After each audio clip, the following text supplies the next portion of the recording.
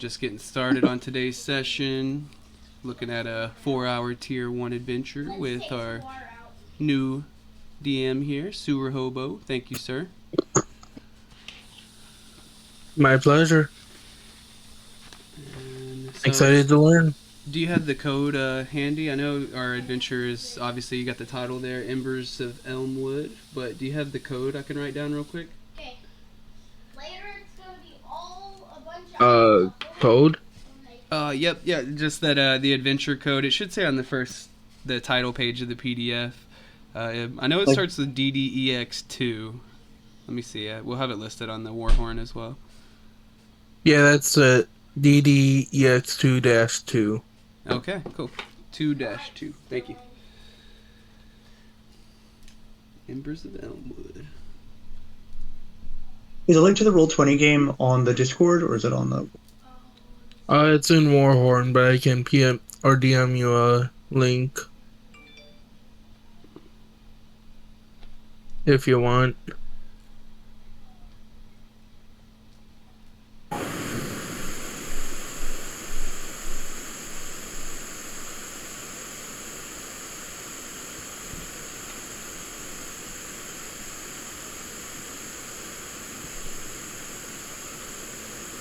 I'm DMing you it now, if just in case. Yep, sounds... Sorry about that. I just had Discord open in two places, and it just switched which one I was using.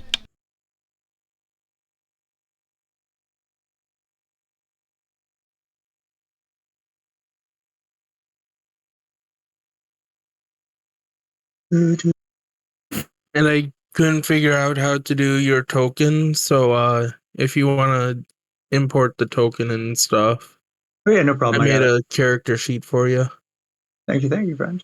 I can also roll from the Beyond 20 extension, if that's easier. I know some people don't really like doing that, so figured I'd ask. Whichever way you want to do it is Okay. fine with me. And I just gave you permission on your character. Thank you very much.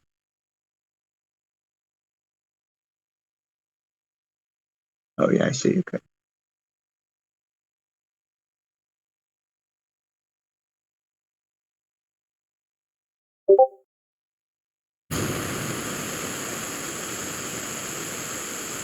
So shall we start? I am ready. One quick question though, just on the other side of things. Did the Brandon Merritt fellow? Did he ever say anything to you? Nope, Okay. nobody did, Okay. other than these guys that are in right now. Oh, are you playing Tally, or are you just observing? Oh, I'm playing for sure. Oh no, two might not be enough.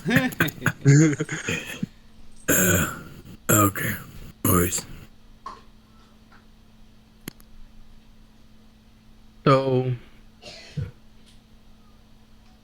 you, so just a little bit of a background. You guys are in a town called Momaster. It is segregated by the rich and the poor. Um, you There's a lot of crime, there's a lot of noise, there's a lot of it never sleeps. Um and you guys find yourself hearing a town crier saying Elmwood destroyed in a fiery ablaze. And while you guys are at the job posting board, do you guys wish to say your uh character name, class, and for I don't know if I can do this, which I think I can. I think Talus said that I can do this. For correct me if I'm wrong, Talus, but bonus inspiration point for this campaign. If you tell me some why you're in Mole Master. Doesn't have to be exquisite, but Sure. I'll go first. I'm Gaius. He is a cleric. His background is urchin. So he has a pet rat that he loves, and he's there trying to uplift those in poverty because he was born into poverty and is trying to improve his life and help improve the lives of others and to heal people who are sick. What was your Okay. character's name again? Gaius. And then, what's your race? Just curious.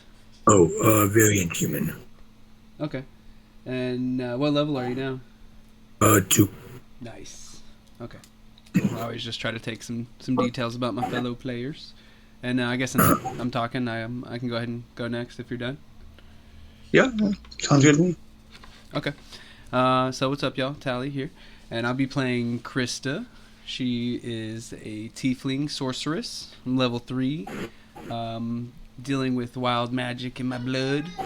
I inherited that from my pirate lord father, as you know, he taught me some things and how to harness that power as we sailed the moon sea, doing mostly not nefarious deeds, but one thing did tend to lead to another, and the ship went down with my father as well. So I had to go off on my own and see what might befall me, and I had a little adventure helping out in Thintia, which is another city not too far from here, the same region and stuff. And then I had this weirdest thing happen to me where it seems just like a dream now, but I swear it was real. I ended up in a crazy desert place. I think they're telling me it was somewhere in the Feywild, and I had a lot of growth there, and finally had a confrontation with what I think was the spirit of my father, and was able to get a little bit more closure on that I'm carrying within me. And then, I snap back to reality, and a few weeks travel, I find myself in another city nearby, seeing how I may help out and perhaps learn more about, just the region and the abilities I possess. All right. So I suppose I'm last then. I'm Vinny. First of all, in real life, my character that I'll be playing is Bai. He is the medieval version of an investigative reporter. He half investigates the things, and then he half reports on them from the street corner in verse. However, he wasn't very good at his job, so he made a deal with a more powerful being, and in fact gained some warlock levels. So he is level 4 overall, 1 of Bard, 3 of Warlock. And that's how he gets a lot of his powers, through the book that he scribbles all of his notes down into. He is in Mulmaster because he's a forest gnome, and he just got done visiting his parents in Cormanther and hating it, because while he is forest gnome by descent, he is definitely a city boy. So he just went on an adventure through Cormanther, through a mountain. I forget which mountain, but something nearby. And he too stopped off in what he was told was at least a portion of the Feywild. And after all of those adventures, he is desperate to get away from nature, and in particular bugs, as it seems that every single adventure he goes on, there are large, large bugs.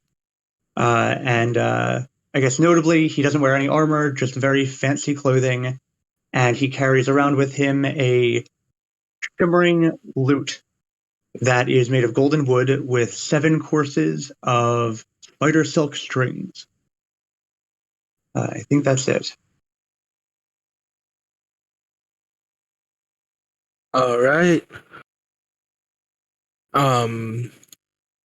As you guys see, look upon the request board, you see a quest or a service request, not giving too much details. though it's saying meet Zora Culkin in the Traveler's Cloak Inn, and it pays handsomely, and more info will be given from Zora when you meet with her. So I'll turn to my new friends, especially regarding Bai and his time in the Feywild. And yes, it's been so interesting sharing stories with you. But I guess we finally found our source of some income around here. Income and civilization. I am desperate for a drink. I will head to that tavern immediately. Traveler's Cloak Inn, I believe it was called. And it does sound like a place where we could finally get some rest. Although, with the rumors I'm hearing of the state of the places around here, I don't know how long or how steady of a rest we can really get.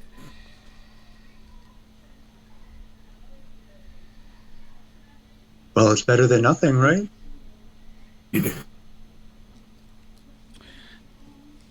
And what was the woman's name one more time? Zora? Yeah, Zora let me just get Culkin. All right. I hope we'll be able to find her easily there. But I'm more than willing to help out. Bai will scribble down her name in his notebook. Could you just spell it for me a second? Zora for her first name, and then Culkin, Culkin. Beautiful.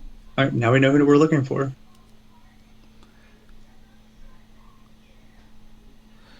Okay, and so is this place like pretty easy to find, or we're gonna have like we'll need to find somebody to ask for directions?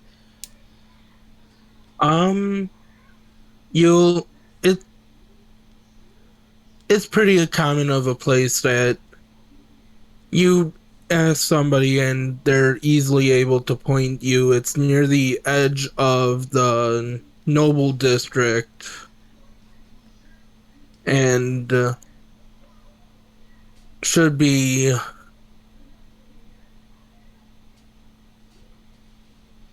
it looks like it should be in the Noble District, and yet it's not. Okay. It's a nice building, but not in the Noble District. Is that what you're saying? Yeah, it's right next to the Noble District, though. Okay. Well, that's probably still for the best. I'm not sure we'd fit in too well with the nobles. Speak for yourself. Bai fluffs his nice clothing. But perhaps I should, and you get the sense that I'm more used to being on the sea than in the city. All right, so I guess Bai will stroll into the tavern, assuming there's nothing impeding his path. Alright, hold on 1 second. Okay. Entering the Traveler's Cloak is like stepping into a different world from the squalor of the docks. The bar is a single slab of polished marble, and the furnishings within the common room are finely carved and stained oak of the highest quality. Bordering the common area of the Traveler's Cloak are a dozen booths, the benches of which are bedecked in plush upholstery. Each booth features a set of velvet curtains for the sake of privacy, and a small bell that can be rung from inside the booth to summon the waitstaff. At this time of day, the booths are usually empty. Today is no different. At the far side of the room, surrounded on both sides by empty booths, The adventures are directed by a slender, smooth-faced bartender. Wow, awfully smooth face you have there. I thank you. You must have What shaved can I just help? this morning.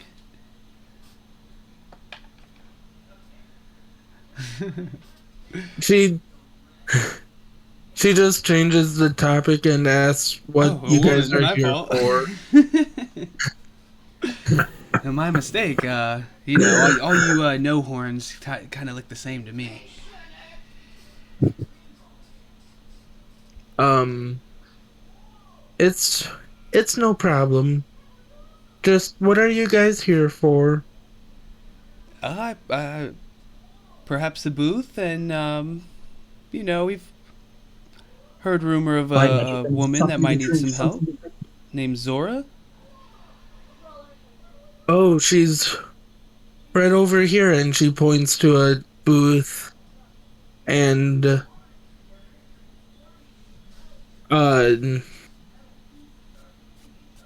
you see a single dark-haired figure sip calmly from a goblet of red wine. How you can tell it's red wine is because she just has a bottle on the Goodness, table. it's I thought it's 10:30 in the morning. I thought, sheesh. Well, when you're in the city that never sleeps. No, she must have been up all night. Wow. And thinking of the city that never sleeps and how you've described it thus far, I'm noticing like the booths and how everything does seem to be so discreet, almost as if it's set up for like some little backhand meetings and things. So she says, "Can I help you guys to any drinks?"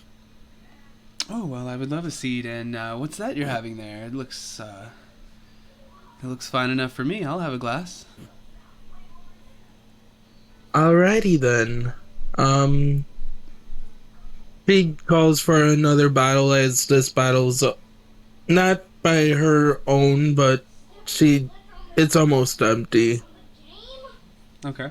So she pours you the rest of the wine. I'll take a sip and turn to my friends. Come, have a seat. And what are y'all going to be having?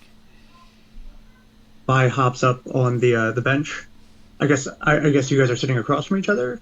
So he'll hop up on the bench next to our new friend, and he'll unscrew the cap to his water skin and down the last bit of water and just start filling his water skin from the bottle of wine. I'll be having this. Oh, and then looks to our third friend, whose name I already forget. I'm sorry. Guys, it's fine. Gaius. Guys. Yeah, I will just take some wine and then just have a few sips and then just fetch some water instead. Okay. As you guys are closer to Zora, you can tell that she's noble. And that she comes to this place regularly. Though. Like, even though it's technically on the poor side of things, this seems like a high-class establishment. Okay.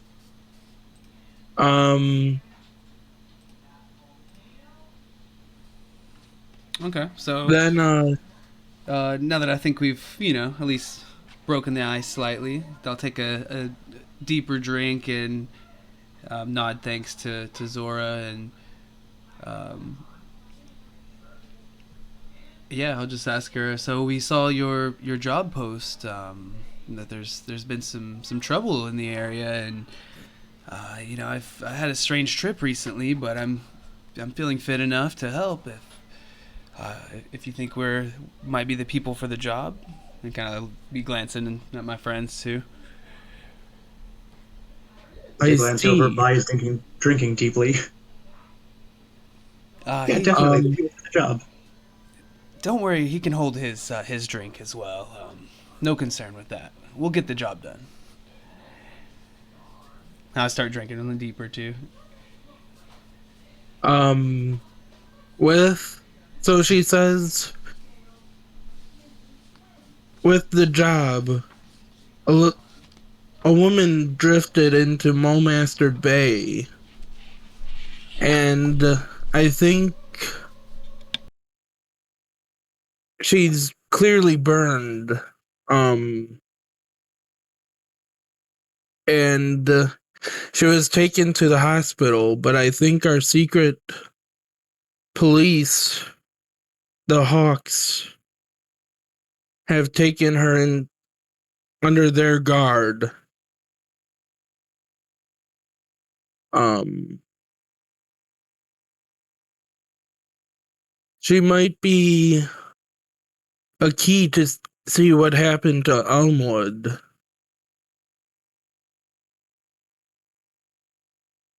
If she remains in the Hawks' custody, she might disappear. There's a chance that she would disappear. We wouldn't want that. I would prefer any guards guarding her not to be slain.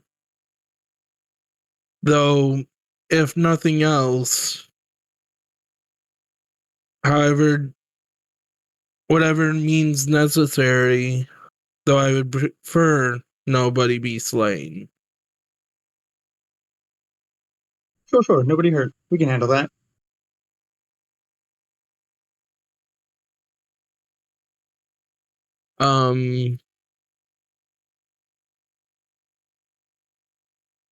I will offer the group of you 150 gold pieces.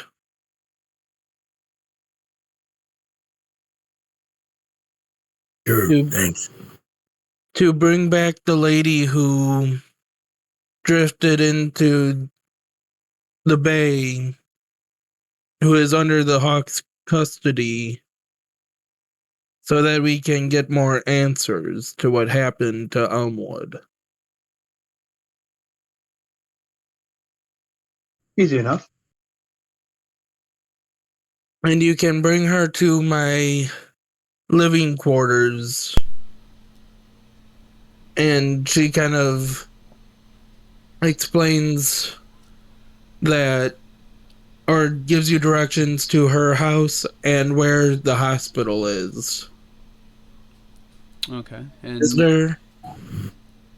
I do have one last question. I see what seems to be happening here. These secret police, maybe not as trustworthy as they're supposed to be, and there's obviously a few shades to this city.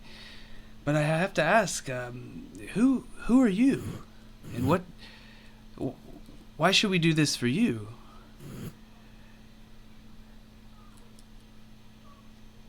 I seek answers to the destruction of Elmwood.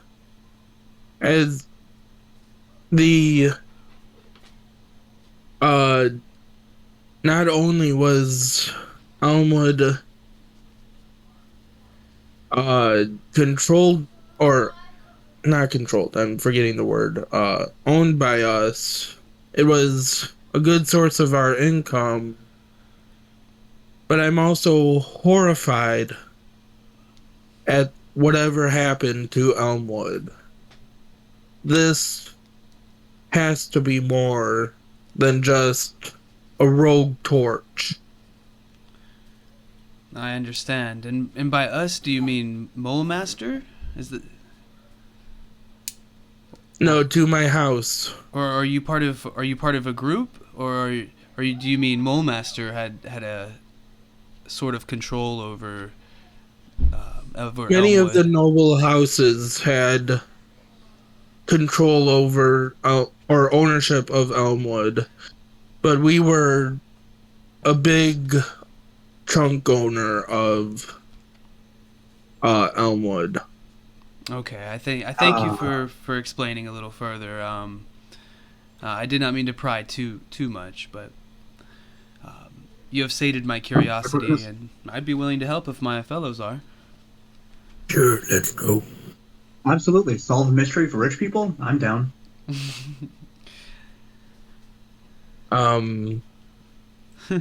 So, do you guys? What do you guys do? She's willing to talk more, or if you guys want to make your way.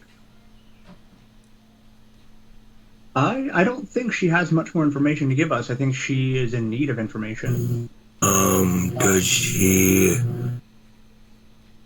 know anything that might be useful about how we can get in there without being detected? It's a good Never go to point. the hospital, right?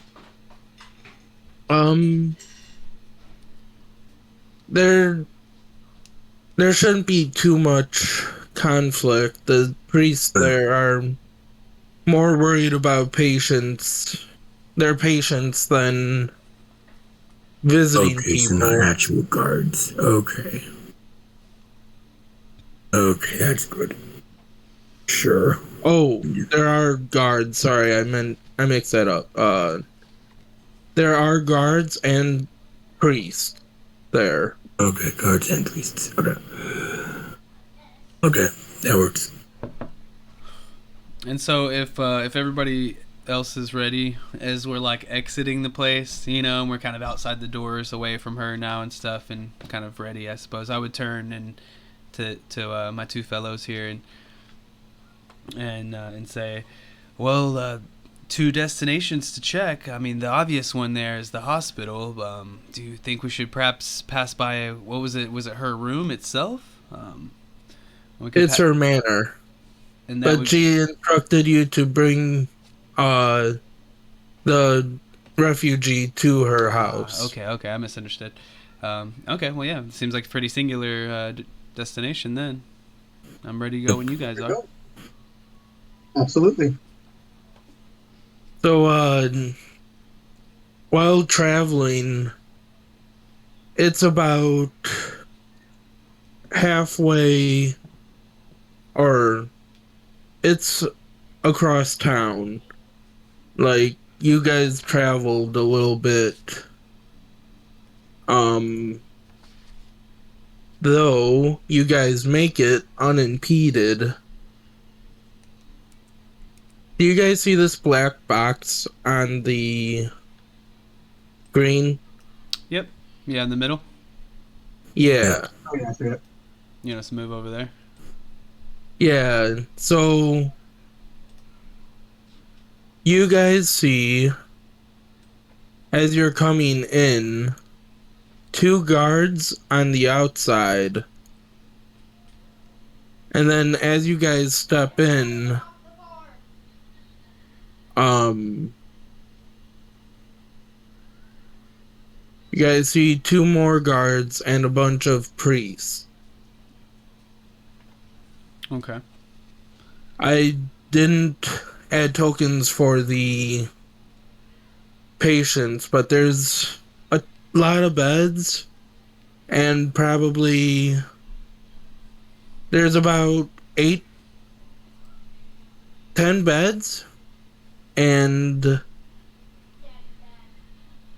each bed is filled with a patient, not including the person that you're instructed to get, which the person you're instructed to get is right next to two guards laying right here. I should add a bed for that one. Like over there. Yeah. Like it. Okay. And so what do you guys do? Shoot. Well,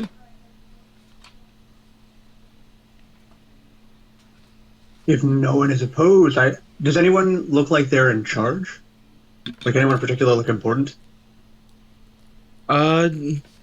No, they're all kind of just wearing the same garbs, and the guards look Like, they're not anyone special either with the guards. And the commoners don't, they're all equal. They look like. May I, since I'm a cleric, may I try deception to try and approach the guard and see if they will let me talk to the patient if she's awake? As you walk closer, the patient doesn't seem awake. Okay. And she's muttering something. Oh, that's promising. And so we can recognize this as the woman who drifted in. Yeah, you can easily see that she has a few cuts and bruises, but the main pop out that says that it's your person is that she has extensive burns over much of her right side of her body. And she might have lost an eye, judging by the Oof. bandages that cover it. Could I do well? Or perhaps it would be better for the cleric to do, honestly. But I guess Krista would suggest. Can you tell like where she might have gotten those wounds exactly from? Yeah, may I try medicine? The guard does let you pass since he sees your holy symbol. What were you trying to see? A roll medicine check, may I? Yeah. Oof, I will guidance myself. Made it 9. plus 5, nice. What were you trying to check? To see where her wounds came from. The cuts and bruises just seem general,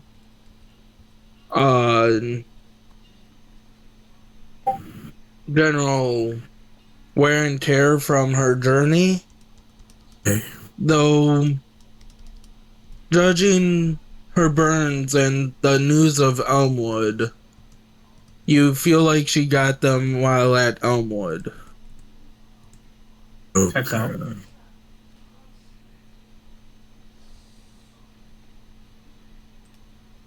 And then this guard says, "Okay, that's enough. Back away, sir." Are you a sir or ma'am? Sir, I'm a dude. Please back away, sir. Okay. I will back up. And I will go and huddle with the group and try and figure out a plan.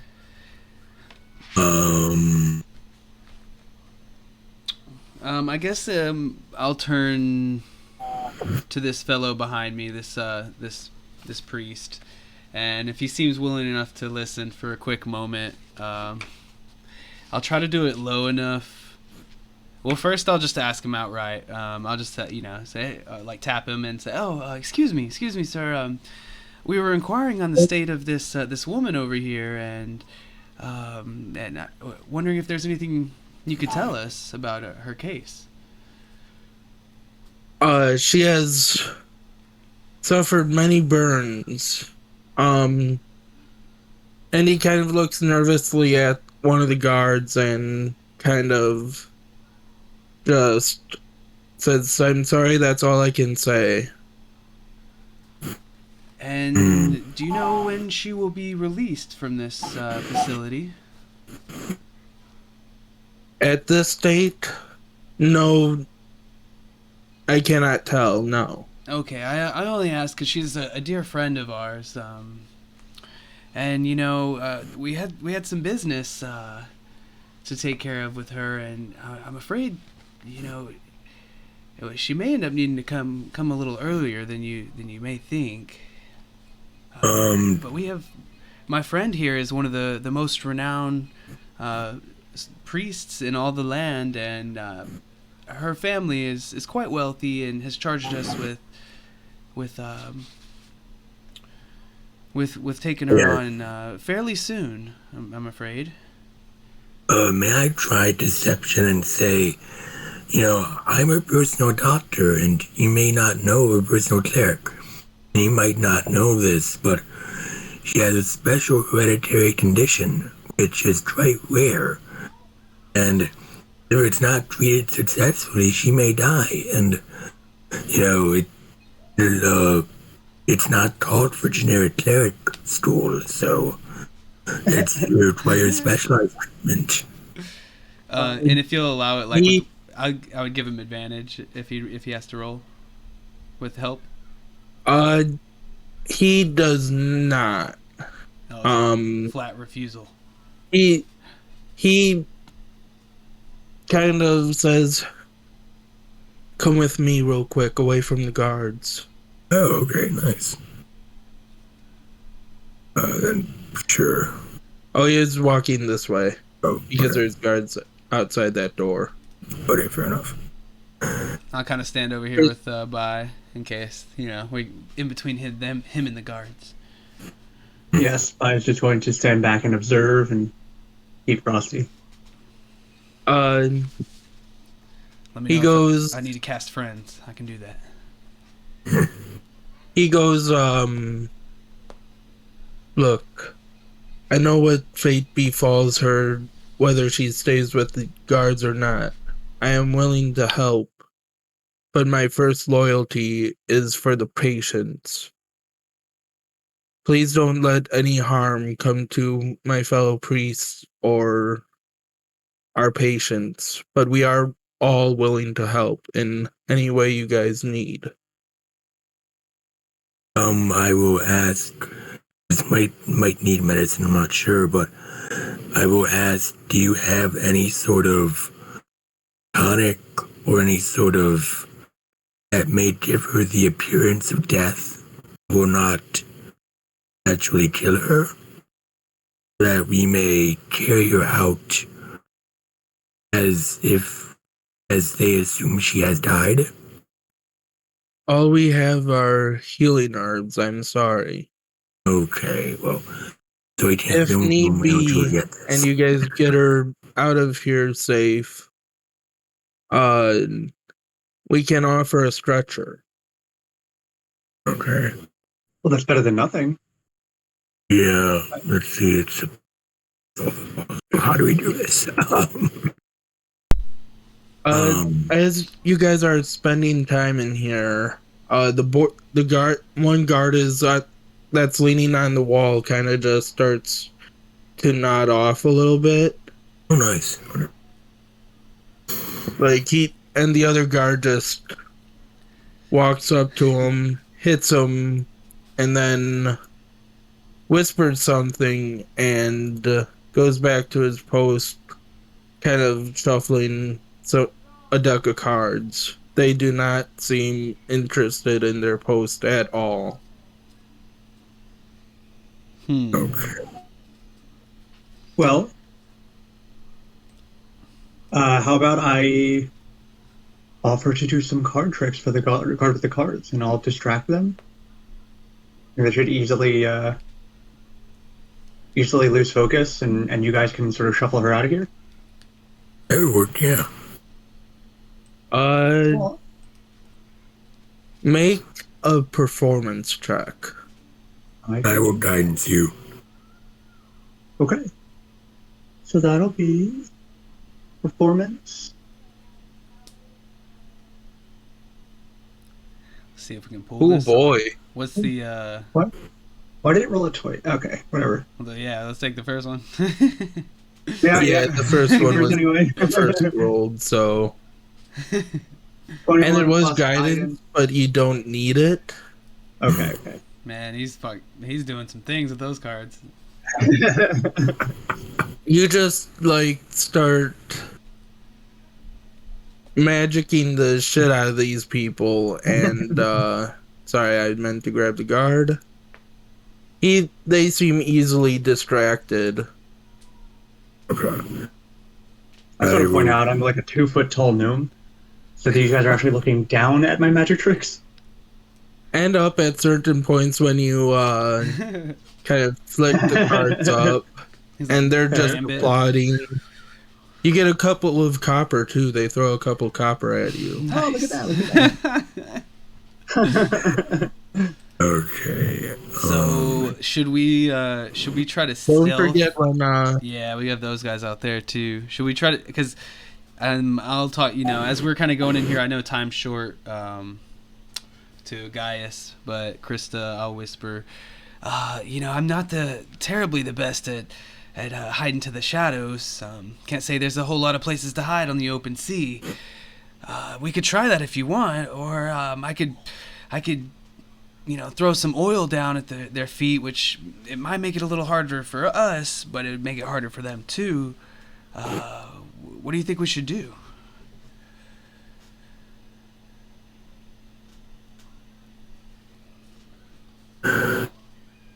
That could work, yeah. I mean, it's a 50-50 chance it could hurt. It might make our escape a little harder, so perhaps I should only do that as a last resort. We could just try to stealth her out of here, and perhaps we can get by without even being noticed. I'm pretty confident that these two buffoons over here aren't going to notice us, thanks to Bai. Honestly, kind of hard to tear my eyes off that. It's pretty cool. I did forget to mention that there's a back door to an alleyway that actually one of the commoners points out. Okay, so there's a back door. Offhand, as you were walking from this way, did we see any sort of cart outside or boxes or anything of that nature? Um, And anything roll me a flammable? perception.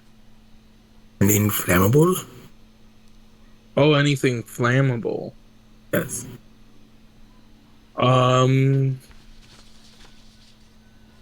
I'd say there's a Bay of Hail, yeah, Okay. in a cart.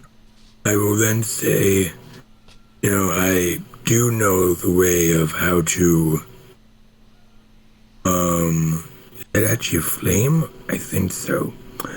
Out of character, is Sacred Flame an actual flame, or is it like holy? No. I think it's fire? radiant. Yeah, it takes the visual as that of like holy fire, but it's Shoot, never mind. So I did not set someone fire. So never mind. as you say, I see like your path of reasoning, and you see Krista kind of like flare her hand out, and at like each tip of her fingers is like a little flame, almost like a candle for a brief moment. Oh, yeah, you can. Good job. So yes, so let's try and set some fire out here, and then these guys be distracted as well, so that hopefully these guys might even run out throughout the fire. So Okay, it should so be mostly. as if you want to prepare the woman on the stretcher, then I'll do I that, will. and then I can run over. First, I'm just going to go ahead and try to stealth over to see if I can perhaps cast this cantrip a little more discreetly. With Gaius going closer to the patient, by make another performance. oh boy. And may I do stealth as well? Yeah. What are you doing, baby girl? It is fairly advantage. Hey. Ow. Ouch. Well, the performance was high. Thank God. Oh yeah. So with the combination, you're able to get her on the stretcher.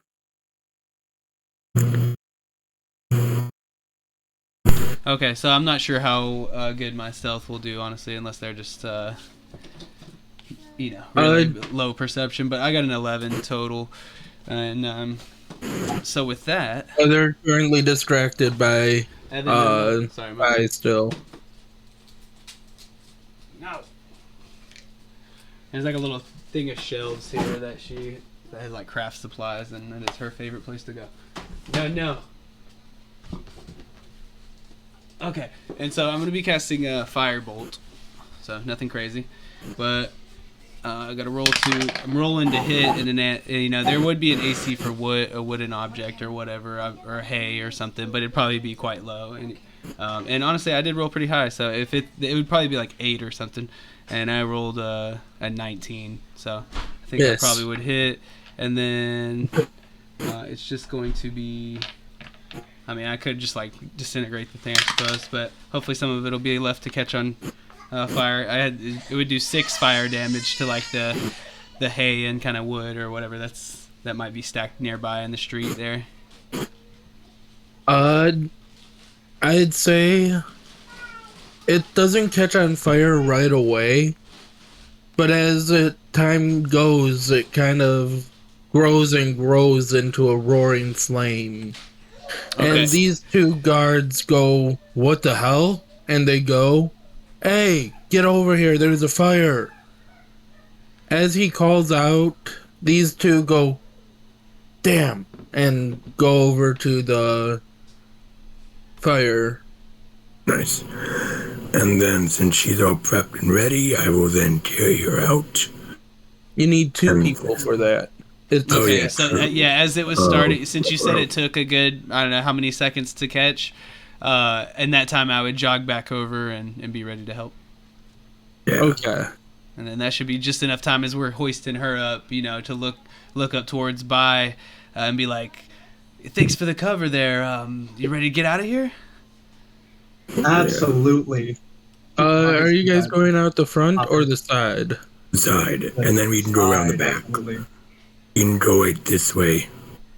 I almost wanted to go out the front now, but As you say that, you see 6 more guards Oh, fuck. coming in the front. Come to the front and trying to quench the fire. Oh, good They choice. have buckets of water and We made the right choice there. Okay, so yeah, let's sneak around here and then go up this way. Or So, is there a house? There is a house from here, I'm sorry. and so considering she mentioned a big tower, and that big tower, it's in the distance. You guys are gonna have to haul it. Like northeast, northwest, south. into the Noble District. Yeah, it's in the Noble District, which I would consider the north.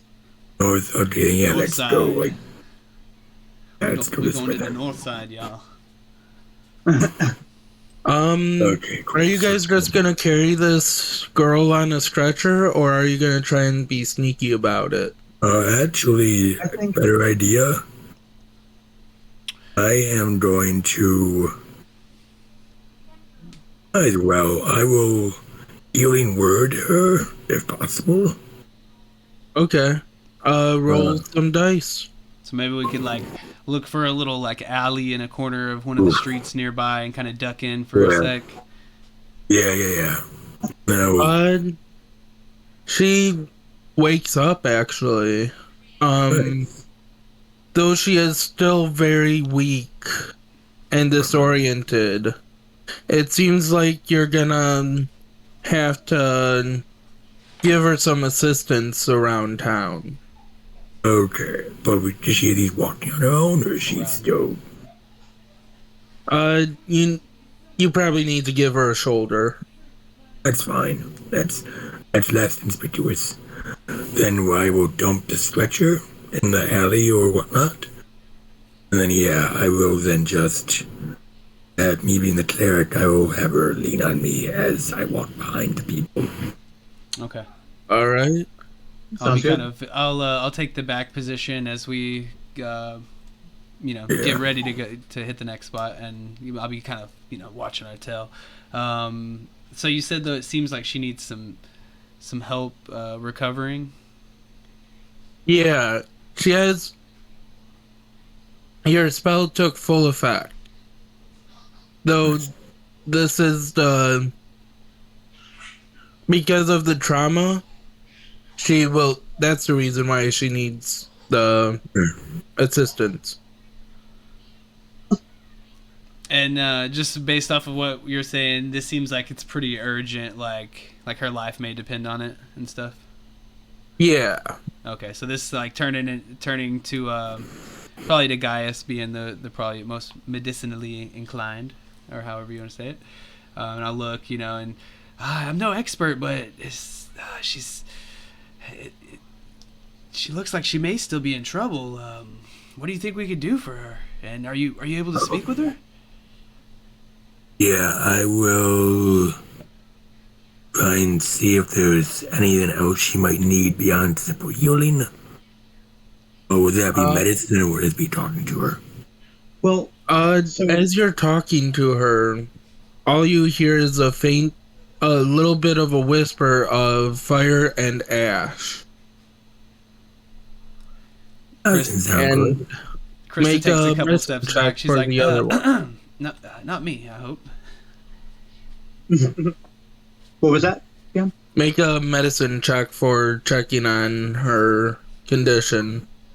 Oh, nice. And You can tell that you've done all that you can do okay, so she's with her current state. okay. Then that works. I will just help her alone, then back to her house, or back to her tower, or whatnot. It's a house. It's down the block from the tower. Oh, okay. Zora's Manor. That works. As you guys are walking, you do feel like there's eyes on you at times, but nobody confronts you. Nobody really does anything to you. Just a feeling of you're being watched. That's uncomfortable. And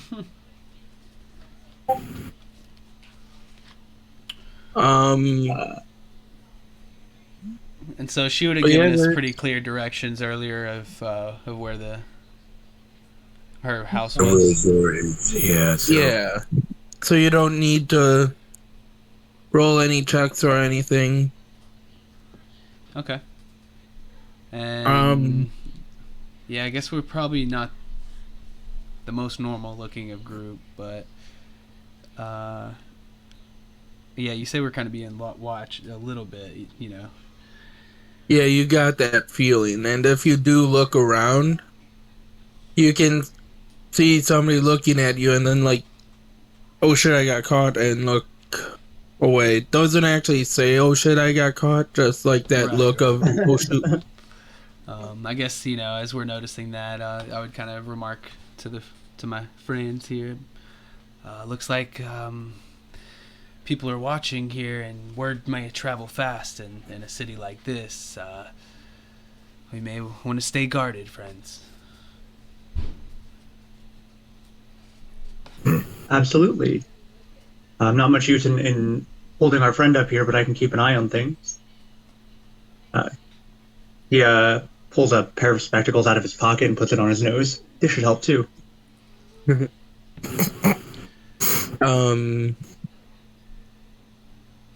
That wasn't as long as I expected. Okay. Anywho, you guys travel. It's turning into the night because it was about afternoon when you guys talked to or got to the hospital.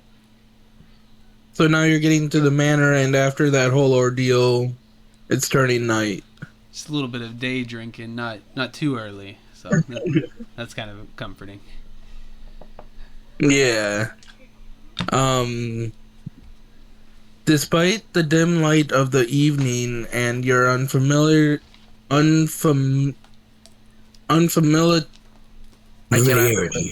yes, that word.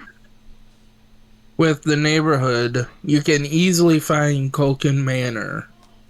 The 3-story manor house features large cream and red banners on each wall.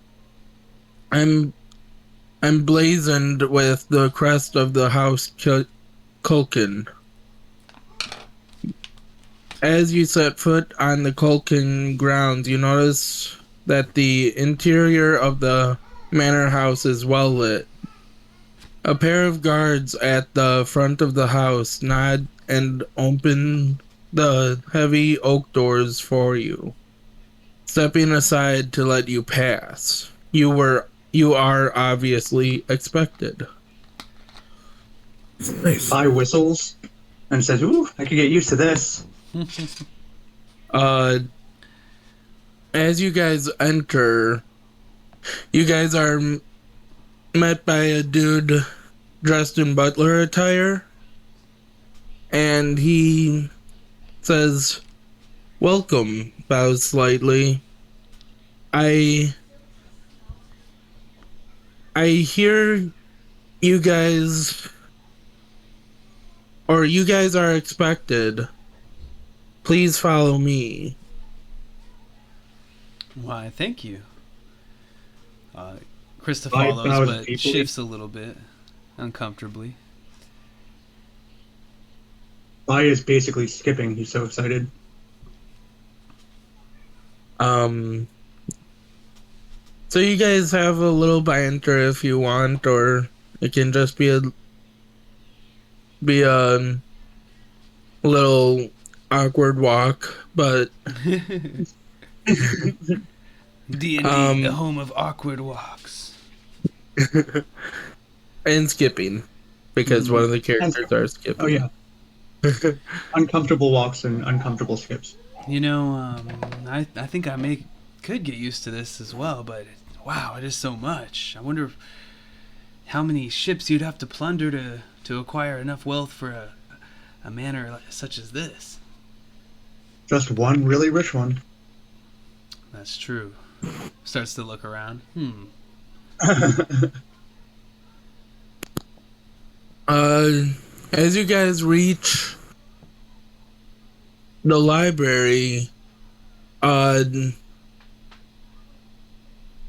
she is pouring through a book when you guys arrive. This room has tall bookshelves lining the walls, each full of hundreds of books, tomes, and scrolls covering hundreds of different subjects.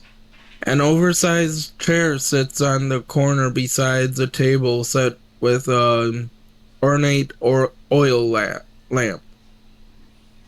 Zora Culkin is reclining in the chair, poring over a book when you arrive. "I'm glad you have returned," she says, setting the book on the table. "Dawson, please prepare their rooms for the young woman and our guests. Once you've done that, I am sure you can find something for them to eat." At the word "eat," Vi smiles. The biggest grin I know can muster. Yeah, now that you mention it, we have been kind of busy these last few hours and haven't had a chance to even get a single bite.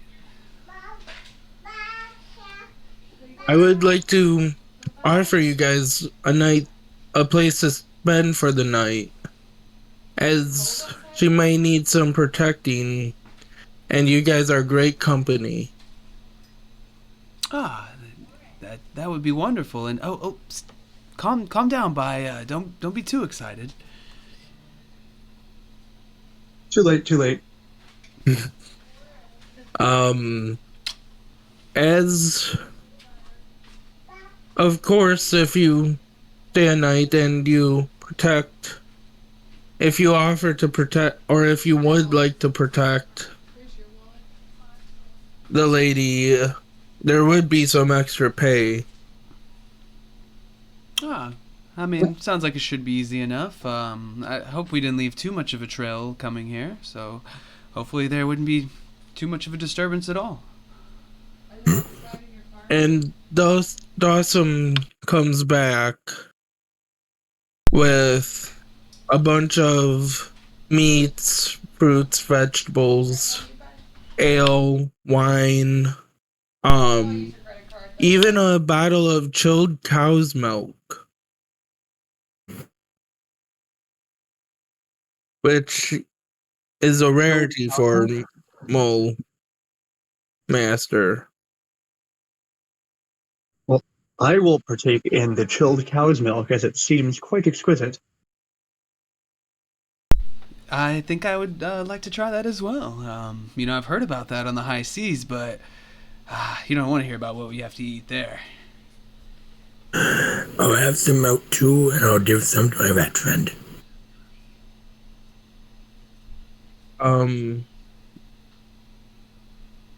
But the rest of the night is yours if you want to input roleplay here or talk to Zora or whatever you guys want to do.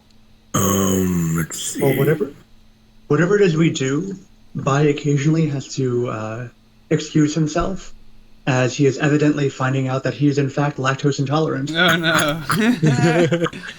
What is that smell? Whoops. You hear little squeaks. Smell? I don't smell anything. Where's that prestigious blah blah blah when you need it? Understand that I am well read. I am extremely well read, and I have heard say in distant lands a particular phrase, and I believe that phrase was "He who smelt it dealt it." And he excuses himself once more. He sure has disappeared a lot. You see her have like a big old mug just like lifted up, and when she comes down, she has like the comical milk mustache just going across, and she, wow, this is quite good. Nice. Yeah. I will just lay down on the bed and order my rat friend some food. I assume some bread pieces.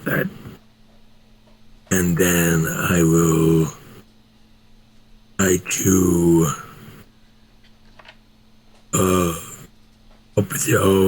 I'll lay down near the lady in case she might need to turn for the worse overnight. In case I might need to heal her quickly. In case she deteriorates or something, or gets worse. So you are in her room? Oh, we just have rooms. Oh shoot. You can be in her room to kind of guard her. Oh yeah. Your own room. It's probably advisable. We should probably be in her room. In her and just room? have separate beds, or separate, sleep on the floor, or whatever. Whatever she's down with. Because it's if someone were to pass us or get in through a window, we wouldn't be able to respond quickly if we are in our own rooms. Classic. Smooth move. Wouldn't want anything bad to happen, I have to do this, really. Hush, I'm just protecting you. Go back to sleep. So as Bai makes one of his return appearances back in, and she's like, "Hey, you want to see something cool?" Yeah, absolutely. Now it only happens every once in a while, but let's see. I inherited this from my dad. Let's see if I can do something. And she kind of concentrates for a minute, and you see her hold up a little what seems to be a scale, about the size of her palm or so, probably from a much bigger creature. And that's her arcane focus. And then she casts Misty Step and just kind of just disappears for a moment and pops up on the other side of the room, and did not roll for my wild magic surge. And so she kind of stops for a second and looks down, and she's like, well, yeah, it doesn't happen every time. I think I might be able to do it one more time. Hold on. And she concentrates again. You see maybe a little vein kind of pop out, and then she disappears in a poof again and pops up right next to Bai, and she looks up expectantly. Dang it. Well, maybe not this time, but maybe you keep hanging out with me, and I'll show you something cool one day. Man, well, guess not this time. Vi rolls his eyes as he clutches his stomach and leaves the room once more. And then with that, Krista's kind of like breathing a little heavier. So, it's fun to do that, but it does kind of take a toll out. If you don't mind, Zora, I think I'll excuse myself for the evening. If Vi, sorry, first of all, sorry if it's occasionally loud. I had to take the dog for a walk, so I'm outside currently. Secondly, if Bai has a free 10 minutes, can he ritual cast Find Familiar to bring forth his own little friend? Do we have 10 minutes? Like, is this okay? Okay, so he has Find Familiar through Book of Ancient Secrets as a warlock, and his familiar is a gold pseudo-dragon named Cat, because prior to meeting Cat, the gold pseudo-dragon, Bai had never met a cat before. And this thing is only about yay high, likes chasing small prey animals, and takes lots of naps in the warm sun. And to him, that sounded an awful lot like what he had heard described as a cat. So his pseudo-dragon's name is Cat. But anyway, continue. All right. As you all lay down to rest, you guys, do you all go to sleep in the same room or separate rooms? Or we should probably have someone on watch. Would rotate watch. Well, Bai is thoroughly enjoying the fine trappings that surround them. So if someone is needed to watch, he will gladly wander about outside the room, talking to servants, taking in the sights. Yeah, If everyone else wants to rest first.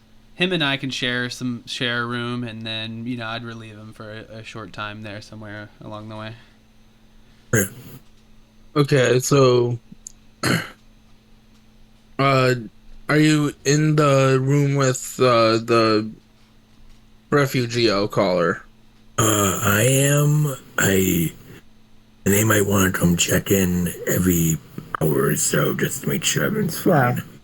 Vi is mostly wandering around outside, but I think, he'll peek in every once in a while just to make sure everything's copacetic. Oh, no, I mean, like, sleeping when it's not your watch. Oh, we could just have a room next door. Yeah. I'll be in her room, or have a separate bed, and I draw a curtain or something. Or, Bai is not a good man of the cloth, so he wouldn't dare impose and sleep in her room.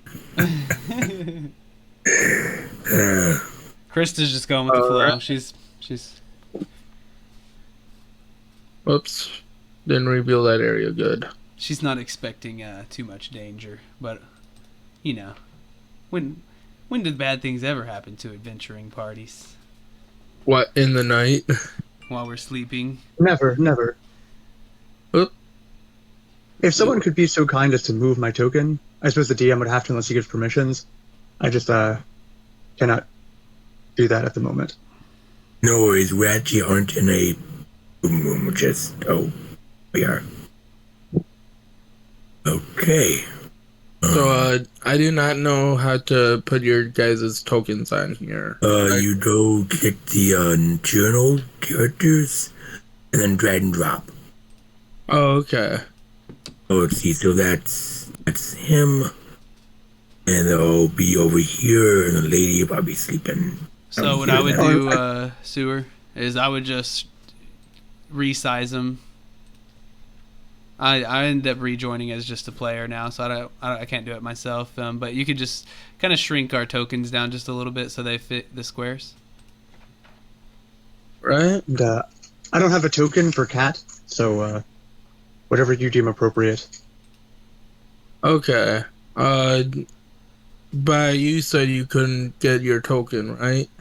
Yeah, so it's I just can't move it. Yeah, you can just drag me a new one if you don't mind. Alright. There you guys go. Thank you, sir. Thank you, sir. Alright. I guess I should get a token for her. Although it doesn't seem like I have a girl token. Okay. That's weird.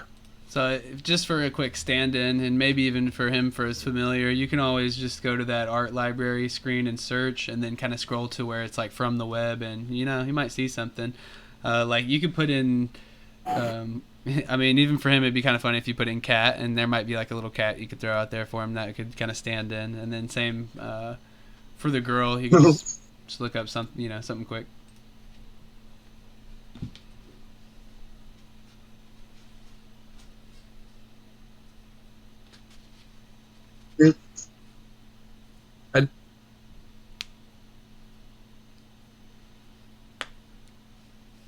You know what?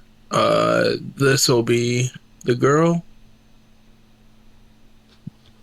I couldn't find any that were like not that. And then pseudo. How do you spell pseudo dragon? It's Pseudo, and then dragon. Pseu. Do. Pseudo. Yeah, that's one of those weird words.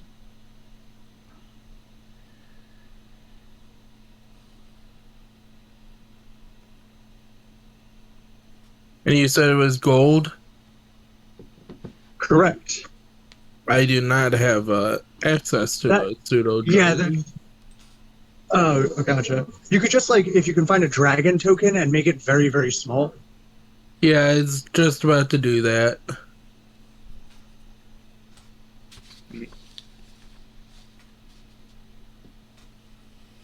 Very, very small, being roughly cat size.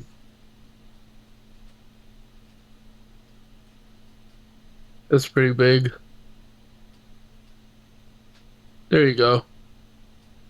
And then I'll give Thanks, you guys. permission for this.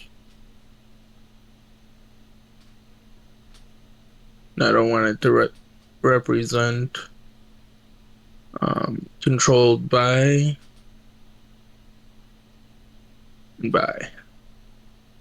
That should be good. Wonderful. I am on the return trip now, so I will gladly fiddle with that in a second. So you guys, hold on 1 second.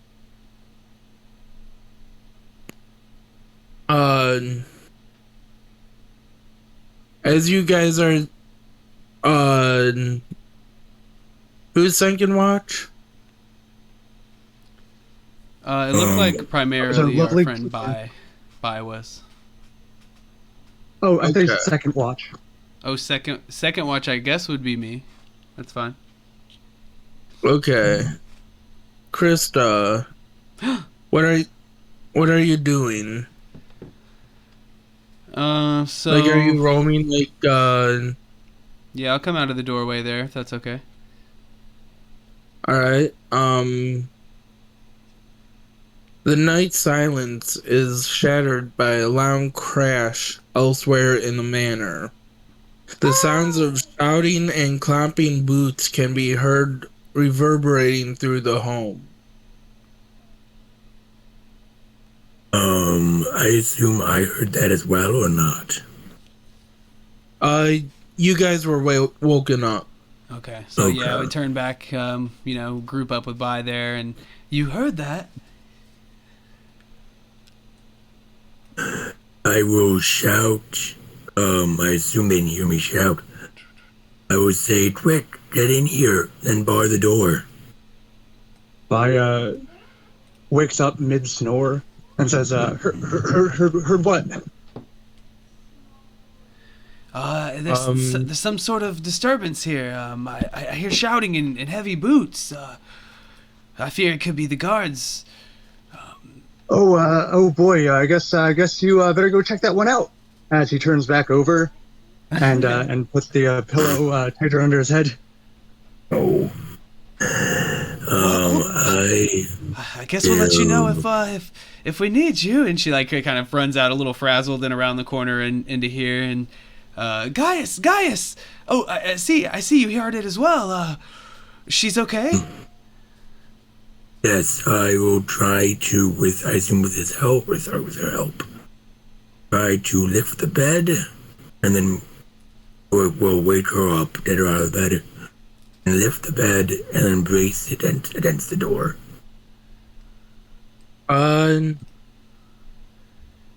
Before you have it, as you're moving the bed, Dawson comes in with 2 guards, and he's like, just making sure everything's okay. Is everything okay? Yes, what was that noise? We are currently under attack. Everything's fine here, but who is it? Are they? Have they come for the girl?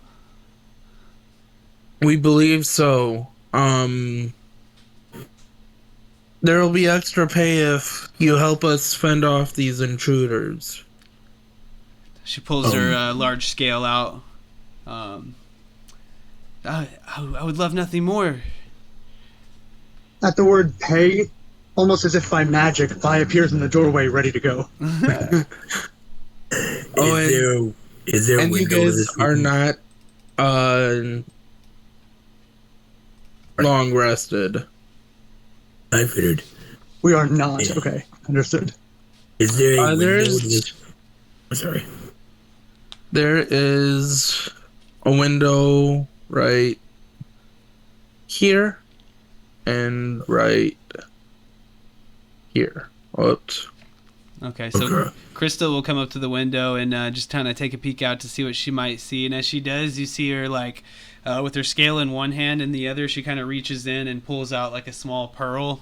And you see her kind of like close her eyes and concentrate. And the pearl goes from its like normal like pearlescent sheen and kind of slowly starts to turn to like a darker red until it's almost opaquely dark. And that gives me another spell slot back. Okay. Shouldn't have wasted those now in hindsight. Ooh. But, yeah, that'll give me one more back, so. That's my magic item, Pearl of Power. Alright, so, Oh, do I see anything out of the window, though? Like any forces? no, you do not. Okay. Well, with that, I will approach the door and then turn back to my friends, and I think we should prepare for the worst. How would you fellows like to do this? I shan't imagine we have much time. True.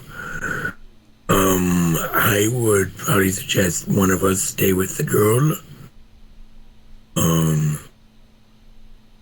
Well, I And guess if then- somebody has to take one for the team, I will stay in the comfortable room.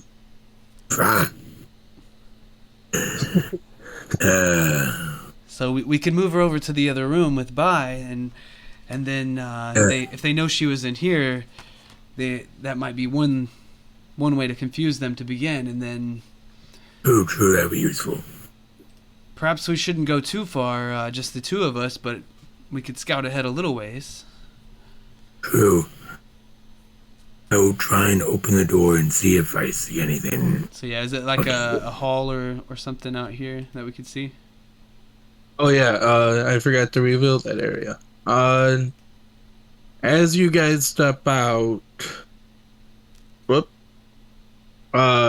it's a stair.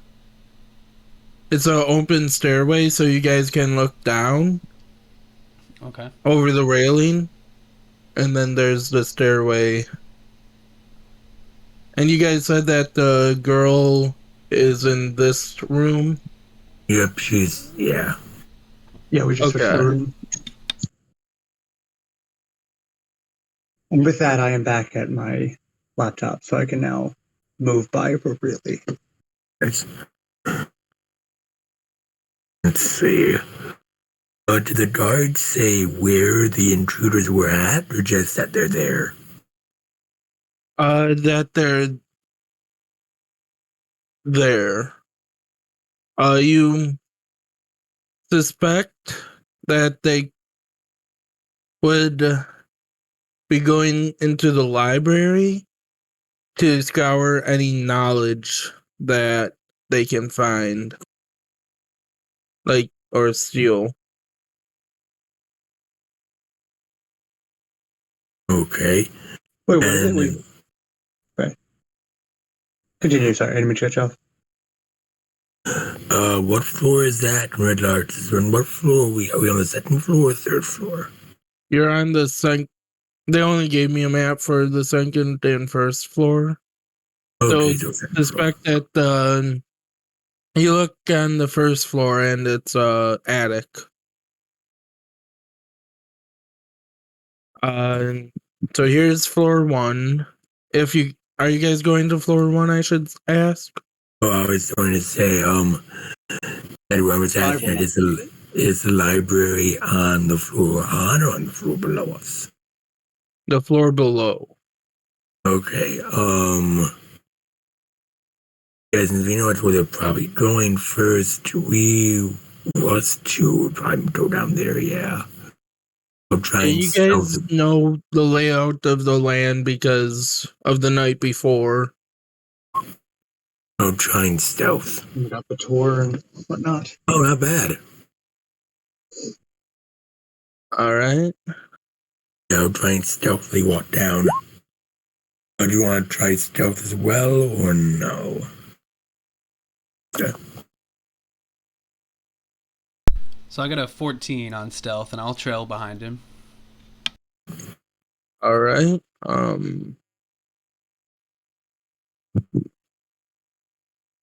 I'll try and drop my dude.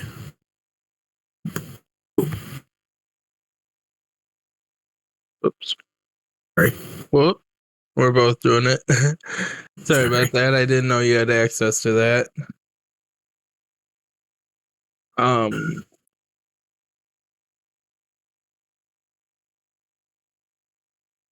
just gotta get some rolls on my own.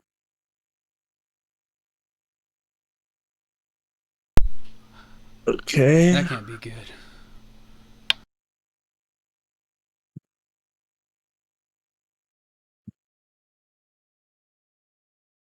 Let me just roll some stuff.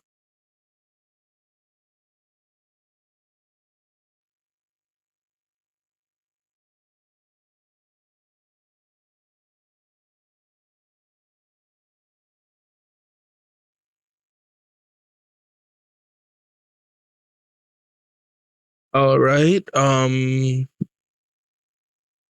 As you guys are walking, I'm just gonna reveal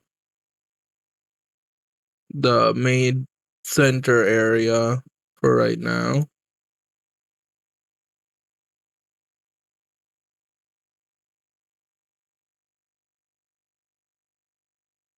Come on. So I suppose before we go down, I could have whispered to Bai, like asking if he would like his pseudo dragon to come with us, and that way, because otherwise, we might have a hard time alerting him. True. Because I don't think I have. Yeah, a that's way. true. Yeah, I don't have either. I don't have any. So yeah, if the pseudo dragon comes, which I can definitely send Cat down. I forget what the range is on that communication. 1 second. I think it's like 60 feet. I thought it was like 100. Well, worst case scenario, we could like send Cat back to you, and then not gonna be as fast. Oh, that's but true too. It's at least a method, though. In case we might get surrounded or something. Okay. Yeah, so Cat can communicate with me within 100 feet telepathically. And Bai would let you know that he actually has a small, like a jingle bell, like a little like circular bell, that allows him to send you a silent signal, as long as you are within 600 feet and not deafened. Okay. Cool. So yeah, it's only a one-way communication though. So if something goes wrong on his end, he can contact either of you guys. But yeah, you'd have to send Cat back to be within 100 feet. Okay. All right, cool. All right. As you Or you can't guys do make please your keep way casting. down, you see some dancing lights off in the areas away from the stair view, and a lot of fire. Like they are trying to burn this house down. So, Do we see people doing that? Like we see them? Not in this area, no. Okay. I'll turn to Gaius. I'm afraid I don't have a way to quench these flames. If only I was a bit stronger, I may have the solution. But alas, I'm not quite there yet. And Me either. this building may be lost to us. Perhaps we should let Bai know to escort our friend from above out of here, or Yeah. at least back with us, to make sure they can get out. This place is going to go up in an inferno soon. As you I will- guys are having this conversation, you hear a lot of clanking and cluttering and just a whole lot of noise coming from the back half of the building that you guys cannot see on the first floor. Okay, so as long as Gaius is in agreement, I would try to send Cat back. Just like I don't know if it can understand common. I think it so. can, I believe. I also speak Infernal, but I don't think it'll speak Infernal. I speak Draconic. It Okay. can understand Common and Draconic, but can't speak back to you. Okay. A bit of slightly out of character. Do you have rope on you, Bai, or no? No, Bai does not carry any rope, unfortunately. I will give rope to. I have 50 feet of rope. I don't know if your dragon can carry rope. If so, I will. It has a strength score of 6, and it doesn't carry anything else. I think it can carry rope just fine, I think. Okay, I will give him 50 feet of rope if possible. And I will tell him to give it to you, and then you should break the window and then try and climb out the window with her.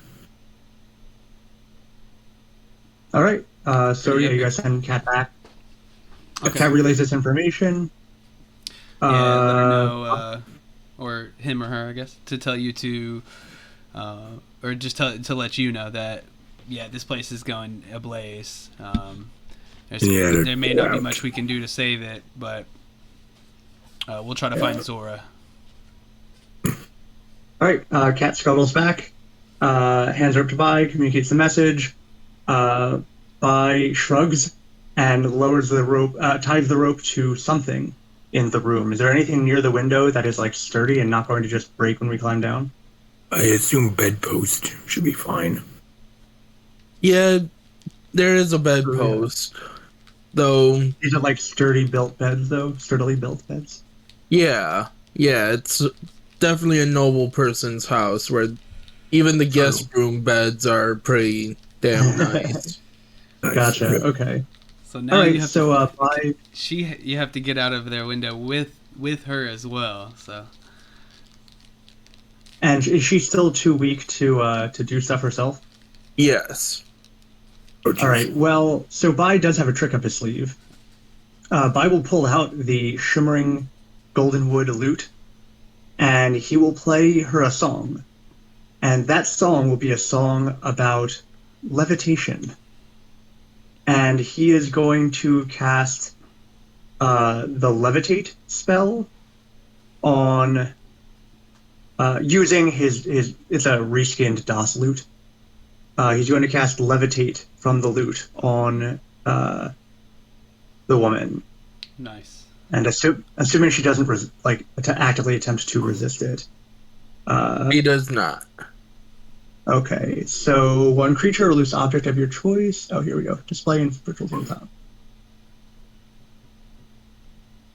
rises vertically. I'm only not going to bring her up the full 20 feet, just to 1 foot height, so that I can move her. And then I will sort of gently push her toward the window, toward where the rope is hanging down. And would I be able to climb down while still concentrating on this spell? Yeah. All right. When the refugee goes down and hits the ground, not causing with the levitation spell,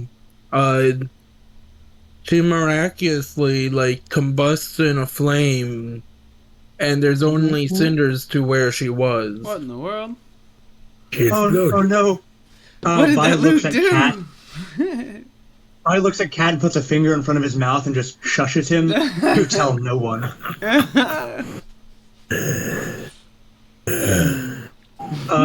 Bai starts to panic. He just starts trying to put the ashes back together as if to reassemble the woman. Assuming that did not work. It's not like a pile of ash, it's more like a few ashes floating in the sky. Bai tries to catch the floating ash. He lifts up a corner of the rug under the bed and just pushes it under the rug. And then he climbs down the rope himself and practices his speech for when his friends show up, as to where the woman just disappeared on the way down. Oh my god. She just kind of floated away. Okay, then I guess that wasn't the solution. Oh,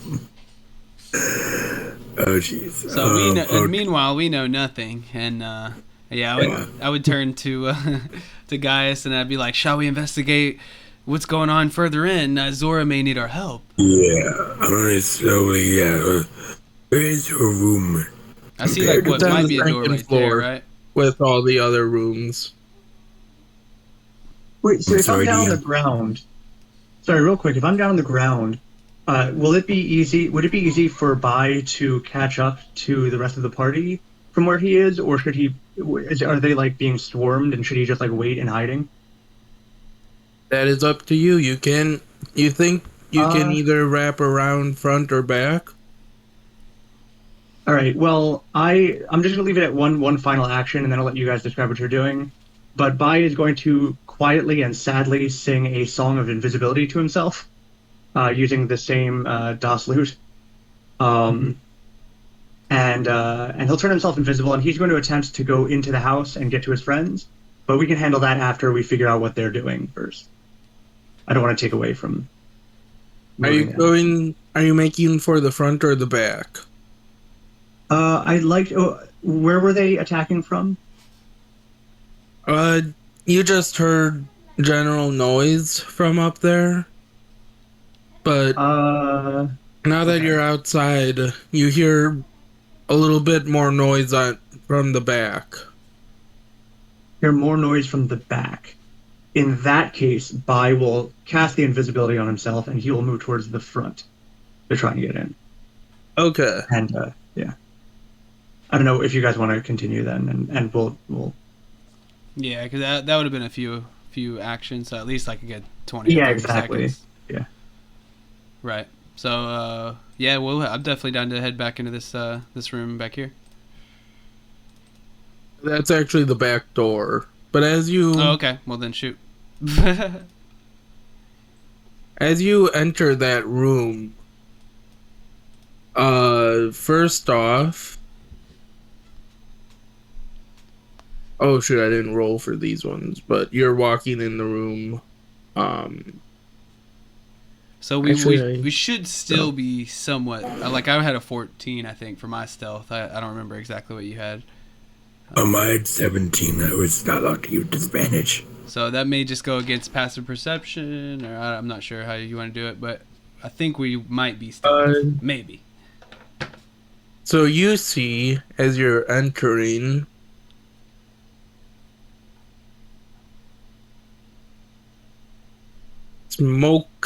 These smoke creatures. They look kind of like imps.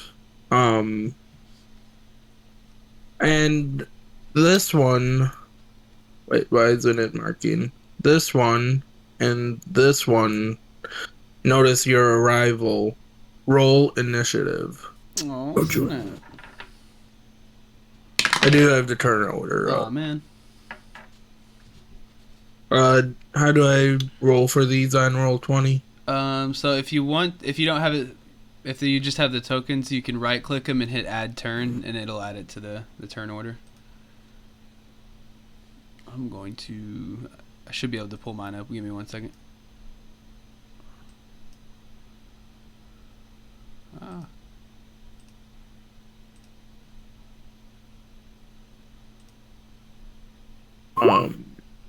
Alright. Damn. You guys rolled good. Alright. There are 5 of them.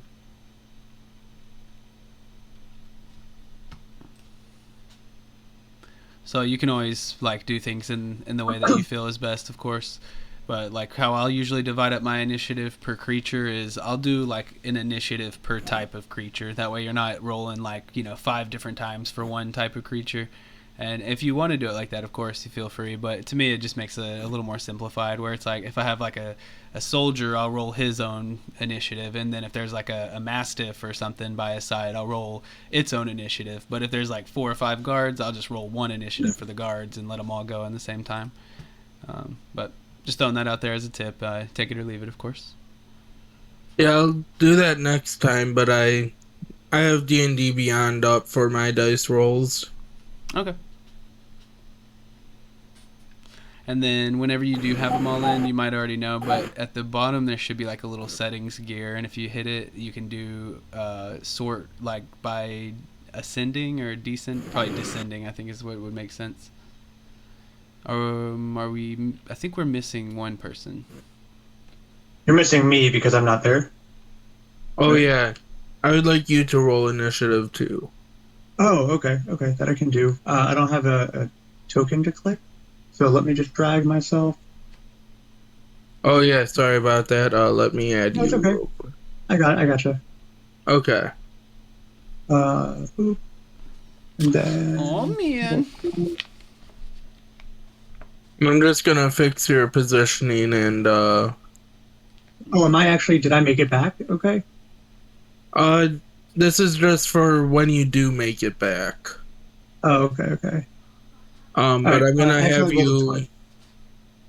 I'd say at this point, though, you're by the doors. Okay. Like the inside doors. Sounds good to me. I got a 13. Alright.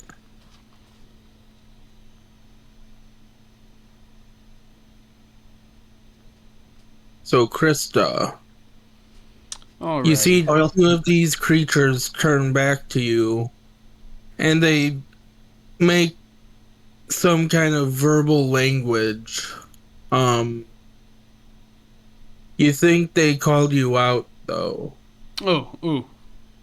Definitely is not allowed. Let me see real quick. Just trying to decide.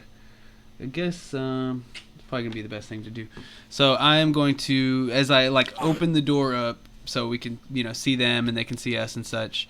I will then take a step back, but I can still see this fellow here in the middle, and I'm going to cast Ray of Sickness, and I'll do that at 2nd level. And so first I have to roll to hit him. Oh, nice. What level are you? I'm level 3. And Oh, so okay, nice. that'll be 12 to hit him in the middle there. Hit.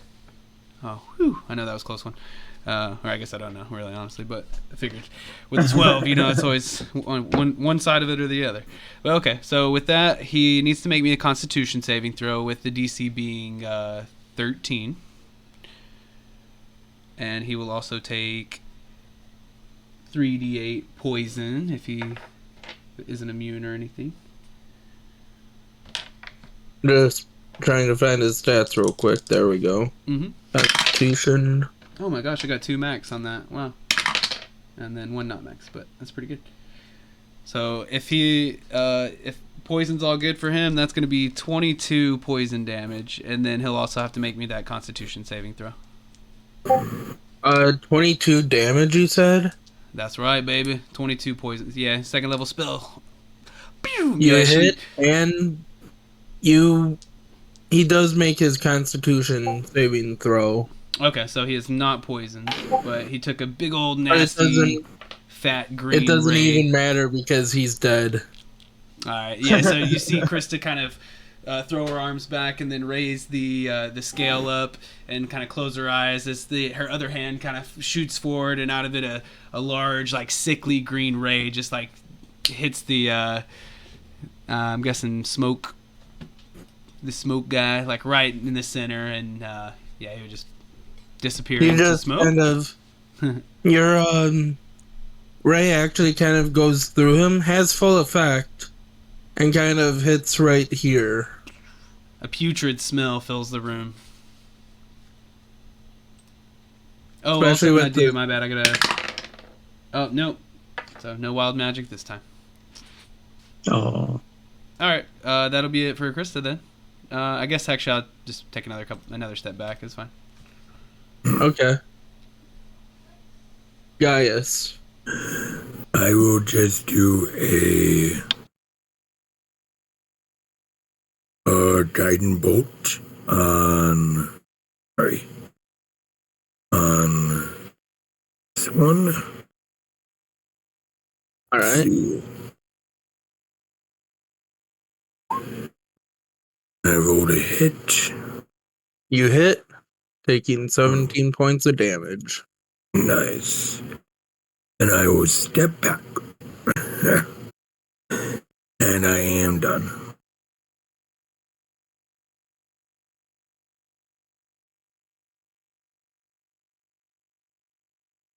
Alright. Krista like shields her eyes from like the huge radiant light. What is this angelic voice in my ears? And then He's that. Next is this smoke method. Or this creature's. Hey!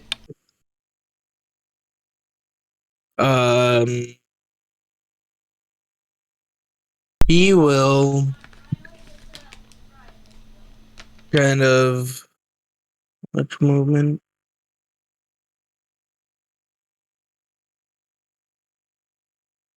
$30.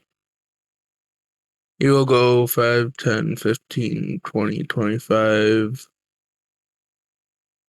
30. And then he sees you, Krista, and he opens his mouth, and you see a bunch of ash and cinder come flying at you.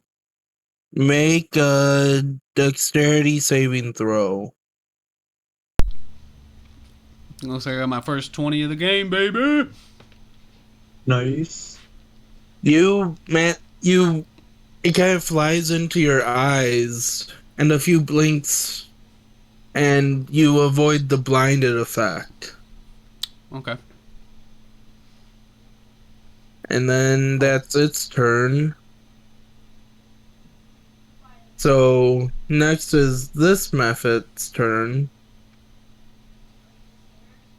This non-specific smoke monster. 20. Yeah, I don't know if I fought a 30. smoke method before. There's like so many variations of these guys. Oh yeah. I definitely hasn't. I fought in an ice one. I know that. He will do the same to you, Krista. Okay, so another save.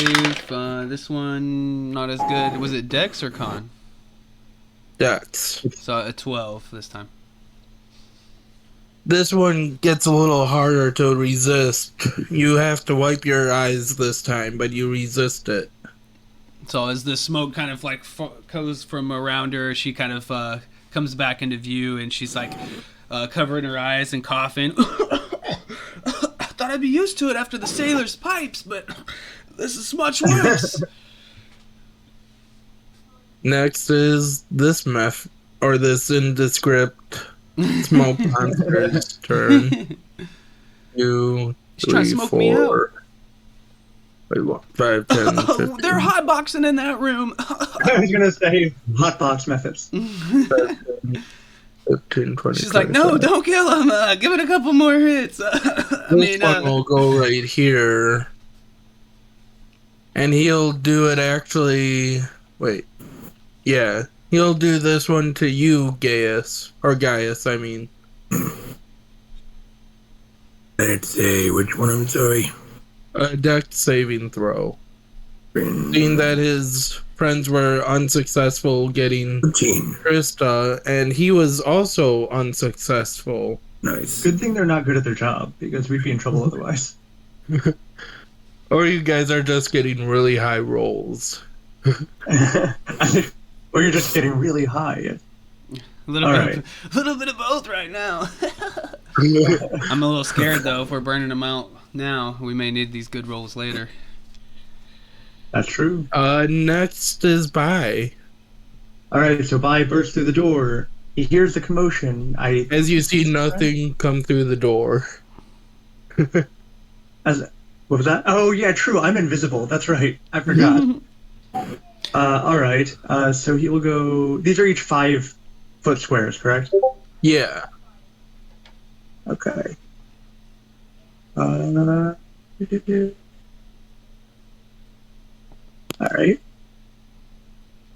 So Bai will come up here and he will attempt to assist his allies. He From will, afar. From afar. Oh yeah, no, not up close. He likes them, but not that much. Plus, his clothes are too nice to go tangle with smoke methods or smoke nondescript monsters. So he is going to, I guess while still invisible, he is going to flip through his notebook to a specific page, and he is going to say an incantation in a language I assume nobody else here speaks, and a beam of purple light will erupt from the page of the book, and he is going to guiding bolt on this method. Alright. It's going to be an upcast. He's going to use a pack slot. So it's going to be a level 2 guiding bolt. Oh, that was awful. As you throw your guided bolt, you guide it wrong.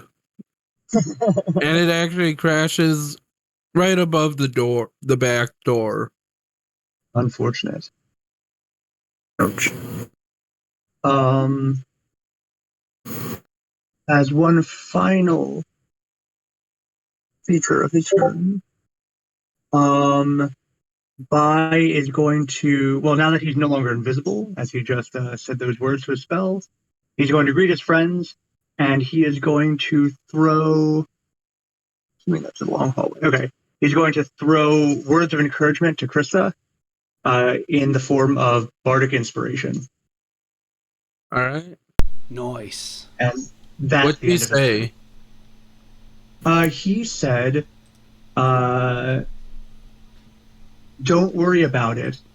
I've inhaled much worse.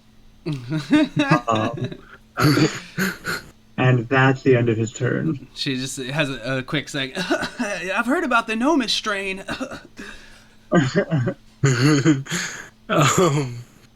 Okay. This one will move. How do you get that ruler? So in the top left corner, down and do snap to center or snap to corner. It's the I just use it to tell how far away stuff is. Oh, I see, okay. like how far I can walk or how far someone can get to me. It's useful trying to be like, oh, that's, if someone has to sprint to you or not, etc. This one actually gets up to you, Krista, while it's on its way to the person who hit it. Oh, hell no. He claws out at you. Not gonna be hard to hit.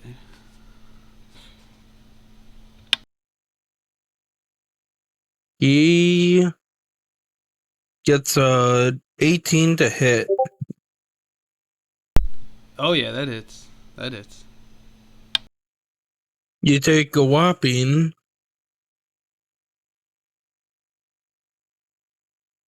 4 damage. Okay. And so let me mark that on my token. And then as he does, I will go ahead and burn a first level spell slot to... Oh, actually, no, I don't have to. This is a racial ability thing, so I can just do once per day, I guess. I can do Hellish Rebuke at 2nd level.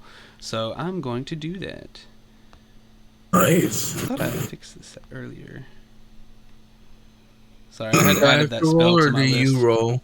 Well, let me double check, honestly. Sorry, I had Burning Hands on here, but I added this earlier and I must have not have saved it. So 1 second, I'll add it again really quick.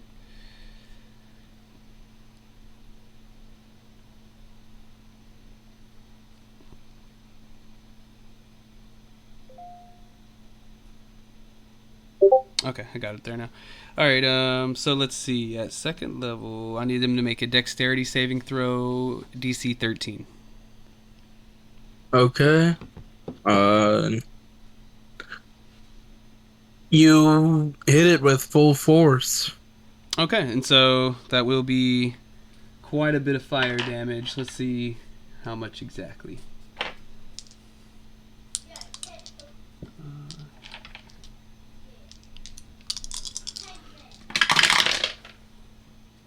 So 12.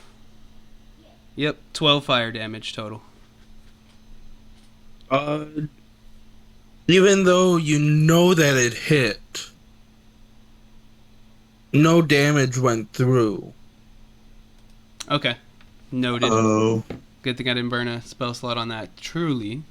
Yeah. Okay, yeah, so you see, like, Krista kind of take the claw back, and she recoils, and then immediately kind of, like, throws herself forward, and just, all you see is fire kind of adding to what else is already down here in this room, in this area. But yeah, she notices that the creature seems unfazed, and before I'll end my turn, she'll kind of call out to her fellows that my flame did not seem to phase it at all. And yeah. Oh wait, it's not my turn. I'm so sorry. But before my turn, looks like. Yeah. So now it's your turn. Nice. All right, so I will. Well, I guess burning hands probably wouldn't be the right thing to do, huh? Oh, that would be a perfect burning hands thing to do too. Yeah, that's a shame. Sorry, just checking my options here.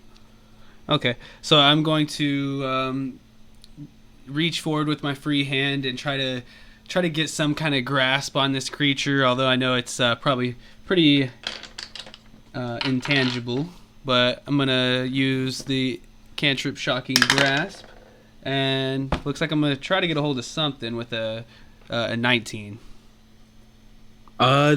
You actually don't get a hold of anything, but your spell still goes through as your hand whisks through him. Okay, and so it will not be able to take a reaction until the start of its next turn, and it will also take a little bit of lightning damage.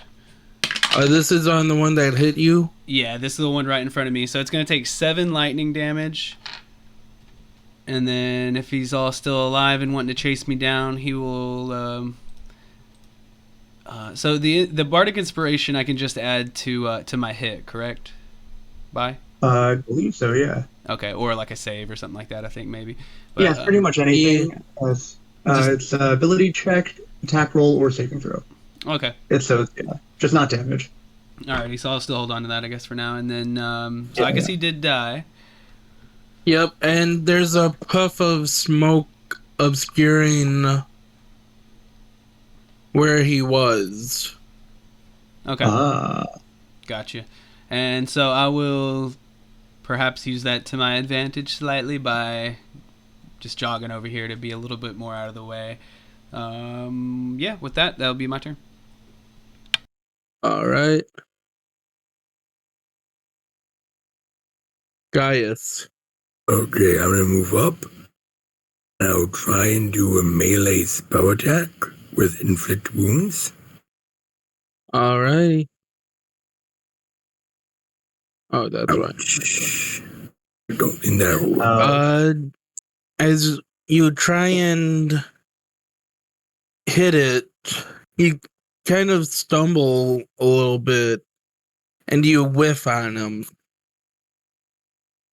Fair enough. I will then say whoops. And as a bonus action, I guess I can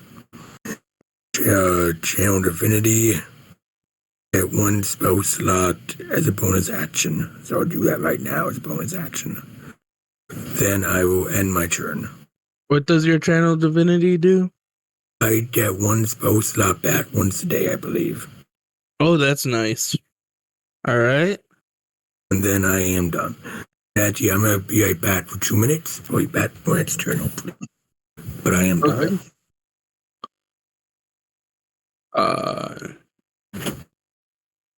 The indescript smoke monster, he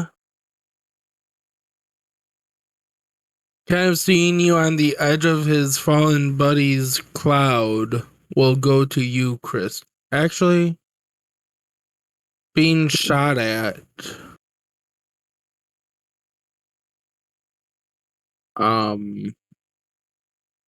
Will actually move up to you by, and he will make a claw attack on you.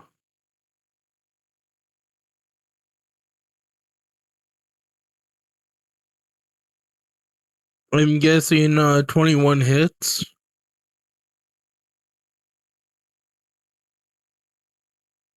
A 21 to hit by, right? Yeah. Sorry, I have a lot of commotion over here. 1 second, getting back to the computer.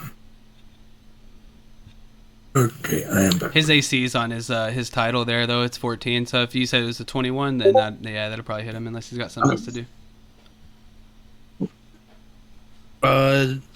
If you have nothing else that you can do, you will be taking 5 points of slashing damage.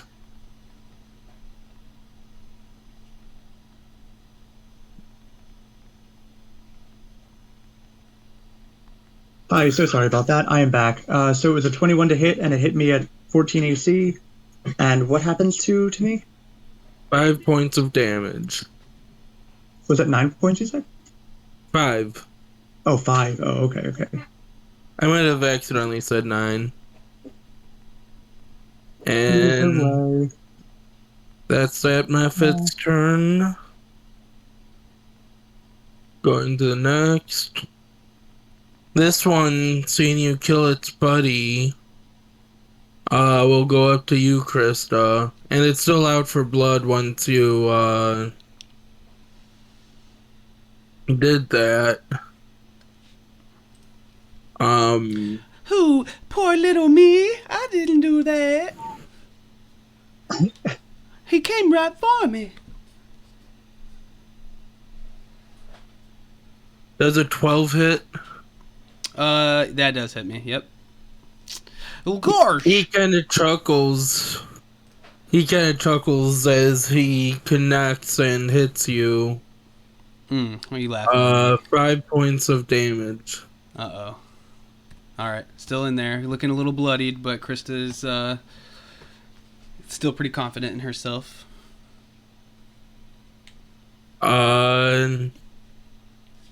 Next guy, which is right next to Gaius, will do some stuff as well.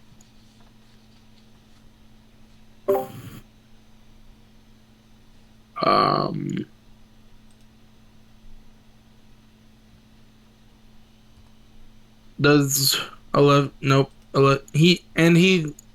This one kind of slashes at you and kind of rakes against your shield, which I'm assuming you're using, but misses. And now it's Bai's turn. All right. So Bai will stay on the page that he's currently on in his notebook, and he will speak the incantation, and he will burn his other pack magic slot on a level 2 guiding bolt. Please excuse the dog. Okay. Cast. Hopefully that hits. And the method that's in front of you, Yes. roll it at disadvantage because it's within 5 feet of you. Does that matter for spells? Yeah. I'll roll it again. Oops.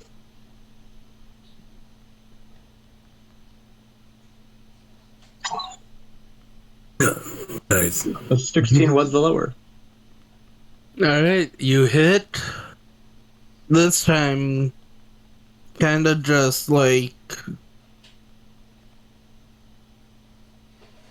right in the center of its chest. Though it's not down, and it's definitely looking bloodied for a smoke creature. Okay. So can I? Oh, sorry about the dog. Can I see Krista from where I am? Are those stairs like? Is there an opening under them, or is it like a tight hallway? It's a tight hallway. Okay. Then I will. I'd say if you move right here, which I have to, you could see Okay. her. So it won't incur an attack of opportunity, right? If I'm just rotating around the method. Yeah, it will not occur a attack. Then, okay, cool. Then I will rotate around and I will use a bonus action healing light to send a single d6 of healing to Krista. Which is 2. Boop. And I'll burn two d6s. So that's 7 HP total to Krista. She looks up in thanks, and you see almost all of her strength kind of return back to her body as she nods a thank you and turns back to the smoke method in her face. Bai just finger guns back and smiles. Oh, cool, it's me. Yep. Alright, I think it's time to use that inspiration too. Alrighty, so I will... Seemed like the best thing for me to do being this close up is just to shocking grasp again. Yep. Alright, so Alright. oh snap, roll to hit, and then so what is the inspiration? Is it 1d6? It is a 1d6 on attack, saving throw, or ability check. So I probably needed it because it would have been an 11 without it, which may have hit, but with it is now a 15. I think you can choose to use it after.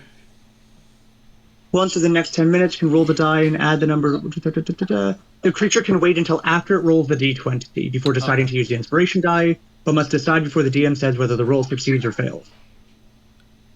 Oh, okay, so I have to say it before he says this. Yeah. Blah, blah, blah, blah. Yeah. Okay, so I'll keep it. I'll use it just in case. 11 may hit, but just in case, 15 would probably definitely hit, right? Yep, but 15 definitely would have hit. Okay, so twice helped by. She's feeling pretty pretty confident, and she will roll max on that D8, baby. So yeah, she'll take 8 lightning damage, or he will, whatever this thing is. Maybe it's a girl, I don't know. And it has disadvantage on something. It cannot take any reactions, which allows me to get the heck out of there without any opportunity attacks. So I will run to the banister over here, or the start of the stairs, as it were, and yeah, I'll kind of bunker down for a minute, and that will be it for Krista. She passes by Gaius. She'll mutter a quick, "You can get him," just a little bit of encouragement.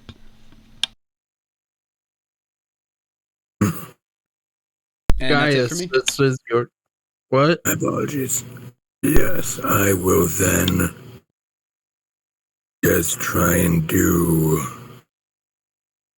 Have I do my inspiration? Nice. I will do. Oh yeah, you guys do have inspiration. Inflict Oh, we do. wounds. I did not realize. I will then. So it's 1d6 to say? What was that? Oh no, you have regular inspiration. Oh, so I reroll. Okay, I will Yeah. then reroll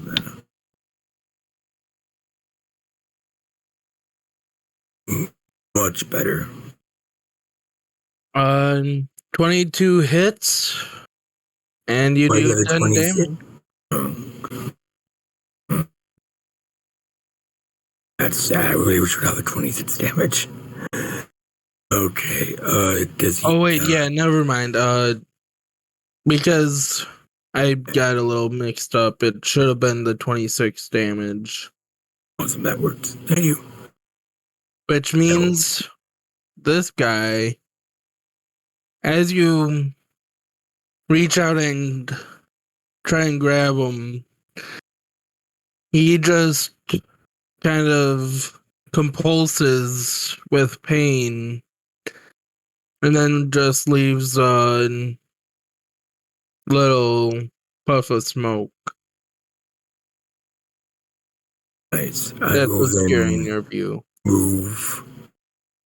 Let's see.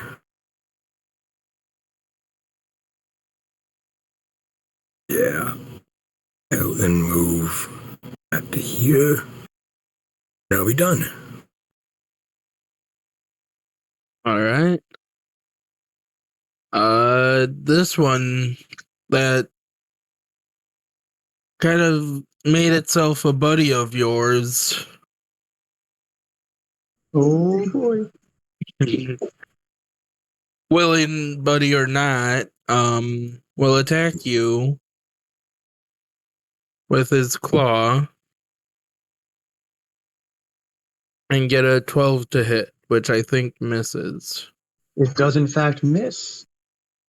There is a shimmering aura around Bai, and despite only wearing a fancy set of clothes and no armor, he is protected somewhat by permanent mage armor, essentially. The Okay. Warlock Invocation. Yeah.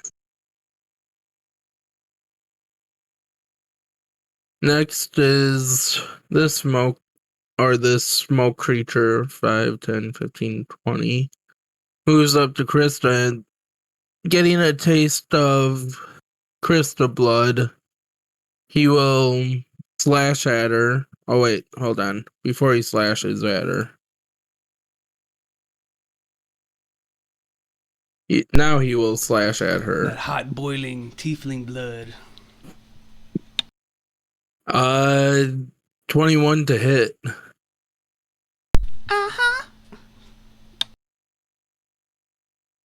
5 points of damage again. Okay. And that'll be its turn. It is now yours, Bai. Wonderful. Okay, so he has no pact magic slots. So he will.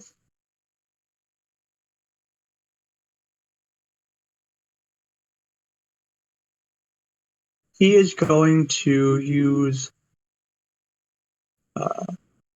Okay, so he's going to flip to a different page. and he's going to say something in a strange language in the direction of the smoke buddy who keeps slapping him, and that is going to be a mind sliver. Okay. So that is going to be a 13 intelligence save.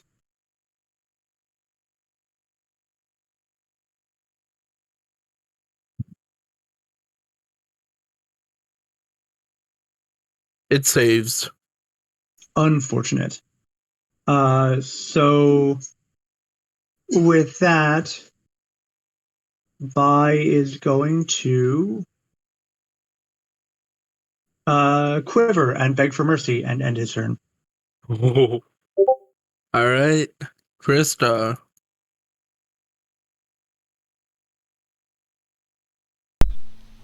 How do we find ourselves in this position again, doing the dance? Guess can't really change what works though.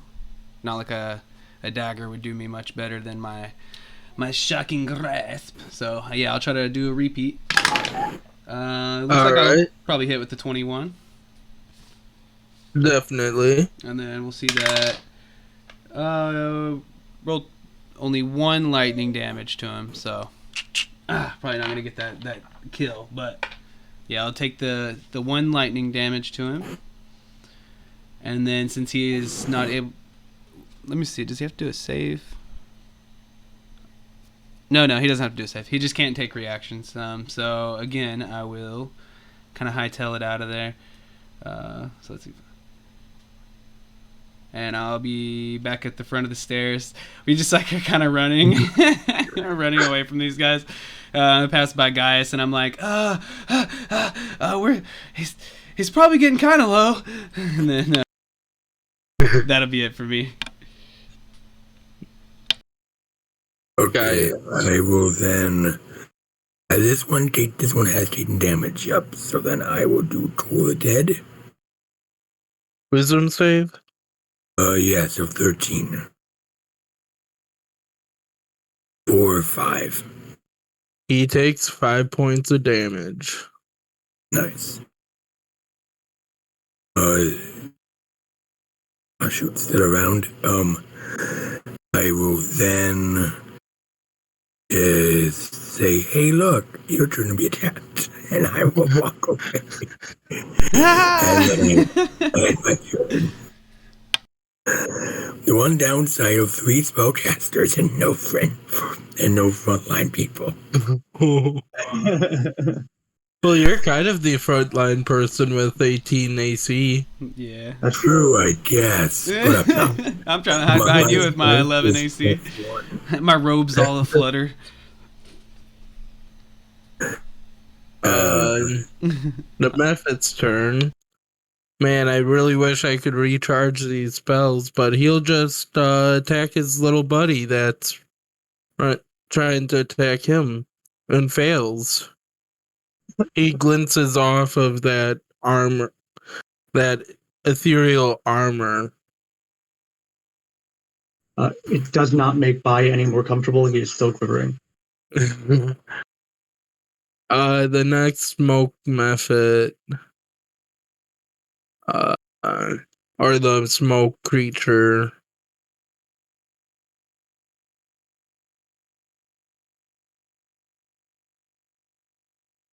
Will actually move right here in between the both of you. Although it loves the taste of burning tiefling blood, it wants to taste what the human blood tastes like. Variety is the spice of life, right? Oh, I forgot to do this real quick. Alright, that doesn't matter, so. Gets an 18 to hit. oh, yep, that does. For 4 points. Okay, down to 15. And then kind of looks at Krista and gives her a wink. I don't like the cut of his jib.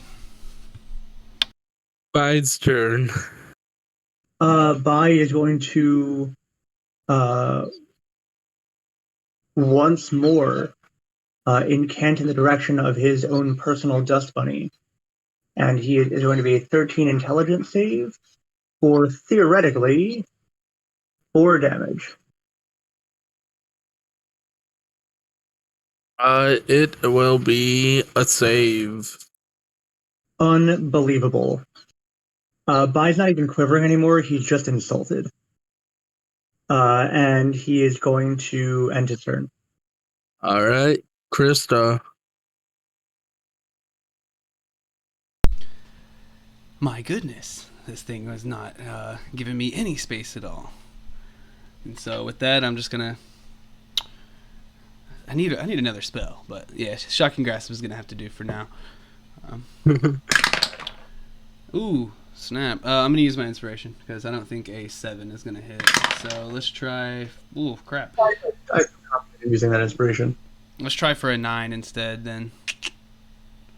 Miss. Oh goodness. Okay, I'll stand my ground and yeah, you see I'm starting to heave. And just quick before I end my turn, do we hear any other disturbances of like battles such as ours? I guess like coming from anywhere else on the floor. At this point, you hear stuff in the back where you guys were. And for some reason, there's a huge foul smell of like burnt poop. Ugh. And do we like? Is there a fire? Like, how bad is the fire around us? Oh, it's like 5 minutes, and this place will be down. Oh, boy. You can guesstimate. Okay. Alrighty. That's no further questions. So yeah, with that, I suppose. Well, you said so when you said where we were, do you mean like upstairs or where? On the bottom floor. Where we were talking to Zora before? Yeah. Okay, gotcha. All right. Well, I will. And just a little side note, also. Mm-hmm. You guys do not see Zora at all. All right. Okay, so that's it for my turn. Swing and a Alright. miss. Okay. I will get saves. Yeah. I will just do Toll the Dead. Alright. Intelligence save, right? Or wisdom? Wisdom. Yeah.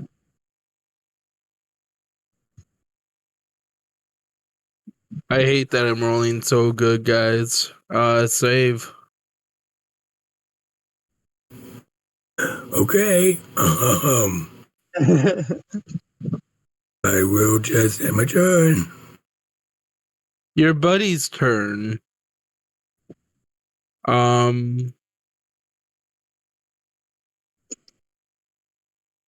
He will just claw attack. I am away from computer currently, so just let me know what people are moving and whatnot. Okay.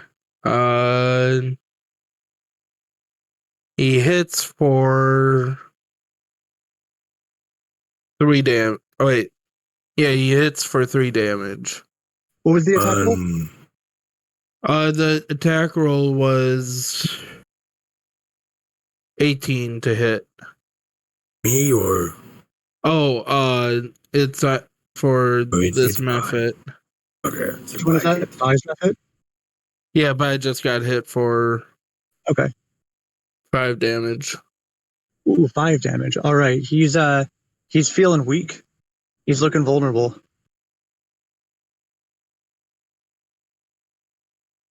The next method,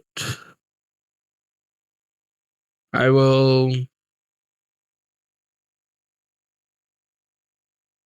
roll this. Right, then I'll roll this. Alright, he's going at Gaius with his claw for an attack of 10. Nope. Clink. Right off Now the it's armor. Spy's turn. All right. So Bai is really not feeling so hot. So he's not going to attempt another mind sliver. He's instead going to burn a. Actually, you know what? Yeah, we're going to burn a level 1 spell slot for a guiding bolt. And if you're okay with it, I'm just going to roll in Discord or something. Oh, do we have an Avre or something? I can roll for you. Yeah, actually, if you don't mind, yeah, I'd just I like have to the have same the roll spell. in. Thank you. That would be wonderful. So it should be 1d20 plus 5 to hit. And then damage is Did not want you to roll. Hold on. 4d6s at a first level slot, I think, right?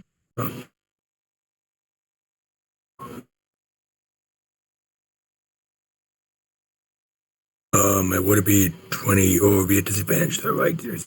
Yeah. Okay. We'll roll that again. Oh, thank God.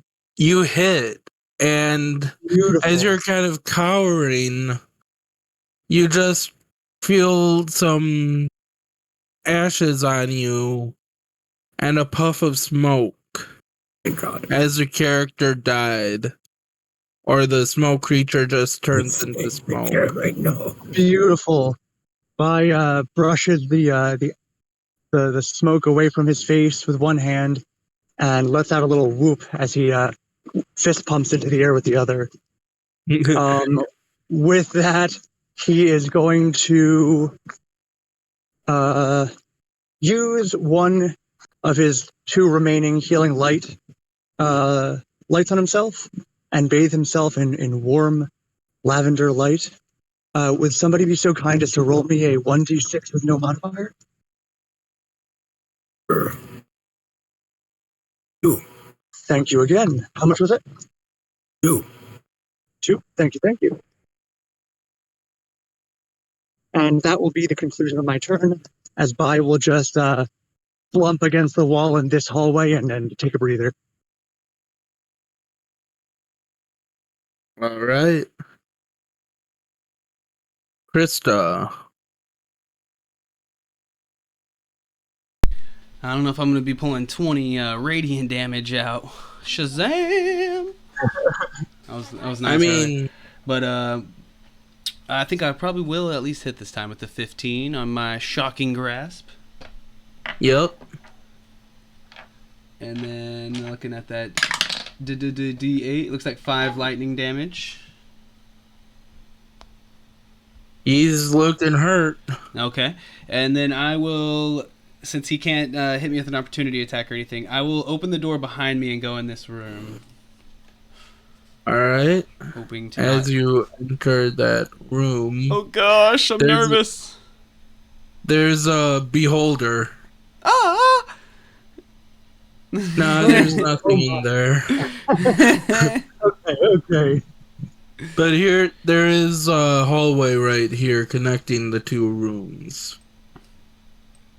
Okay. And so it let's see, really that's, smells like burnt pile of dung in So I should that be able to room. make it, let's see, so I was 5, 10, Like- 15, 20, 25, 30. Would it be right there? No, I was right here. I was up here. So 5, 10, 15, 20, 25. I should make it right into that blackness of the other room. Right here. As you enter that room and you pass the bathroom, you find 3 creatures and you're next to one. Uh-oh. Snap. Um. Yeah. Well, I've used my action and my movement, and that's it for me. So, wish me luck, y'all. My son said no luck. Oh no, he's kidding. I'm good. All right, yeah, that's it for me. I'm scared. Okay, I am gonna do For the Dead. Wisdom 13.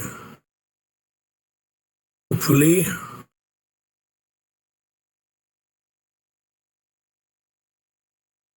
He failed, Yay, 10 damage. and he poofs into smoke. I will then move over here. And I will say, oh wow, there's things. I will yell to him. Tell him, hey, there's other creatures up there. Now these ones look more imp-like. I just have to add them to order now.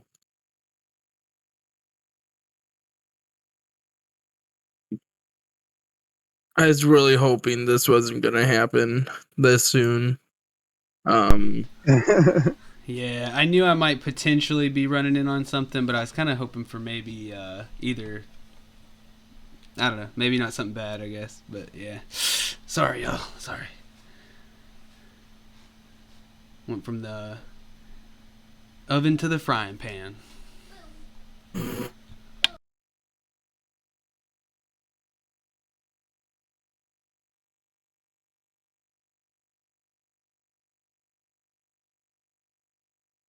Dang, that's a high initiative.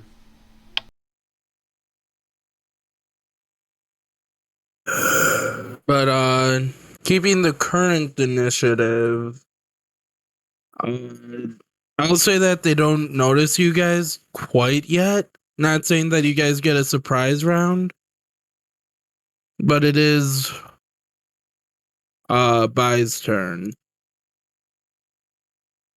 Keeping Alright. the original initiative.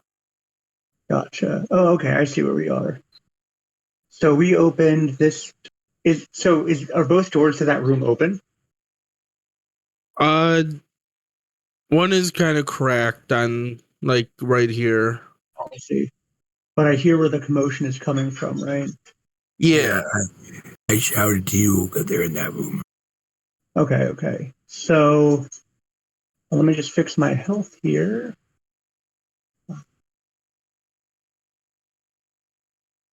All right. And we only have one remaining spell slot. I'm going to fix this before I start messing around with things. And we have one remaining healing light. Two remaining bardic inspirations. Okay. So we are going to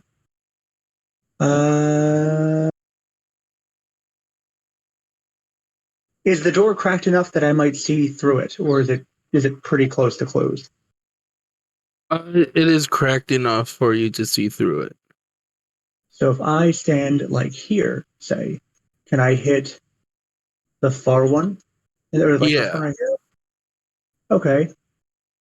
So that is what we'll do.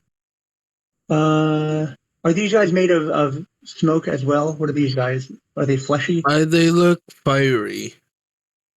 They look fiery. Interesting. Do we have anything that might help?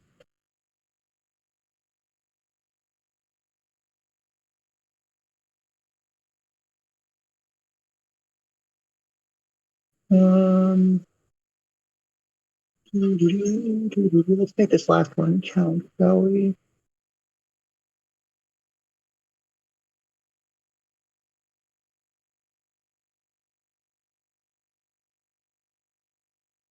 They look fire. Do they look like they're made of fire, or do they look like they enjoy fire? They're made out of fire. Okay, they're literally made of fire things. All right, so Yeah. we'll just blast the one in the back. Then we're gonna use another blast of lavender light, and we're going to zap him with a level 1 guiding bolt for our last spell slot. And I am going to use my inspiration. Whoa, whoa, whoa. Because that was terrible. So let's do Guiding Bolt again. You'll still keep the same damage. It'll just be a d20 Yes. roll. Gotcha. Wow, are you kidding? All right. My rolls are off. I hate to do this. You miss. I will. And he turns to you after burning a few bookshelves and kind of point you out. Fire is going to swallow conspicuously in panic, and he's going to burn his last healing light as a bonus action on himself. Okay. So that's going to be 1d6, and that's the last one. Nice. Okay, 5 HP. We're back up to 16. And that's the end of my turn. All right. The Magman's turn that you actually tried to hit. He will Oh boy. start making his way to you. And then he kind of looks distracted for a second, kind of looking around. And then just disappears. Why? He disappears? And he says something to the other Magmans. And then he disappears. Oh, What boy. language was it in?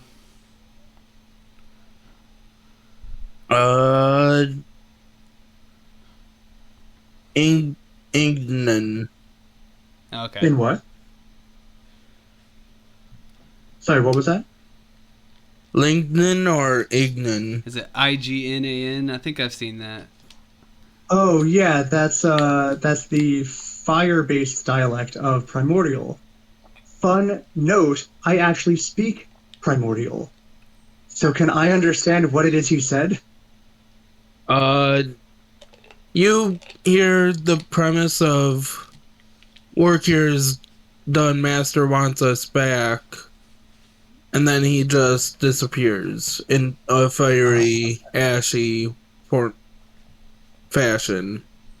Gotcha. Okay, that's a good thing then. Awesome. Okay. Right. Okay. So that's all. I don't even have to say that out loud. They're probably just gonna poof on their turns anyway. Right. So. Yeah. All right. So I continue. That's the end of his turn since he's no longer a part of combat. This one right next to you poofs out. Gives you a little grin and poofs out. And now it's your turn, Krista. Okay, so my original plan as I ran into this room was to disengage and run back, but as I've seen a couple of them kind of swirl into flame and disappear around me, and I know, I've got some certain resistances myself, being a tiefling, so with a little bit more confidence now, I will... goodness, I hope he Man, can... that would have been another perfect burning hand moment, too. Right, I'm gonna avoid that one, huh? If they weren't literally made of fire. Okay, well with that I will just I'll just try to hit him with a Ray of Sickness. Alright. And that will be a 17 to hit him. Hit. And then so with that it's only gonna be a first level spell. And so it'll be 9 poison damage to him, and I will need him to make a Constitution save. Well, he would make a Constitution save if he weren't already dead. Yeah. So you see her just kind of like almost like she's doing a kamehameha or something, but she kind of puts both hands out, like palms extended, and that same like unholy scourge of green disgust comes shooting out, and where that guy's head once was, when the ray kind of dissipates, it is no longer. Okay, and so with that, I'd assume we're kind of safe now. So Krista would run back through around. She's like looking around, noticing that the place might be coming down around her and stuff. What is this one room we checked over here? The library. That side is completely quiet. It seems like all the forces are now gone. Just to leave the burning house. Well, we still have to run through and look for Zora real quick, right? Right. So Vi'll just whip open this door real fast to see if she's in there. There's gonna be like a bunch more fire monsters. Oh no! You, as you whip open that door, see. Hold on, I'm like totally failing right now. Nah. See a fire snake poof out. Oh, cute. Oh, bye, Snake. It seems All right. like their mission was successful. That's unfortunate. Okay. Or successful, or just a complete disaster, and they need to get out of there. Whichever one. Well, yeah, Bai is going to share the information with his companions about something about Master and job being done and them poofing out. So this was definitely no accident.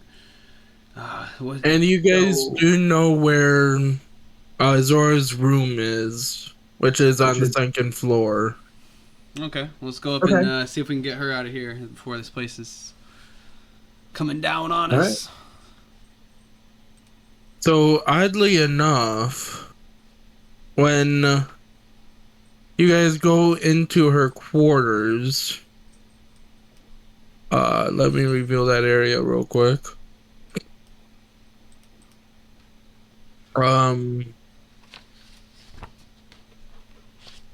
Whoops.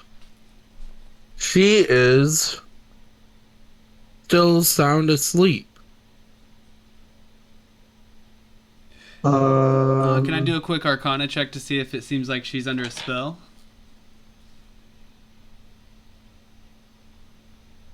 Or just like if she displays the signs of that. I'm not like casting detect magic or anything, but if so, that'd be 16.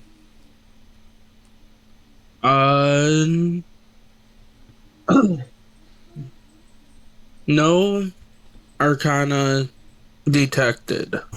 Okay. With that, I'll come up and look back, and I'd be like, kind of shrug to my friends and give her a little shake to wake her up.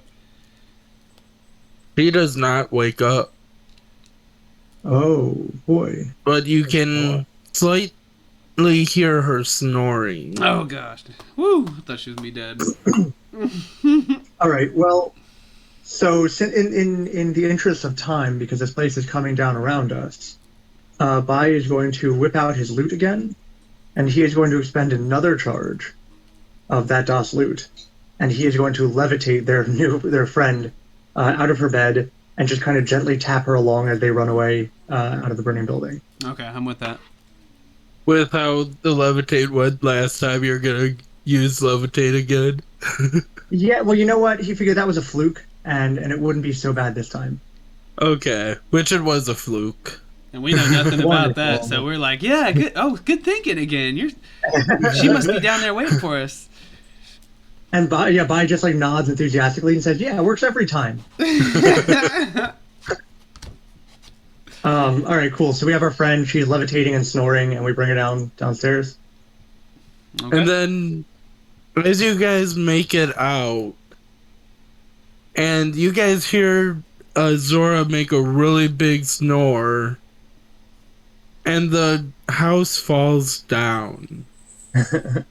Whether the snore caused it or not, that's up for you to depict. I wonder what she's dreaming of. We're all spent.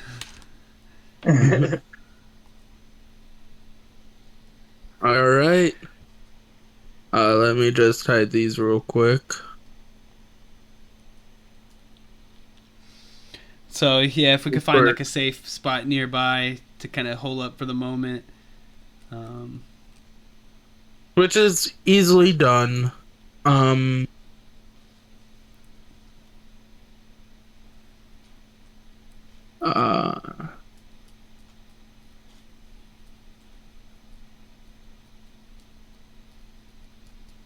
As you guys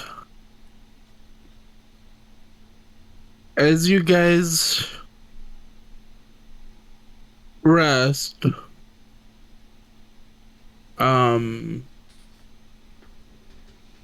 hold on, I'm just trying to Don't rest. Yeah, you guys can finish your long rest. Oh, thank God. And then a dragon comes. Say what? I'm just joking. Wait, what comes? Wait, what'd you say? What comes? A dragon. I shouldn't joke like this as the DM. Oh, okay. We're like, man, we almost got knocked out by some smoke methods. I will admit that was some really great rolling on my part. Sorry, guys. Nah, it happens, man. We had some good moments ourselves. Through the power of friendship, anything is possible. In the morning, Zora awakens to see you guys, to see herself outside of her house. Did you guys camp like in an alley where you can see the house, or? Sure. She looks to her house, or looks around and sees her house, and her expression just goes blank. Sees that you guys are with her, and all she can muster to say is, "What happened?" Well, You're mhm.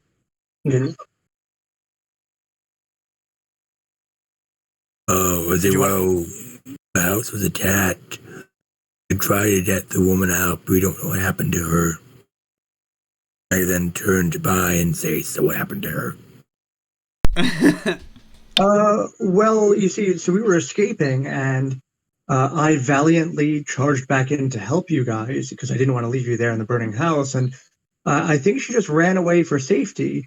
I kind of lost her after that, but she didn't come in with me, so I assume she must be safe somewhere far, far away, and so far away, in fact, that none of us will ever hear from her again.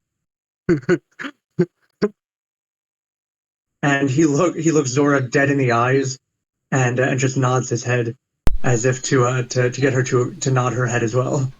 I rolled a 9 insight just for laughs, so I'd say I'm like, wow. Well, I'm glad she made it out okay. I rolled a 19 insight. Roll a deception check. I will roll that deception check. Uh-oh. We are going to. I will guidance myself. Roll initiative. No. Oh! Oh my god, we rolled 22 deception. Oh! All right, it was a very good story. Nice, man. Get out of here. Good roll. She's out on a farm somewhere, living it up. So my 9 just turned to like a 1, basically. So I'm like, oh, wow. Well, you did a great job, Bye. Thank you. Oh, okay. Oh, man. Stakes are pretty high on I just had that a really one. uncomfortable grin. And yeah, so now that we know where she went, so what's going on with you? Why didn't you wake up while the house is burning down? Right. I don't Change the know. subject very quickly. I had a really good sleep. That's all that I can remember. It certainly seemed that you did. we were attacked by some weird beings. They seem to be composed from smoke and fire, and they, if what my friend here said is true, they said something about their master, and they had a job to do. We must find out who this master is then. Can I Go ahead. continue? I was gonna say, can I just kind of examine her face while she's saying that? Because it's curious that the creatures, while ransacking the house and destroying things, didn't touch her, not moving in her bed. I'd like to just see if there's any sort of deception in her voice or in her face when she says we have to figure out who this master is. Go ahead and roll. 15. She is telling the God's honest truth on her part. Huh. Bai narrows his eyes anyway and just sort of nods his head.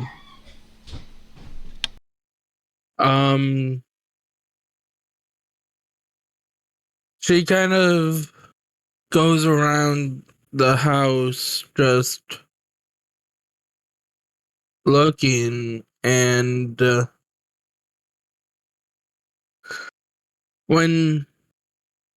then she notices a cinder spot, and then she also notices wagon tracks next to the house, and there's no sign of Dawson. I assumed he either ran away or was dead. But if there are wagon tracks, perhaps somebody got away comfortably. Can I inspect the wagon tracks and see if I can glean any information about maybe how many people were in the wagon and how quickly it was moving? Roll a survival check. Survival. Or intelligence, I'll give you the choice. If I roll intelligence, can it be an investigation? Yeah. All right, I'm down with that. 16. Judging by the tracks, they were fast, and they curved around the cinder spot, and you see some footsteps around the cinder spot, and then a little bit more weight by the cinder spot, like it waited there for a moment, and then looks like it sped off again. It sounds like they picked someone up. Well, what do you guys say to following the wagon tracks? That seems as good a clue as any, and we do need to get to the bottom of this, and yeah. All right. Well, then Bai will continue kind of looking at the tracks and then following them, moving at a fairly brisk pace, I suppose. And so, what will we do with Zora? Was she going to come with us? As you guys are about to leave, there's a man in regal wear, and Zora's eyes brighten in recognition. And she goes, "Ah, Pyron, how are you, my friend?" "Oh, I've been better. Just hoping this isn't what I'm thinking it is." And Zora goes, "Why, I hope you're not insisting what I think you're insisting." And Pyron goes, "I think so.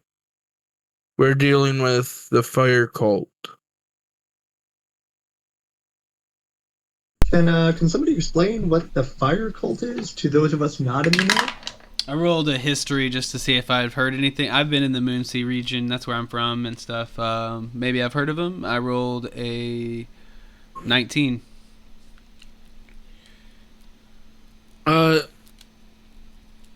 With a 19, you don't know much about the fire cult. But I'm sure you've had a little backhanded dealings, right? A few back alley places. Yeah, my background is pirate, so yeah, I've done a couple, maybe slightly Yeah, I see that's nefarious pretty. dealings.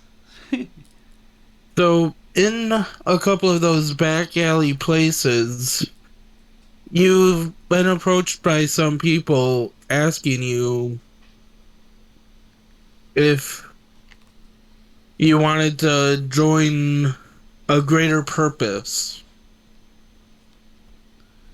Trying to And conscript you me. seem like the person just to enjoy that greater purpose. So remembering that, I'll tell my friends.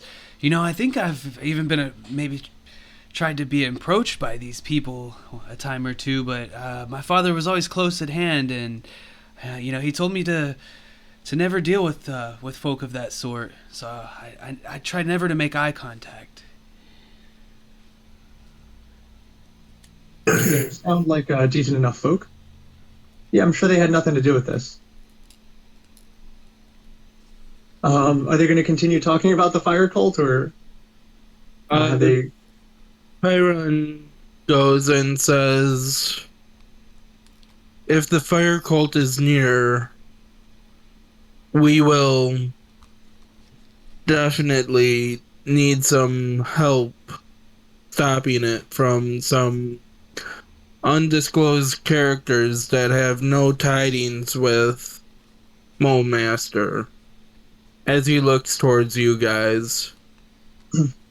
Well, I've never been to Mole Master. How about you guys? It wouldn't surprise me if I'd come through in the past, but it would probably have been many years ago. Sounds like you don't have an allegiance here. No, most certainly Enough not. for me. My allegiance was to the waves, and they turned their angry eye and took everything.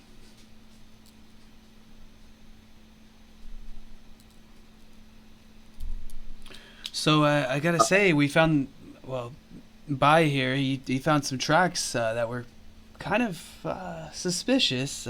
We thought we may follow them. Perhaps it may lead to this cult even. Do you think you would like to join us? Are you talking to Pyron? Yeah, him and Zora both, I guess. Before we would kind of, start following the trails. I guess I would turn to Pyron too, and I'd be like, it sounded like you had more. Maybe you had more of a proposition. I'm not sure. Oh, there'll be gold involved if you find out and extinguish this flame, so to speak. Krista will turn towards Bai and Gaius, and she'll have a little firebolt kind of in her palm for a moment, and then she'll quickly snuff it out, closing her hand into a fist and looking over it at them. She says, "I say we try to stamp this flame out. What do you say?" Absolutely. It went just so well in the house that we burnt down. Why not? I was a bit foolish before we rested, and this time I'll be a little bit more prepared. Zora, not overly trying to listen, but she just goes, "What about the house?" Nothing. Your house is off on a farm with that girl who wandered away while we were saving you. It looks clearly burnt down. No, it got up and walked away. Pretty Where's amazing, actually. We hallucinatory tried to wake you up, landscape but when you you just need slept it? a heavy sleeper. Um. So Zerl express her thanks as you guys are preparing to leave. And Piran, for a debt that he owes me, will pay you what I owe you guys too. And Piran goes, "What? Oh, fine." Everybody's got to pay up eventually, sir. And you never know what way it's gonna come out of, or the form it'll take. Nah, at least this one's a little healthier than other choices. And so I assume you two will be staying here, and we'll report back to you afterwards? Yes, sir. Or yes, ma'am. I am a lady! Well, I never... It's hard for me sometimes when I hear a male voice and they're actually it's all playing a good. lady. Yeah. Krista bats her eyes seductively as Pyron notices for the first time, wow, this tiefling is actually quite curvy. Those long, dark locks curving around those horns. Man, he never thought he would be into something like that. And yet... He falls in love with you on that note. Alright, she'll wink slyly and she'll be like, we'll be back. We'll be back. As you guys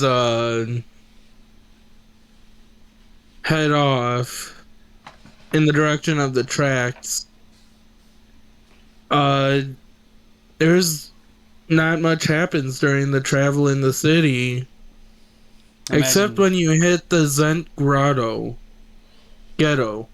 Okay. So it'd be like pretty early in the day on the next day now? Yeah, and I'd say 10 o'clock since you guys were finishing up your rest. Mm-hmm. And then talking and stuff. Okay. Yeah. Where in the Zent Ghetto, there's so much wagon traffic that it just gets lost in a pattern of wheels. Okay, so we're kind of losing sight. Okay. Yeah, so anybody have any ideas? So we don't know exactly what, like a humanoid, I would assume, but we only really saw like the evidence of fire, kind of, right? And the tracks that were by the wagon, by the fire thing, were humanoid. Okay. I guess we wouldn't have any kind of indication of what they would look like, so... Yeah, does everything seem to be pretty normal here? Nothing out of ordinary, no disturbances or anything like that as we kind of wandering through the ghetto? Everybody make a perception check. Okay. Can do. Nice. I'll add 40 or add a D4 to all of them. I got my second 20. Oh, nice. 17. You guys all see there's life and all this commotion everywhere but around this one dilapidated church looking building. Like, it has not been cared for years. There's not even boards on the windows. They're just broken glass windows.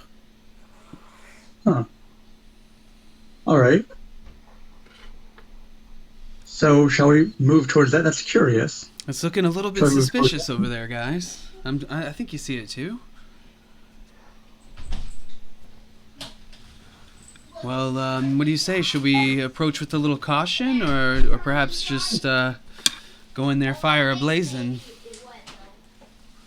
I'm a little tired of the heat, to be honest.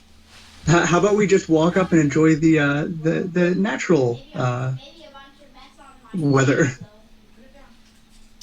Casual approach. Yeah. And as we do kind of walk towards it, do we notice like any kind of eyes on us? No, you do not. Okay, then yeah, I mean I'm willing to proceed. And I guess as we get closer, do any signs of any noise or anything from in there at all? You barely even hear the wind Okay. blowing through the broken windows. Like, time seems to have been still in this place. Though it was a church-like building, all the pews that would have been there, like you can see the markings of where they were, have been removed. All that's there, it is an altar by where the priest would have been. Well, I suppose we shall move in, and if this seemed to be a bit of an old church, I don't know, Gaius, would you like to take the lead? Yeah, can I just sort of Yes. take in the sights and see if there's anything weird about this altar before we approach it? You're looking at the altar before you approach it? Yes, please. Roll a perception.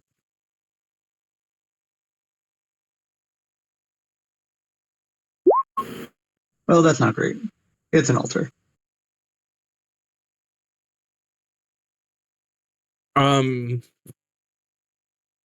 Yeah, from this distance, it's just an altar. As you guys get closer, I want you all to roll a perception check. Not all of us, including me. Yeah, I'll give you another shot. I got a 6, so. Hey. Body perception. Well, that's a little bit better. Bai and Gaius, you both see markings under the altar, like the altar moves. It moves like quickly, or like does it sway? Like, if given enough force, it'll move. Like, it's not moving right now, but it could move. Oh, it has the cape. Oh, I see.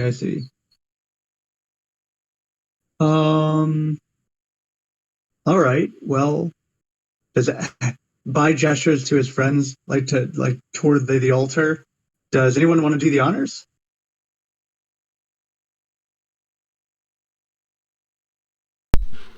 If there's no takers, I guess I don't mind. You try to move it, and you fall down. Ah! But on the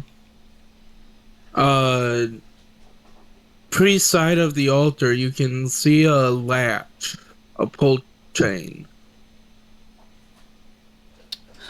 Well, I guess that would make things a little bit more simple. And yeah, so I'll kind of walk around to the other side of it and kind of look at both of my friends here with me. And you guys ready? Ready as I'll ever be. Sure. And then she'll pull the lever. All right. And a secret passage or a secret stairway has been revealed. I see. Well,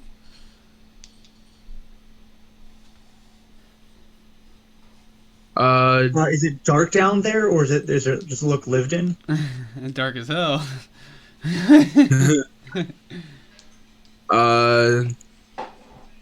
You guys see that as Okay. you guys are Here? yeah, so once you guys reach there, the chamber just lights up, and I hope I have these tokens. Oh shoot. I hope I have something hidden. that you guys don't have to be worried about. Okay, I see a room and like some pedestals, maybe, or stars of some kind. Orbs. Yeah, they're all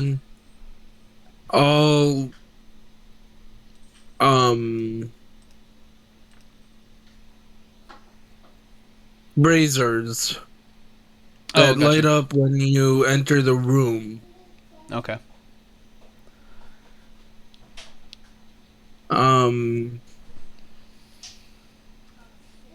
And you see a door like right here.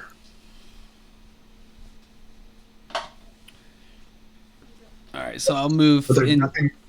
I'll move into the room a little ways, and then wait for my friends to join, and I'll turn to them, and then like, well, these braziers, as they were, they could be more than just decoration. If this, what do they call it? The cult of the flame.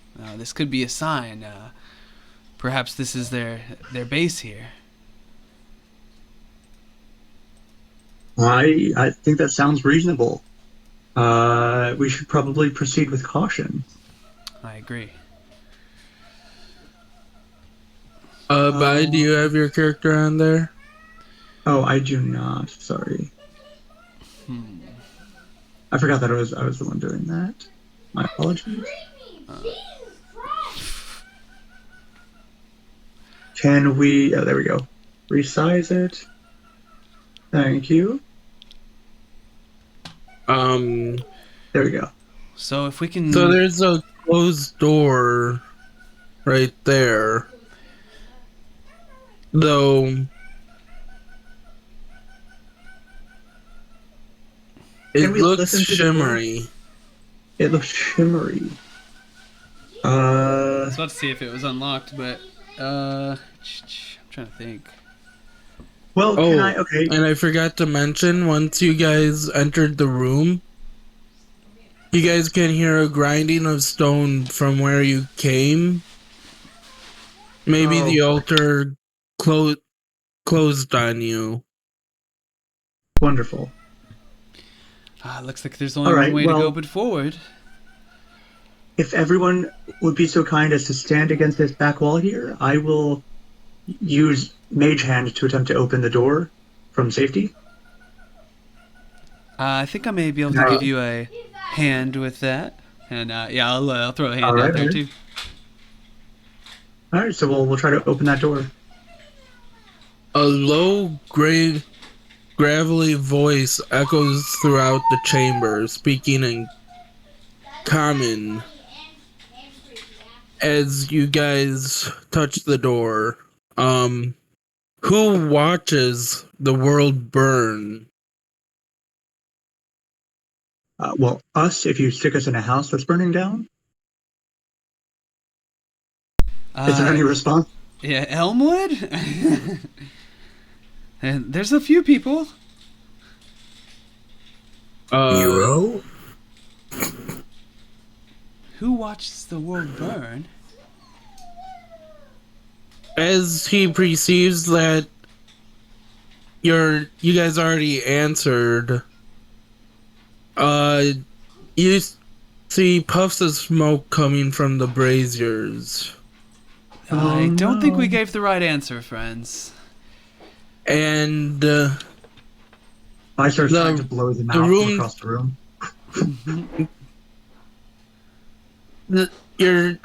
Suddenly the room becomes choking of smoke, and now in the braziers, a handful of small winged figures of fire claw their way free and move towards you, malice burning in their glowing eyes. Not ideal. I guess we've kind of stumbled right into this one, eh? Uh, I feel an initiative may be coming, eh? yeah, it's initiative. I'm just looking on stuff my part. Okay, I'm ready.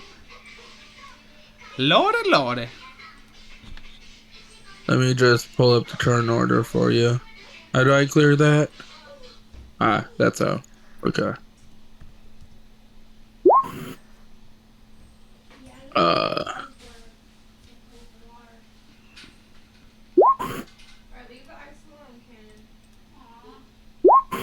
Woo! Got some good initiative today. That's one thing.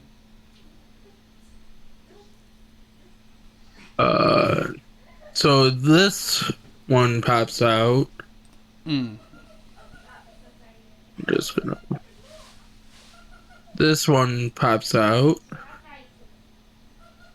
And Uh-oh. The one in the northwest looks slightly different than we've seen. this one pops out. Just the three of them? Yep, just the three of them. So I have to add them to order real quick. Is As each I'm on the wrong square layer. 5 by 5 feet? Yep, 5 by 5. Big room.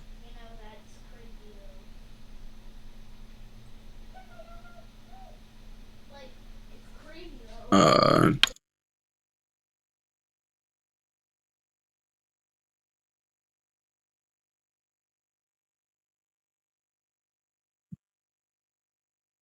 right. There's that. My headset's getting stuck. Uh,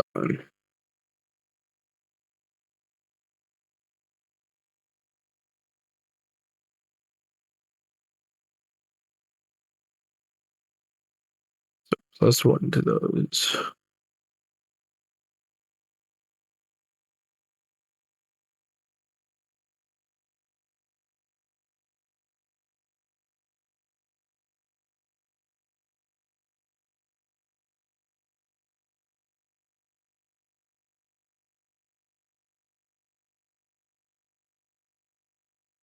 Oh wait, hold on.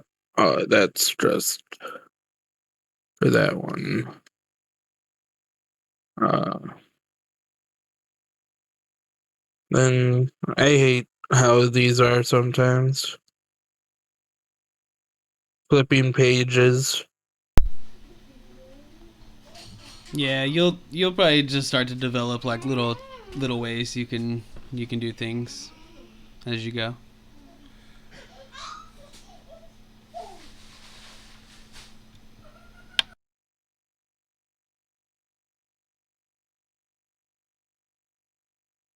There we go, and there we go.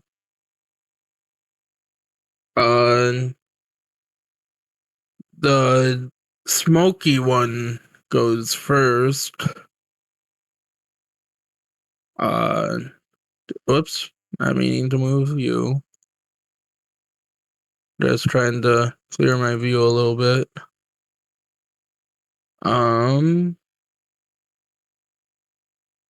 So this one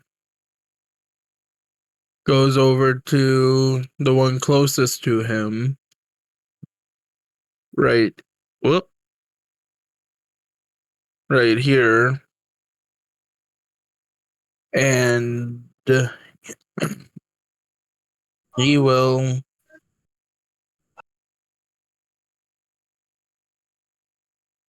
just claw at you with his claw. The claw. It's the claw. I'm guessing a 22 hits.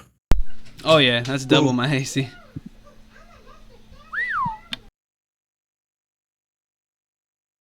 For 4 points. That's not so bad. That's a tickle. Yeah, And not too bad. And now it's your turn. Alrighty then. Alrighty.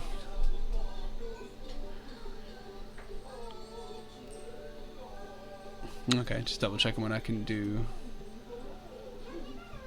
I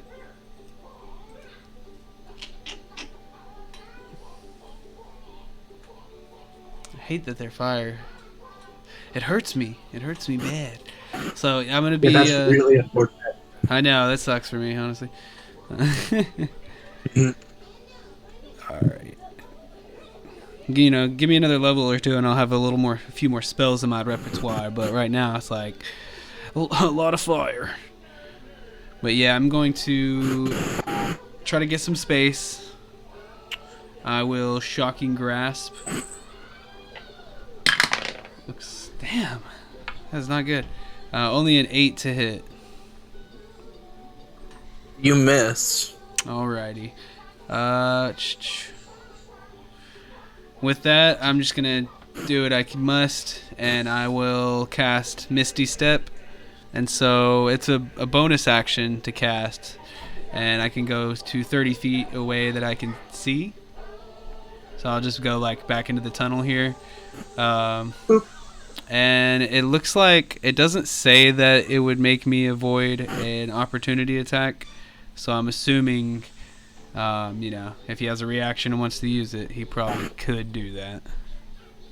I think you avoid it because you're not moving. Yeah, I'm away. thinking you avoid it too. It says teleport, but I notice a lot of Yeah. times it'll specify, like if you do avoid the... Oh, it will specify? Sometimes it does. I'll give it a quick search real quick. Yeah, I got it up here. Let's see.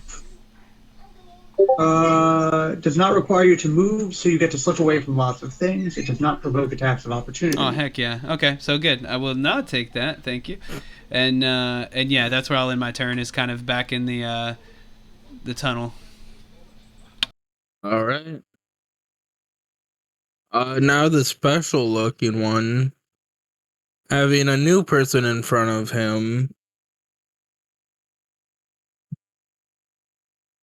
Oh no! What have you done? He will walk up. I would like both Pi and Gaius make a dexterity saving throw. Here we go. Oh, I forgot. Is this a magical effect by any chance? I do not know. It's a fire breath, so Oh no, that's not magical. He just breathes fire. Unfortunate. Oh, but I rolled a 19 anyway. I think I'm alright. you both save. So you take 4 points of damage. And then it's your turn, No. Guy. Let me just adjust the HP there. 4 points. Okay. So Bai is going to panic first of all, because the thing is now in his face. He thought he was nice and safe between his two friends, and then his friends showed one friend showed who they really are. So he is going to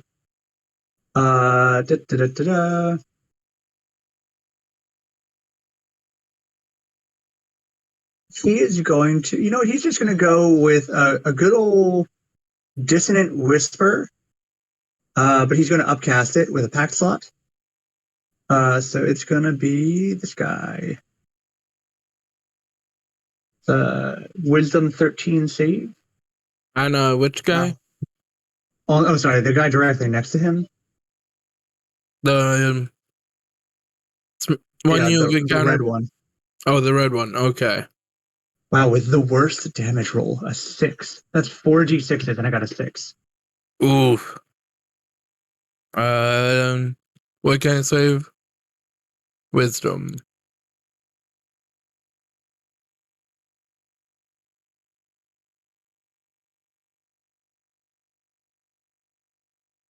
Saves.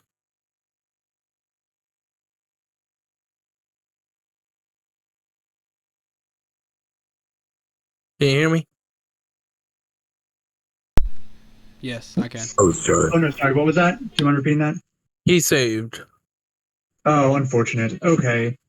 So he has not a whole lot of other options. So he's panicking, but he has faith in his friend Gaius. So he's gonna assure Gaius that while he might not have done anything, he knows Gaius can do something, and he's going to throw him a bardic inspiration. Nice. That's what 1d4. That's a 1d6, and you get to use it after you've rolled, but before the DM says whether you succeeded or not. Sure.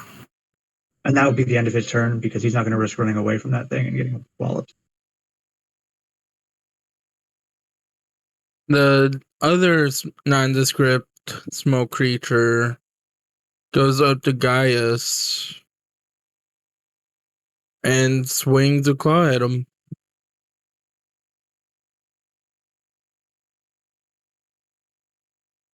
And gets 13 to hit. Nope. Gaius doesn't even sweat. And then it's kind of throwing a little tantrum, and you can hear he's cursing. Oh, yes, I can understand him. Wonderful. Now it's Gaius's turn. Okay, I will do Guiding Bolt. Now I will. I might as well do a 1d6. Remember, it's also disadvantage because he's right next to you. Oh, he's right next to me. I'm sorry. Never mind. I'll do inflict wounds. I'm sorry. One spell. Sorry. There we go. I will just do the 1d6.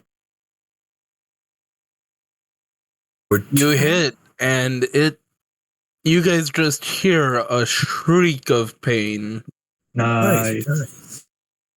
He is like barely flapping his wings and in the air. He's just like huffing and puffing.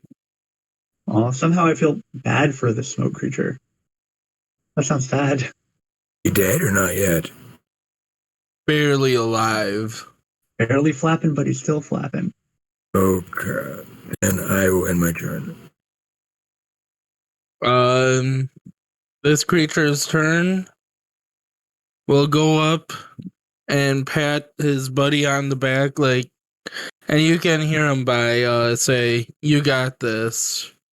Oh, And then he turns to you and he goes, "Curse you," and attacks you with claw. Oh boy. And utterly misses. Krista's turn. All right, now that I got some distance, I guess I'll take one step forward so I can see a little, just make sure I can see. And with that, oh, actually, you know what? I don't have to do that because I can bonus action Misty Step as long as I'm still holding on to that. Let's see. Oh no, that's that spell later on that you can do that where you can keep doing it. My bad. Sorry, not that Blink. good yet. Yeah, Not that good. how often can you do that? That's awesome. Damn, it's a higher level spell. My bad. Blink. Same thing, but you can do it on bonus. You can keep doing it. Okay. Well, anyways, never mind. I will jump forward one step, and I'll just do it at first level. But I'll just hit this dude in front of me. That's the clearest target. With a Okay. damn, for real. I was gonna do a Ray of Sickness, but it looks like a 10 to hit. You miss. And Yeah, as you cast your ray and miss this creature, it hits actually right next to Bai. But misses him. But really, Oh, okay, close. okay. Okay. Well, yep, that's gonna be it for me. Then let me see. Maybe I can. Let's find. Yeah, I guess I'll just stay where I'm at. There's not really any point in running halfway across the room. All right. Alright. Next, this fiery creature will first do this to see if he gets that. Nope. Then he claw attacks you by Oh no. 10 for a 10 and misses. Whew. All right, Bai's turn. Bai is going to turn around, look towards Krista, and wink one eye as he bonus action Misty steps to the other side of the room. Nice. And then so that's a big spell slot. That's 2, right?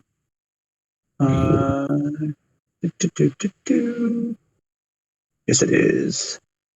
Misty step.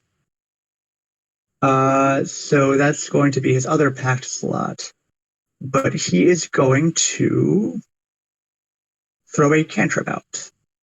He is going to throw. Let's see, which one do we want to do? Eldritch Blast. He doesn't actually have Eldritch Blast. Oh wow. Why not? Bai doesn't like hurting things. So if you'll notice, none of his spells actually visibly harm his target. He only does psychic damage or radiant damage. So he hurts their minds and their souls, but you can never actually see the damage. Oh, that's cool. Thank you. It's because he's a reporter. He's not a warrior. He doesn't revel in the violence. So he is going to throw.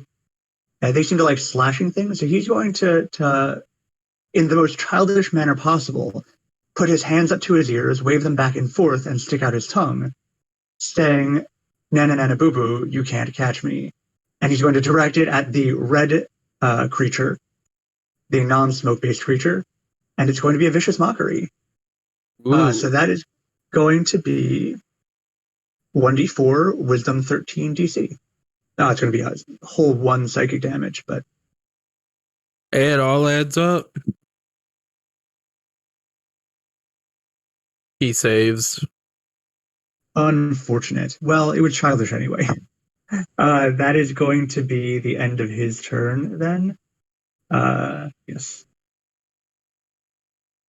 This smoke creature, now that he's in melee with somebody, but barely hanging on, Gaius, you can kind of see smoky tears wisp off his face as he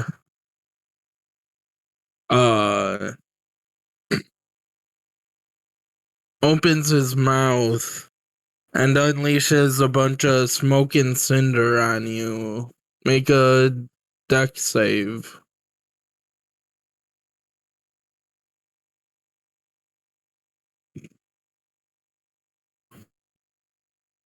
I say that. He clears it. And you see it coming, and you preemptively close your eyes, and you avoid the smoke, and it kind of just goes onto the ground on its knees, begging for its life. Gaius, your turn. Okay, I will just do. Since that one's almost dead, I will just do. Troll the Dead. And the one begging for its life? Yeah, the one that's almost dead. Jesus Christ. No mercy. 1. I got a 1. You deal 1 whole damage, and it shrieks in pain, but is still alive. Oh my god. Go away, Oh my. or kill you. Tell him go away, we'll let you live.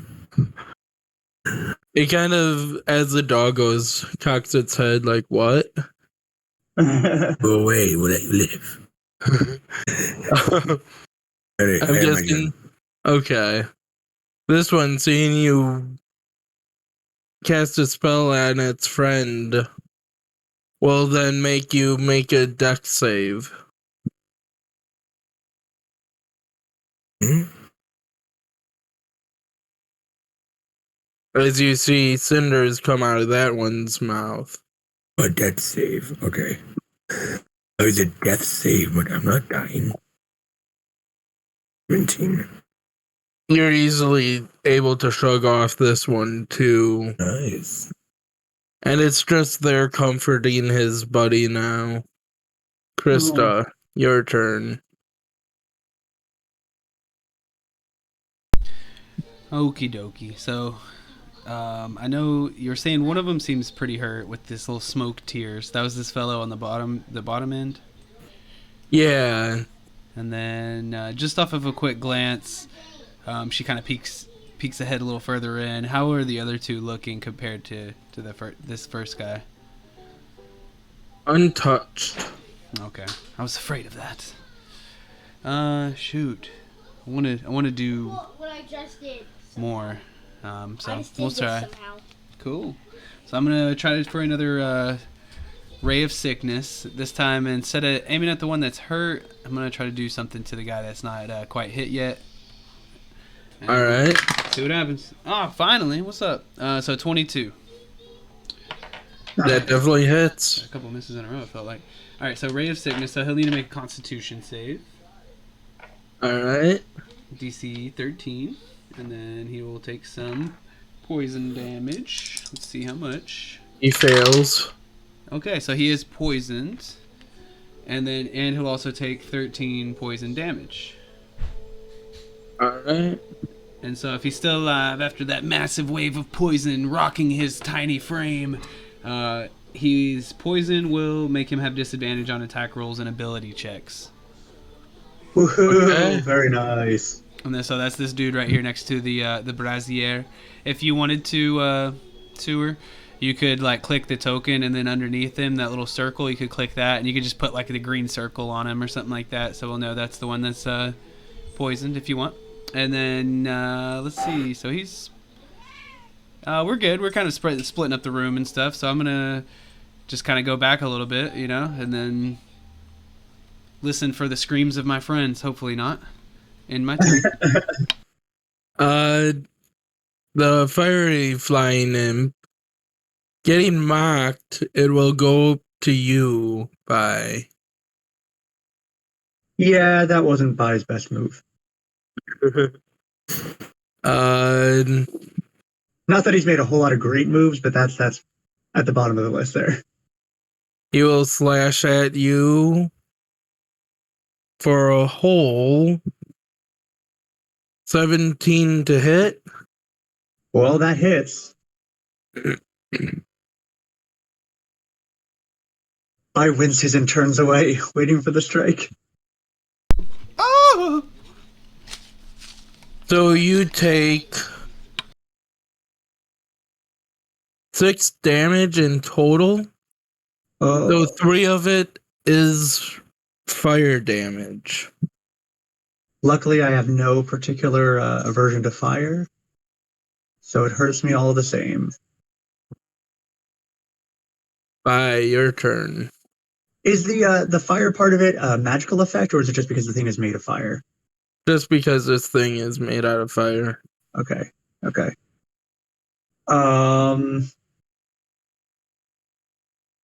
All right, it is my turn, so I will. Do I have any spell slot? I think I have 2 level 1s left. Yes.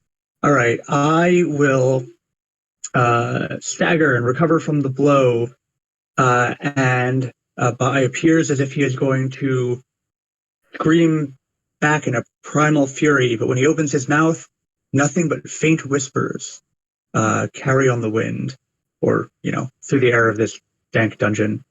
And he's going to cast a level 1 Dissonant Whispers. 13 save. Wisdom save. On the red dude. Yep.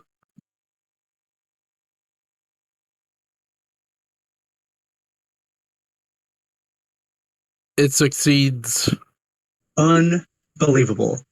So seeing it unfazed by both yelling at it and mocking it and whispering horrible eldritch things at it, he is going to throw up his arms and beg for a warm healing lavender light from his patron, and he's going to burn how many of these? Oh, we have all of them. Okay, he's going to burn 2 healing lights on himself. All right. And they're both ones. Unbelievable. His patron is disappointed. So he's only going to get 2 HP. All right. I mean, That's it was the end up. of his turn. Man, I feel like What was we that? have good characters, but we are getting into some trouble. Whew. That is the end of Vi's turn. Please have mercy. All right. The very wounded Smoke Method, wondering how he's still alive, will open his mouth and make Gaius do a deck save.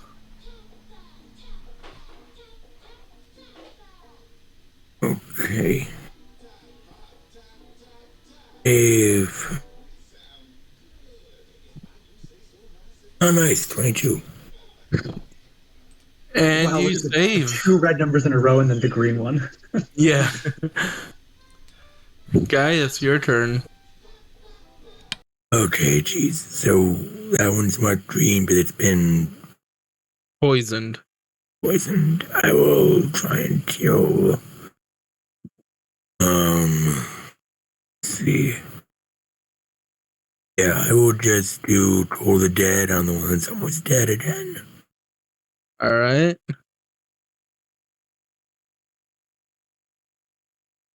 Easy 13 wisdom. And it just hears the bells. And it explodes in a Good. smoky mist. Pretty good. I'm done. All right. Wait, I have to change that. All right. The one that is poisoned and just got its buddies murdered in front of him will go at you, Gaius, at disadvantage with his claw.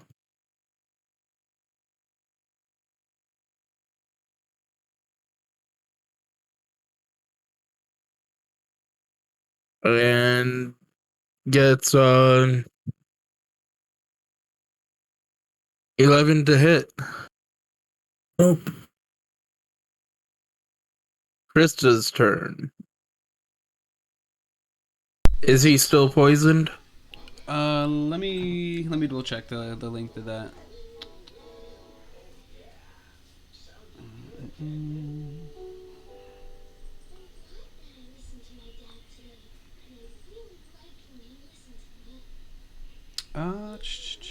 It doesn't say. This is just a quick little addendum, so my bad. I thought it'd say it's gonna take me an extra second. I'll search it up. Actually, we should be able to pull it up just on roll 20 on the little eye over to the side. I'll just do it right there. Poisoned. Alrighty, there it is. Quick and easy. Oh, it's a status effect, not Yeah, it doesn't. No, it doesn't say. Just says. Must make a constitution failed save. could say on the Oh no, spell. okay, What it's spell is poisoned until the end of my next turn. So it's technically still poisoned right now, and then as soon as I end my turn, it won't be poisoned anymore. All right, cool. So it looks like it doesn't necessarily give us advantage on it, but it's okay. I'm going to kind of rush through the fog. Gaius, you'll kind of just see Krista's slim but tantalizing form appear through the smoke, and she just has one hand reaching forward, and she grasps around where this creature's neck would be, or at least tries to. And with that shocking grasp, that's going to be an 18. That hits. So it will not be able to take reactions, and it'll also take one, count it, one lightning damage. So, excuse me. As she's rushing forward, let's see, that's 5, 10, 15, 20 feet. So I got 10 more. I guess I can't go through the thing, so. She'll come over here to give by some support, and as she's kind of leaving the area there, she'll call out to Gaius that basically you can move away if you need to. Just letting you know. And then that'll be in the turn. Wonderful. Alright, I appreciate the assist. the magma or the magma creature will look over its shoulder to see you right next to it. Oh, snap. And he will kind of just shrug and still go for the original target, but getting a 9 to hit on Nice. Bai. That's cold. That was cold right Nice. there. I scoots his tiny 2-foot frame out of the way. It's Bai's turn, but I do have to be right back. Okay.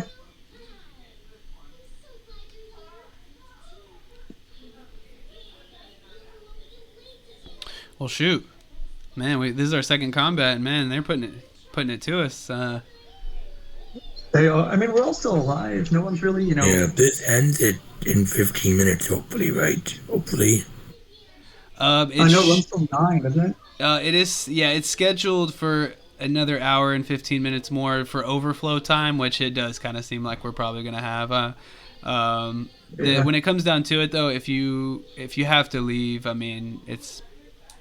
Okay, I'll see if I was going to stick around for a while after 8 my time, because like, oh yeah, 8, I'll have dinner, and it's like, oh, I might be a while. Yeah. It would if anybody ends up having to leave or whatever, it wouldn't be held against them in any way. Of course, it would just be like, we'll let you know what you received as far as rewards. Technically, I mean, if somebody missed out on like the very last little 30 minutes of the adventure, I would just give them credit for the full thing personally and give them the rewards and all that. If it was like halfway or only a couple, 1 hour, 2 hours into it, then you might not get everything, of course. But okay, we'll see what I can do then. No worries. I mean, you've been here the whole time, so yeah. I would assume we're probably at pretty close to the end. Maybe like one more encounter, And hopefully a better rolls. Yeah, I know. I was kind of holding back on. Well, for one, a lot of my spells aren't going to do anything right now, but also, I was kind of thinking, we might end up having to fight one more thing. Like I can cast like grease, for example, but all these things fly or float, so I don't think grease is going to do much. Yeah. It's like, damn it. Yeah. I'm trying to grease them back, up. by the way. Huh? I am back. Oh, okay. Hello, welcome back. Cool.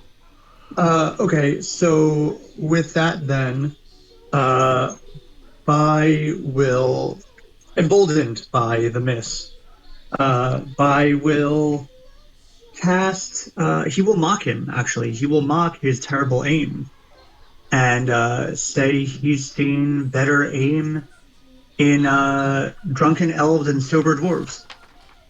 So he is going to throw a vicious mockery.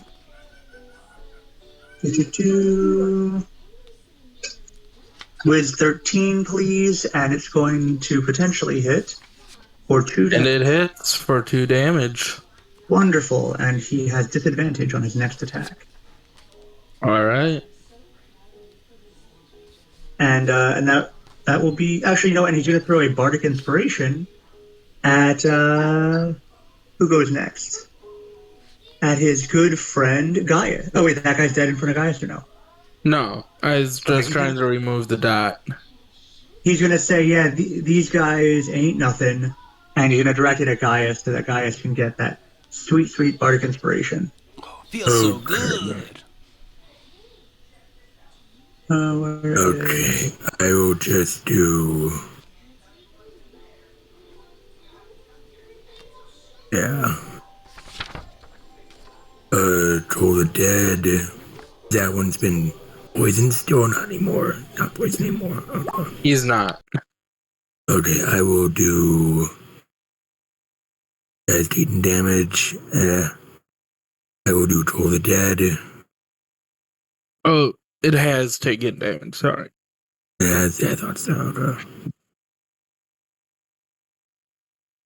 Easy 13 wisdom.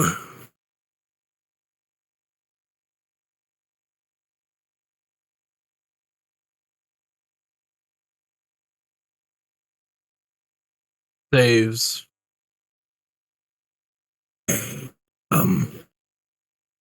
I will end my turn.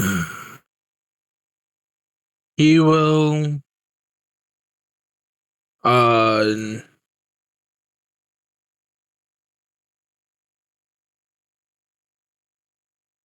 he will just slash you with his claw, or at least attempt to, and misses drastically.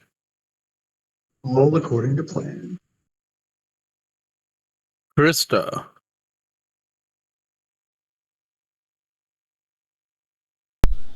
Alrighty. Sorry, talking to the wife real quick. Okay, kind of same situation as before, but hopefully I can offer by a way to move away without getting hurt. And so with that, I will just try to reach forward and grasp them shockingly. And 24, so now I'm doing better. And that's just a D8. 3 lightning damage to this dude right here in front of me. And also he will not be able to take any reactions anymore. So just till like my next turn, I guess. So with that, he'll take those 3, and then I'm going to move away. All right. I'm just gonna move like right into the smoke cloud, and then I'll stop. I'll end my turn there. Okay, and it's until the end of his next turn or yours? If you want to go ahead and continue in the turn, and then I'll tell you right now. I'm gonna look it up. Because it is the magma method, or the magma creature's turn. Right. Looking at it, it's until the... Wait, it can't take reactions until the start of its next turn. Oh, that kind of stinks. Oh, well. Well, I guess I learned something. My bad. Sorry, Yeah, bye. nice I try, tried. though. Nice try. It's until its next Bye, turn, hands which is ahead. right now. So he's like, hi, bye. yeah, Wait, my what did bad. you just do I for run up, me? I shock him, thinking I'm gonna help you, and then I turn my back and run into the smoke, not realizing that my paralyzing effect was instantly evaporated. Bye But does he- one of those like double take things back Right, and I'm like- forth from the thing in front of him to the smoke cloud. I'm like, As didn't you that just look- happen? As you look back, you see a claw rake and feel a claw raking against your mage armor, but misses. Whew. Bye, your Uh, turn. Bai is surprised actually that he's in fact still alive, and he is going to he is going to flip to a different page in his notebook, and he's going to speak in primordial. He's actually going to speak in Ignan, so that the thing can understand him. And he's going to he's going to muster up all the menace he can, and he's going to say, "This doesn't end well for you." And he is going to mind sliver the creature in front of him, which is a 13 Intel. intelligence save. Yes, and if somebody could be so kind as to roll me a 1d6. Oh. So I'm guessing he takes 5 damage. Yes, he does, and he gets the next time he has to make a saving throw. I'm not sure if it's saving throw or ability check, but I know it's at least saving throw. He has to subtract 1d4 off of whatever the result is. Oh, it doesn't matter. He's dead. Oh, nice. Whew. Oh, I killed him with menacing words. That is delightful. You kind of see him grasp his head, and he's just kind of shaking and compulsing, and then he explodes. I'm sorry, but you must make a DC or a dexterity saving throw. Oh, no. One moment. Actually, can somebody just roll me a 1d20 and add 3? Got a 21 for you. Beautiful. Thank you. Better than mine. You still take 4 points of fire damage though. No problem. As he explodes magma on I you. doesn't even mind the singed hair or the slightly damaged clothes because he's still dressed up. He's feeling himself after exploding that thing with a threat. All right, Gaius, it's It's your turn to get a kill. Hopefully, I will just say YOLO, and I will just do what's it called? Inflict wounds. 21 All right. and 17. Please die. You actually got the kill. Congrats. Okay. How do you want to Okay. do this? I'll just rip off its head. Okay. Okay. He says out loud, "Please die," as he rips off the head. As that one dies, you see a shimmer on the door and sparkles fade the enchant that was on it. Good lord. You see Krista step out from the smoke. I guess we did it.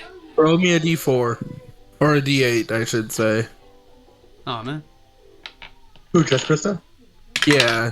I As get she's stepping out of the cloak or the smoke. I got a full 8. Alright, you move right here. Okay. Oh, A little that's fine. disoriented, I step out. I guess we did it. And I think the way's free now. Shall we go forward, or do you guys need a moment? I'm fine. Yeah, Bai's just going to snap his fingers and prestidigitation the singe marks out of his like the soot off of his clothes, and just dejectedly examine the tears and the holes. But he shrugs his shoulders and says, "Yeah, I mean, might as well." Don't worry, we can replace your cloak. Seems like you could probably find anything in this city. Let's mage hand the door. Okay, we'll mage hand the door open. Yes. You open the door and you see the next area. All right.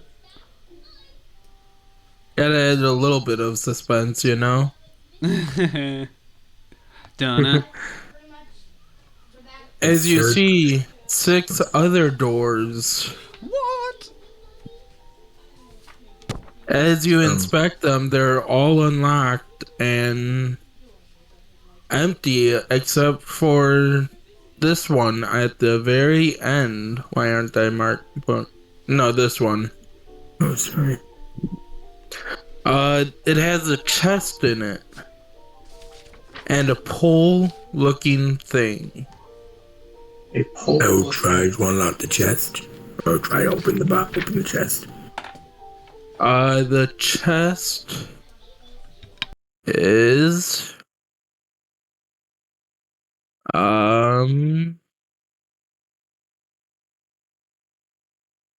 locked.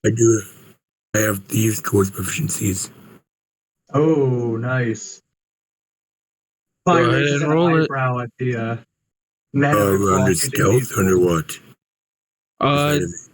Sleight of hand, usually. Yeah. Right? Then guidance myself. 13.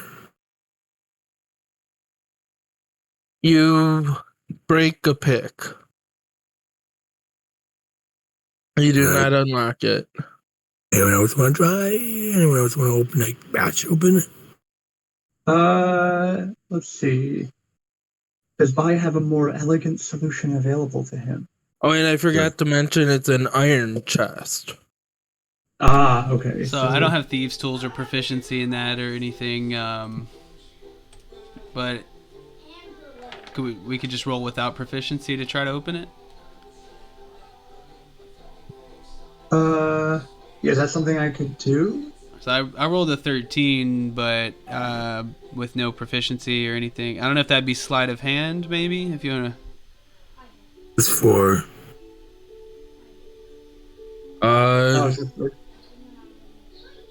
I'm guidancing you.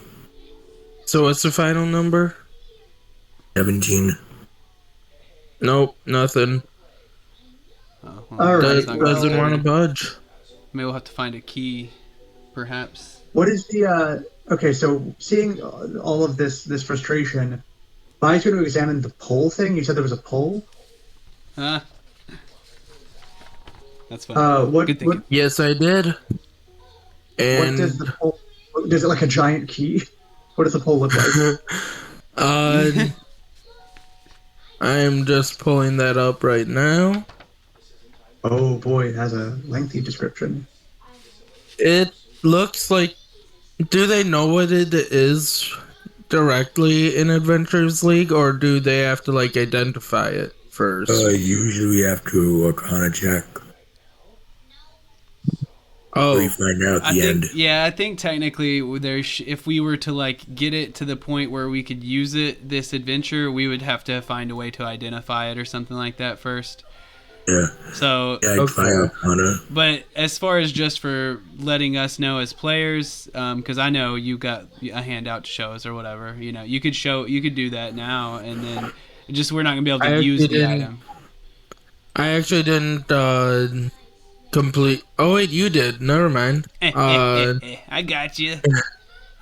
Uh, Yeah, I I'd was try being sneaky on that Arcana one it. yesterday. I did that. so for now, it's just a piece of pale white wood capped with a falcon made of silver. But it Does it seems in any special. way look like it could fit in as a key into the box? No, it does not. All right. You guys can roll when I- an Arcana check if you want. Oh, absolutely. Oh yeah, He's gonna sprint so hard at that's this one thing, of them. That's one of my and he's not specialties. with his friend. A 19. Oh, we know what this is, boy. What is yours, Krista? I had a 21. Gallus, as you look at this, you're about to say what it is, but Krista goes, "Oh, that's a staff of charming." Oh, I've always wanted one of those. Not that I have a problem turning the boys' heads, but yeah, that would surely do it. Oh, not that. Cancel. Show it to players. There's a handout in the thing that I'm not sure if I'm sharing or not. And so if you'll have to go to edit, and then where it says just your name, just exit out and put all players. You can leave it just you for the editing, but for the who can see it, you can, yeah. And we can see it now. There it is. Very cool. Wait, where is it? It'll be in your handout screen now on the I the thought it right was tab. okay, I see. Yep. Yeah. Yeah, I got it. Nice. Say that. D20. Or do. Of D&D Beyond, I mean. Achievement by a bard. Yep. Bard, Very cool. cleric, druid, sorcerer, warlock, all of you guys. Nice. Well, heck yeah, that doesn't happen too often. We all can benefit from it. Nice. Yeah. Okay. So who's holding on to it until we're done? I guess Bye- Gaius is bye- the one that's finding it. It's okay with me. Sure. Bai flicks the hair out of his eyes and says he doesn't need to be any more charming. No. Someone else. Okay. So Bai addresses the group. If we can't get this chest open, can we lift the chest? How heavy is it? It's made out entirely of iron. Is it like large? Like, could we lift the iron chest? It would Like, probably even when we- require 2 people. Well, so the question is if we have 10 minutes and we can physically lift the chest off the ground, Bai thinks he has a solution so that we might try to open the chest later. He can cast Tensor's floating disc as a ritual. So if he has 10 minutes, he can carry up to 500 pounds and it'll just float behind him.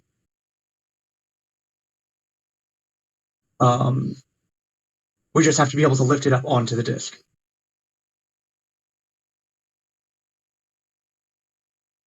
Is that something we can do?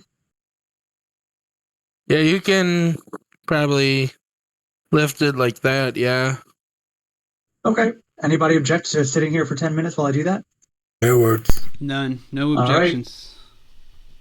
All right, so Bai starts flipping through his notebook, and he finds an appropriate page, goes aha, and begins to recite the poem contained within. And the poem, unfortunately for everyone who has to hear it, is 10 minutes long and very dry. But at the end of the 10 minutes, shimmering circle appears horizontally in the air, and he says, "All right, boys and girl, let's lift this chest. If you guys would do the honor." Do we have to like check for it, or can we just lift the chest? You can just lift it. Yeah, the strength of all three of us. We can do this. All right. Even so if it's a now couple of our dump someone- stat. Yep, that's fair. Okay.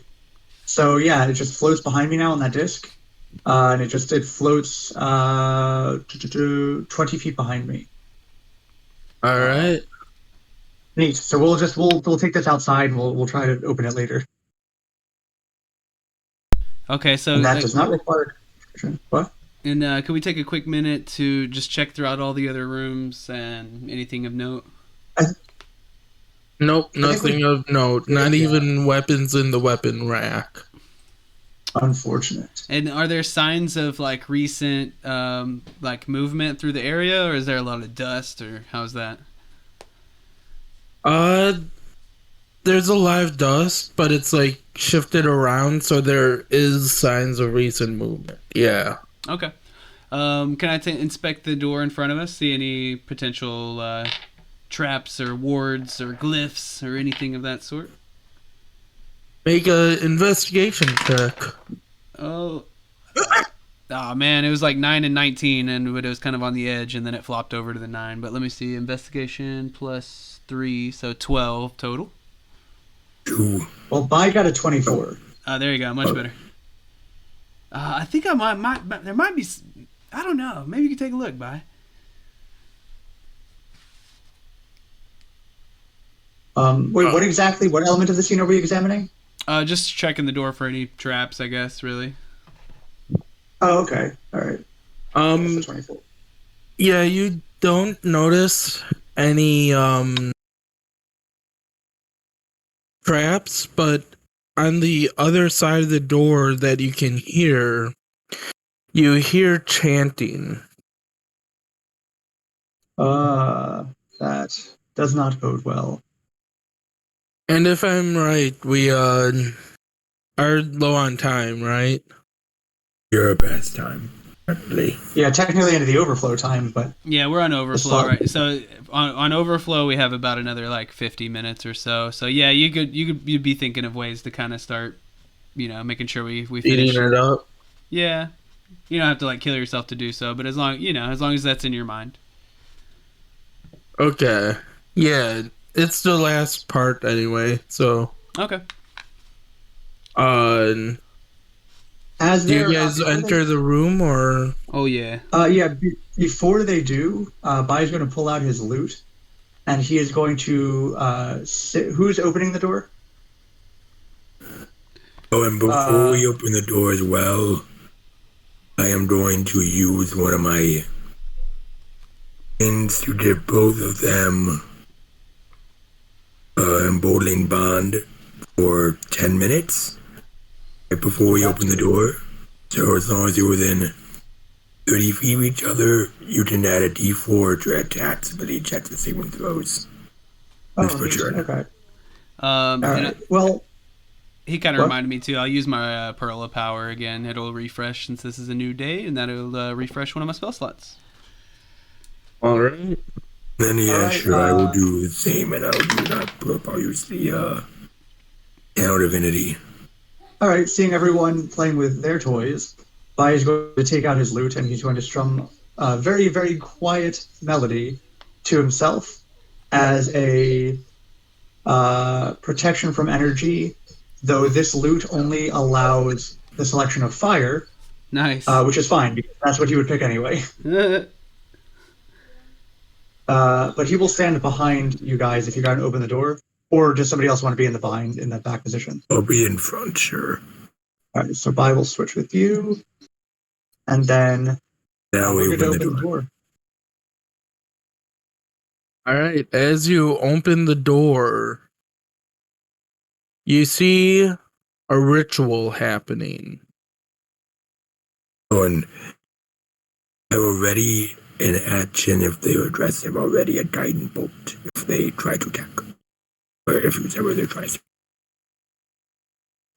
I forgot to zone in the tokens, but that's fine. You see 5 cultists chanting, and then a figure looks up at you guys, and you recognize her as the refugee. Oh no. And the But refugee, the This isn't a refugee farm. says, "Thanks for your help of returning my power. Now, Now, she gestures to one of the cultists, and in the middle of the cult or the chanting circle, you see a suit of armor, kind of like Iron Man styled. Oh boy. As and the cultist that she gestured to is kind of like nervous now, and 2 of the other cultists kind of step up and go behind him and start pushing him towards the armor. Sacrifice. And Sacrifice. as soon as he steps in, he starts screaming Oh, God. in pain. And then the armor by itself closes in, and he starts howling. And you guys just smell burnt flesh, hair, clothes. Ooh. Just nastiness. And then the refugee presents herself. Let me introduce myself. I am Ravia. And your help has helped the fire cult. Oh.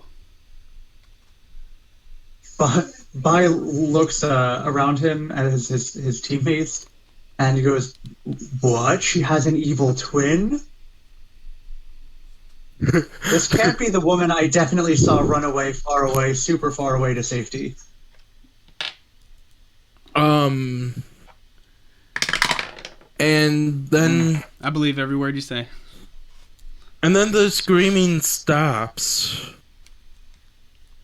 And you hear, or you see just a flash of flame fill the room up until, like, it stops, like, right here. And all the cultists are now dead Sheesh. from the Whoa. flame. Oh. Even Ravia. Oh, wow. That's good. But there's this thing standing in the middle of the circle. They have drank the Kool-Aid. Bai shrugs and says, "Guess she just has a habit of disappearing." Initiative. All right. Oh boy. Sheesh. This seems like a... Let's see. Oh, nice. 21. Come on, Bai. You really Ooh, know how that's to nice. Yeah, turn the heat up on us. Gaius and Bai are so ready. Wow. Oh, that's a terrible initiative for me. I'm just flip-flop flabbergasted. Flapjack flabbergasted. What's your dex? Krista. 1 + 1. What's the total score? 13. Okay, you'll go before this creature. What it do?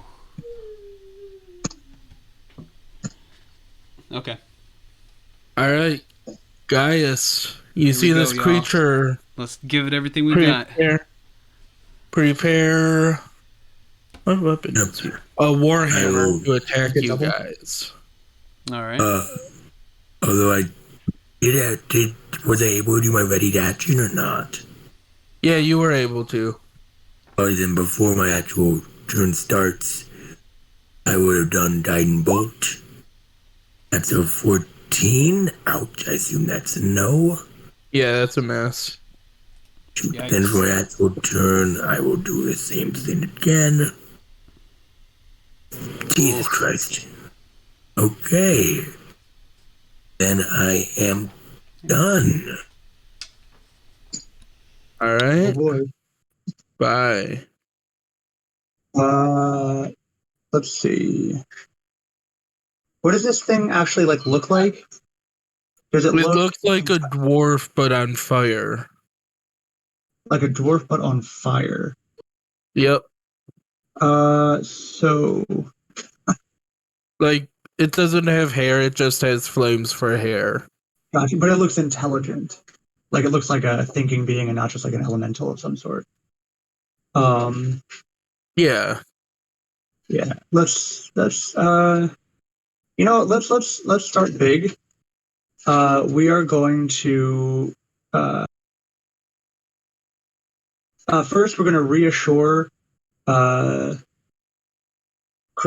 that despite her taking a second longer than the rest of us, she is very capable as well, and he is going to throw. One second.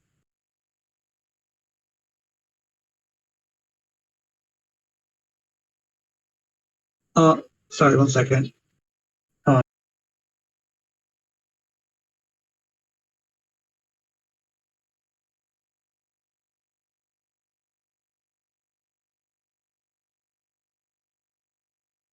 So sorry about that. So he's going to reassure her, and he's going to throw her a bardic inspiration, the last one he has. Then he's going to use his action to flip to his favorite page and guiding bolt the abomination in front of him.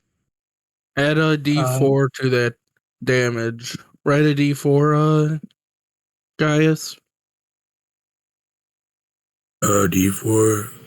Yes, Is it a D4 to everything or just attacks? Attacks, saving throws, or ability checks once per Oh, this turn. is a spell. Okay, so spell attack counts. Okay, so the 17 with 19 damage. Please tell me that is. Wait, no, I think it's 2-hit, right? Not the Oh, it's 4 actual to hit. damage. Oh, okay. Well, even better. That's fine. So it's Either way, 21 to it's hit. good damage and a hit, so he takes 15 damage. Sounds good to me. And he had whoever hits him next has advantage to their attack. Nice. Because somehow, despite being on fire and giving off light, he now also glows with a lavender glow. And has advantage on the next attack on him. Yep.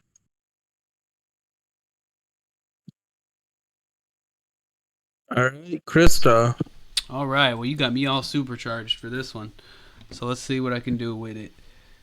Somehow I'm thinking my burning hands is probably not the way to go.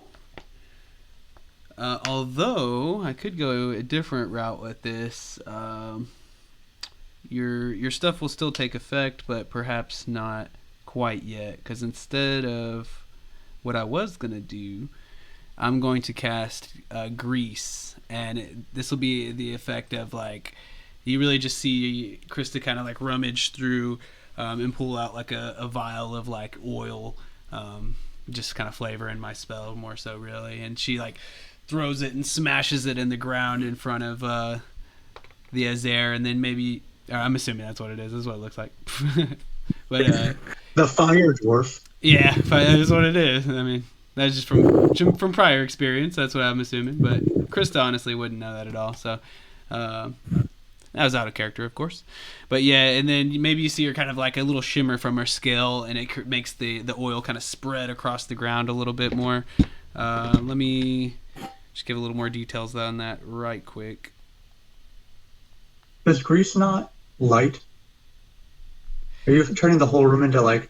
No, I don't think it will. I Something- kind of like to flavor it like because she's like a pirate, so she'd be like throwing a vial of oil or something. But in reality, it's probably not going to be flammable. But let me double check. Difficult terrain. Yeah, it says so. And is it standing in the 10-foot It's a square? 10-foot square. So yeah, let me see if I can draw that 10-foot. So that'd be a 2x2 basically. So I do want to hit him with it already. So I'm gonna do it right here, and so he should already be. Oops, drew another one on accident. Ah, sorry. They're So he must multiplying. make a dex save then. Okay, so yes, he will have to make a dex save or fall prone. And that will be my action. Does he start when he starts that turn? Yeah. I think it's both. When a creature that enters the area or ends its turn there. Okay. But also, if when it appears, if it's already in the area, he still has to take it. Okay, that's what I was trying to get at. Right. So he won't have to do it again though on his turn unless he moves out of it, I suppose. He saves. Okay. Well, it He is will. not wrong. It's still difficult terrain if that matters. And shoot, yeah, I guess that'll be it for her. I'm gonna potentially put myself at some danger, but try to spread us out too in case he wants to hit us with an area attack. Okay, that's it for me. All right, the Azer, Fire Dwarf, will actually move right here, which he has to make another dex save.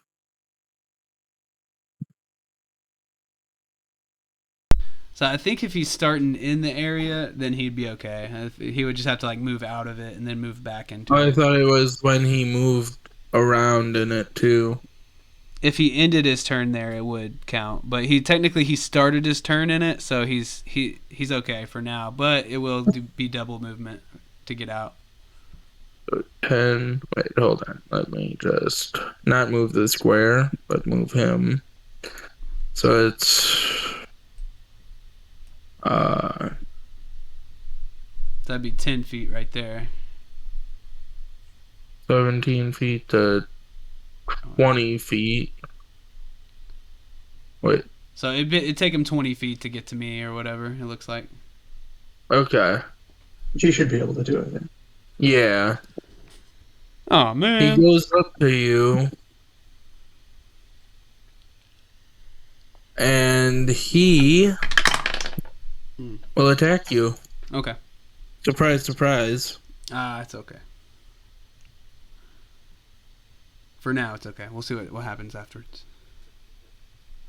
It's still holding. You guys can see now that it's holding a shield. Okay. Oh my god, that would have been okay. So it's holding a shield and a warhammer in the other hand. And as he comes up to you and swings, he's still got some grease on his feet, and he slips a little bit, making a dent into the ground by your feet.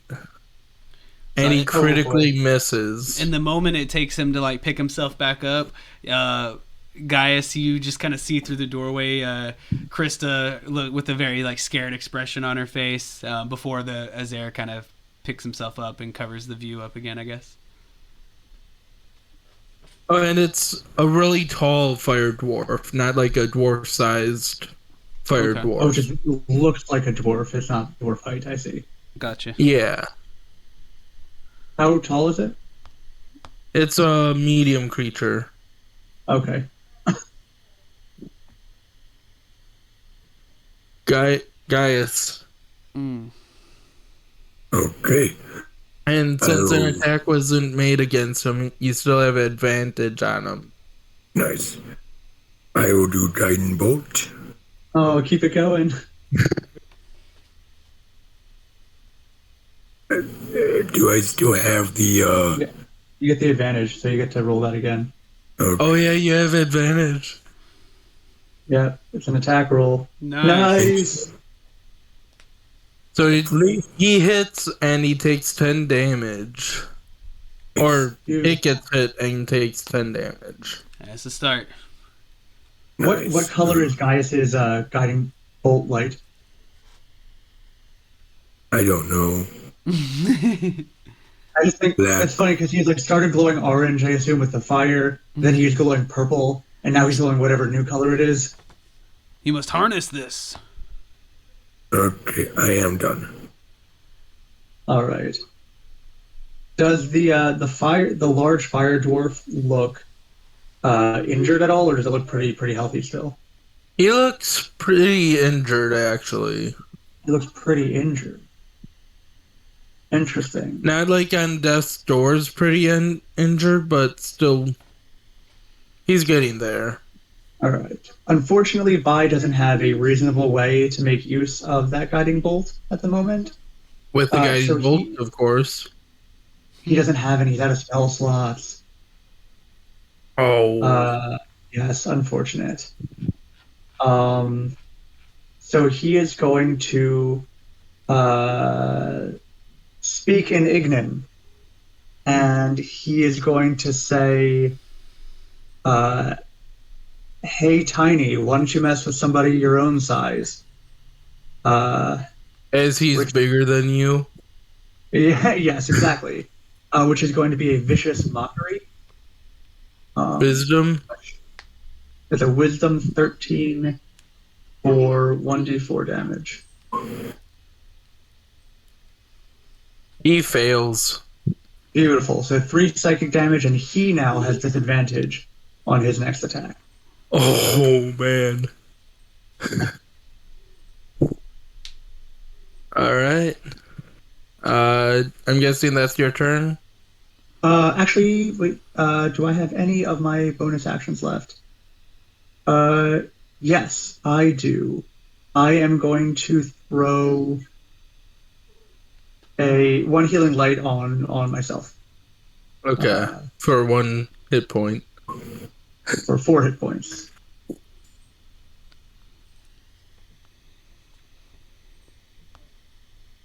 There we go.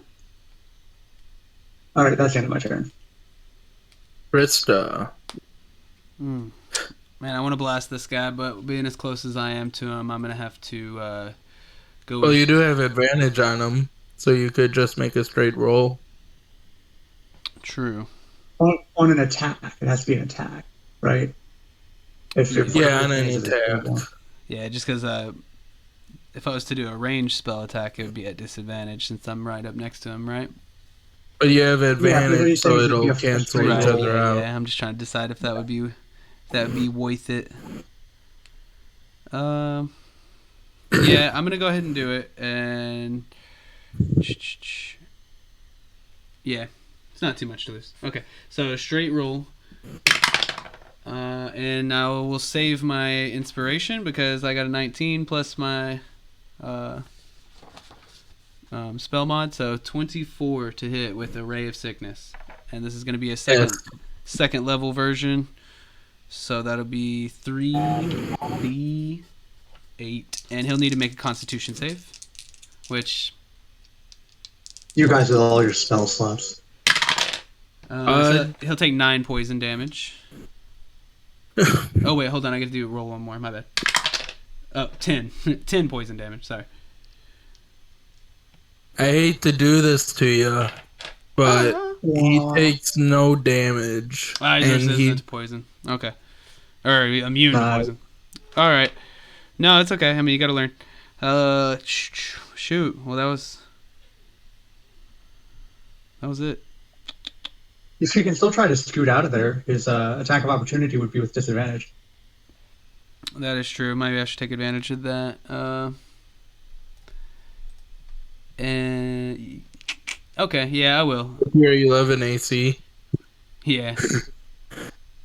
It's up to you to try. I mean, Yeah, I'm guess going it is to. technically Let's see. So fun.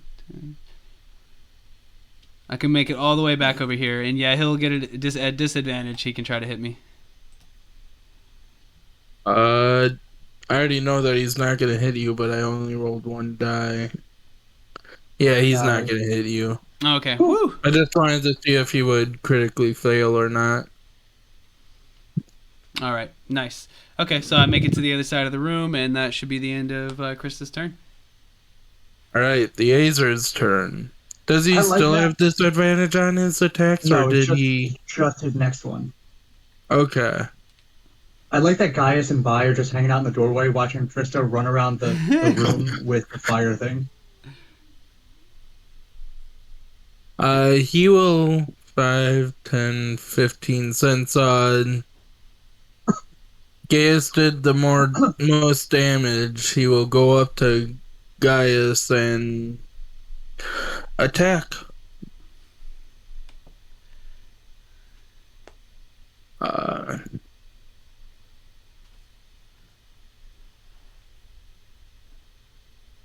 With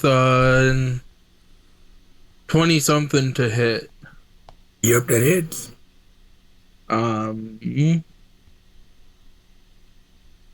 So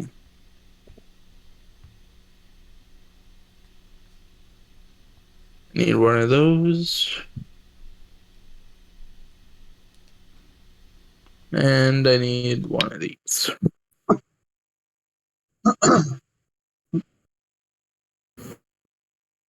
14 points of damage. I almost Oh boy. did that. Oh, it's a fuck.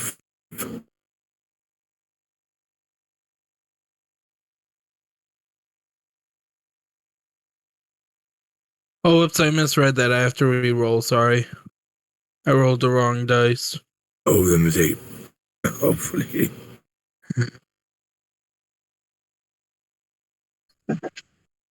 8 points of damage. Oh, okay. Ooh. And 6 of it being fire. That's fine.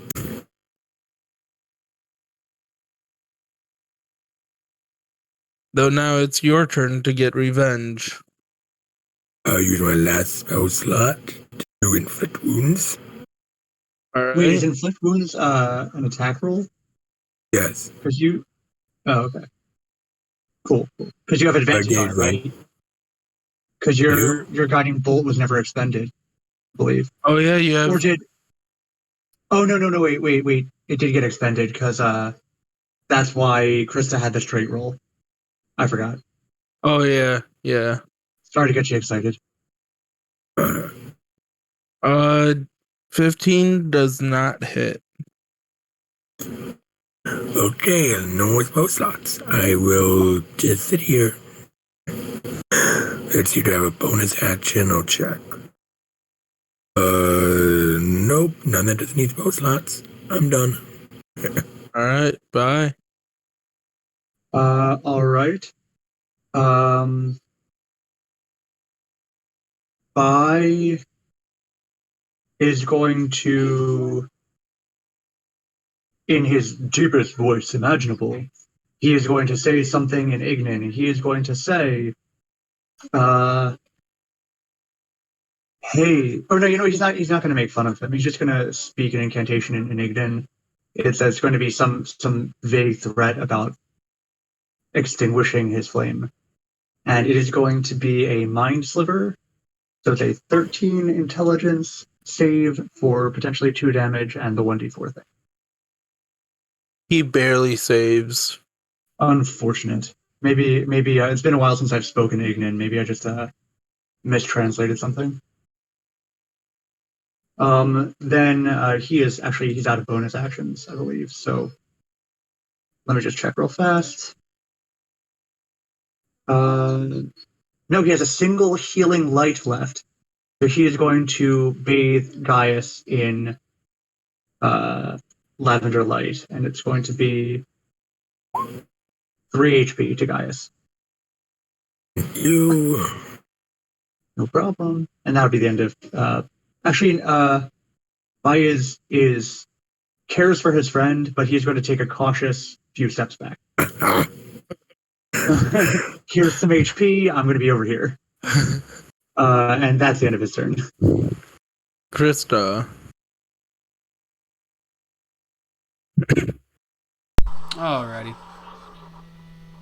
I kind of want to try to give us a bit of an advantage if possible. And so instead of running up and attacking quite yet, she will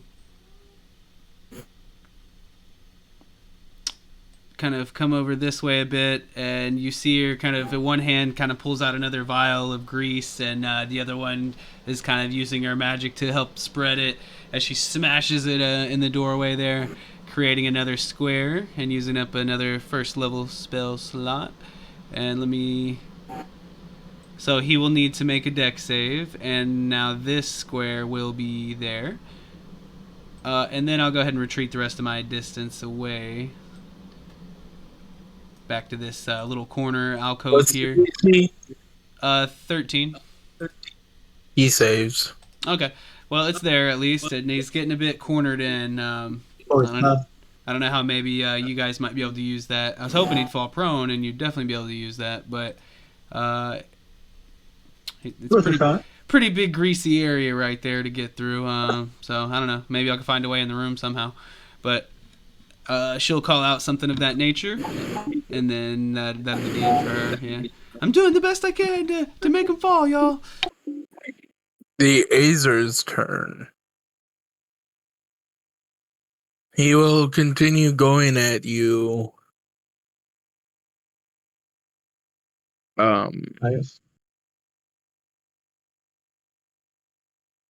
With getting 14 to hit. It does not hit.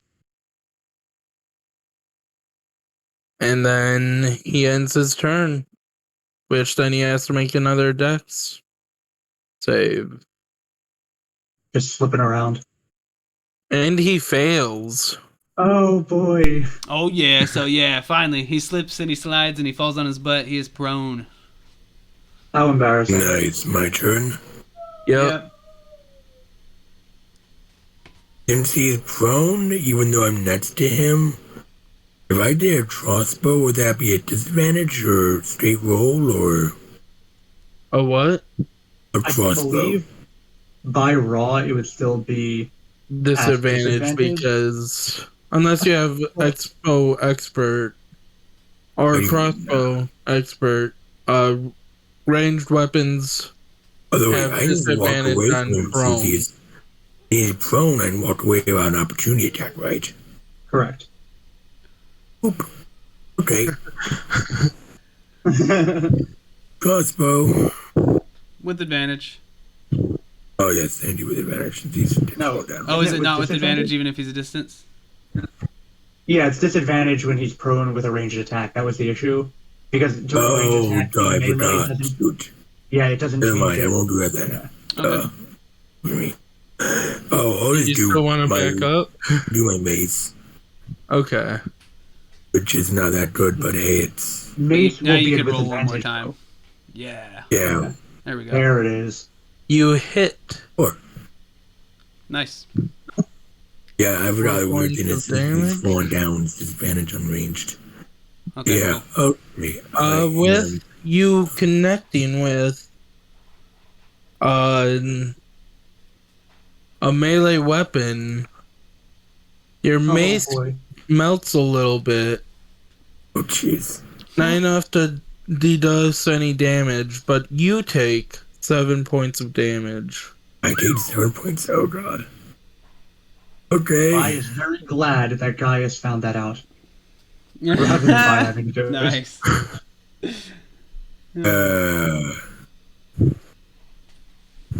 You still got movement, and you don't occur in an opportunity attack. Yeah, I will walk away. I will run this way. Let's see, how far is that? You can move to about there. I have 30 feet. Oh, wait, that was 5, 10, Yeah. 15, 20, 25, 30, 35. Oh, I think the pointer and the scale is Oh, off. fair enough. I'll be there. That works. All right. Is that your turn? Yep, I'm done. Bye. All right. Um, Bai is not using. Bai is feeling emboldened by the fact that the mace hurt the thing and that it's still prone. And he remembers that he is not carrying an ordinary weapon. And from the belt from his hip, he draws a small gnarled club that it looks like a shillelagh, but the knob at the end is shaped in the shape of a rabbit's head, and he pulls it from his belt and he charges forward and he raises the club in the air and he says an incantation, which is a convenient bonus action, shillelagh, and he is going to slap that shillelagh down as With crit. as the club grows to twice its size, unwieldy in the tiny gnome's hands. He crashes down on the fire creature, and I'm not even going to roll the advantage because he just crit. How do you want to? Or I should say, he is dead. Yeah, so he ran forward. The club grew, and he just smashed it down into the stone. I assume stone floor. But on the Azer's last thing while he's alive, since you melee attacked him, you take 1 point of fire damage because you have that resistance on you. Yes, beautiful. 1 point, no Nice. problem. And that is it. We did it, boys. Okay, let's search the room for treasure. Not you, boys. Yeah, just quickly wrap things up. You find a key on Ravia. Refugee. Yes, gotcha. And I assume that opens our chest. Yep, it opens your chest. And in that chest you find a journal. If you guys want to read it. Yes, absolutely. Bai would be all about that journal. 2 pages make reference of a devastation orb. She didn't know much about it other than it can conjure up like destructive properties of like a firestorm or even a volcano. Sheesh. Another page describes her plans to receive cargo in Elmwood and transport to Mulmaster, which the timetable fits the destruction of Elmwood during Ravia's visit. We have solved the mystery. I thought she was going to be a good person. She was so bad. Bai agrees. Definitely did not at all see her dissolve into ash before his very eyes. Several entries mention a plan to forcefully recruit worshippers of the Eternal Flame through a magical staff and a ritual circle. Early experiments resulted in complete annihilation of the subject's consciousness, but later entries indicate that the process has been perfected. And there's another entry that references a pet hawk take that however you will. Wait, do you mind Okay. repeating that last sentence? Sorry about that. The last entry mentions of a pet hawk. And if you guys don't realize or remember, the secret police are called the Hawks. A Ah, pet called the there's a Hawks. Got you. mole. Right. They're under their thumb. There's at least Okay. one double agent. Okay. I'm sorry. I'm just tired. What was in the chest besides that? The other stuff in the chest I'm sorry. were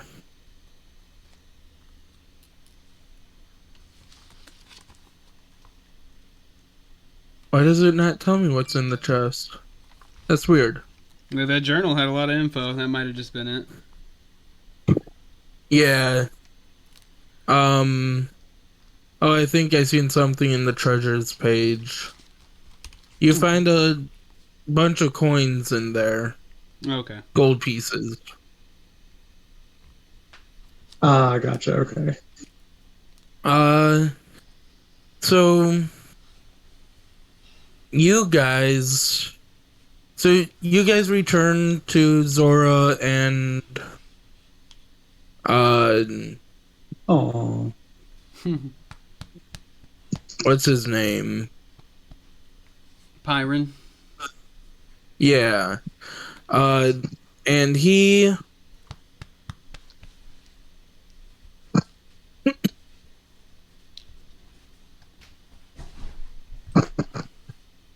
and he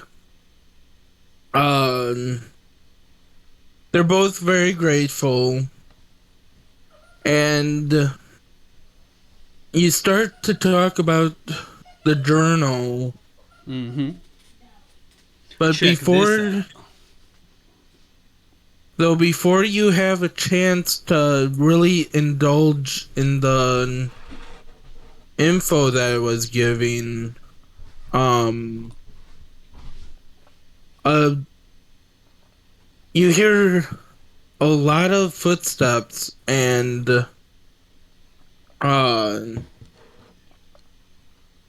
you look to see one dude in front of 15 members of the Hawk, as Zora says.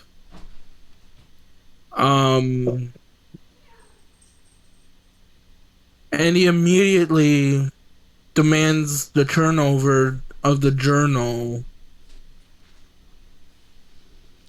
that sounds suspicious. He immediately demands the return of a journal that implicates Hawks.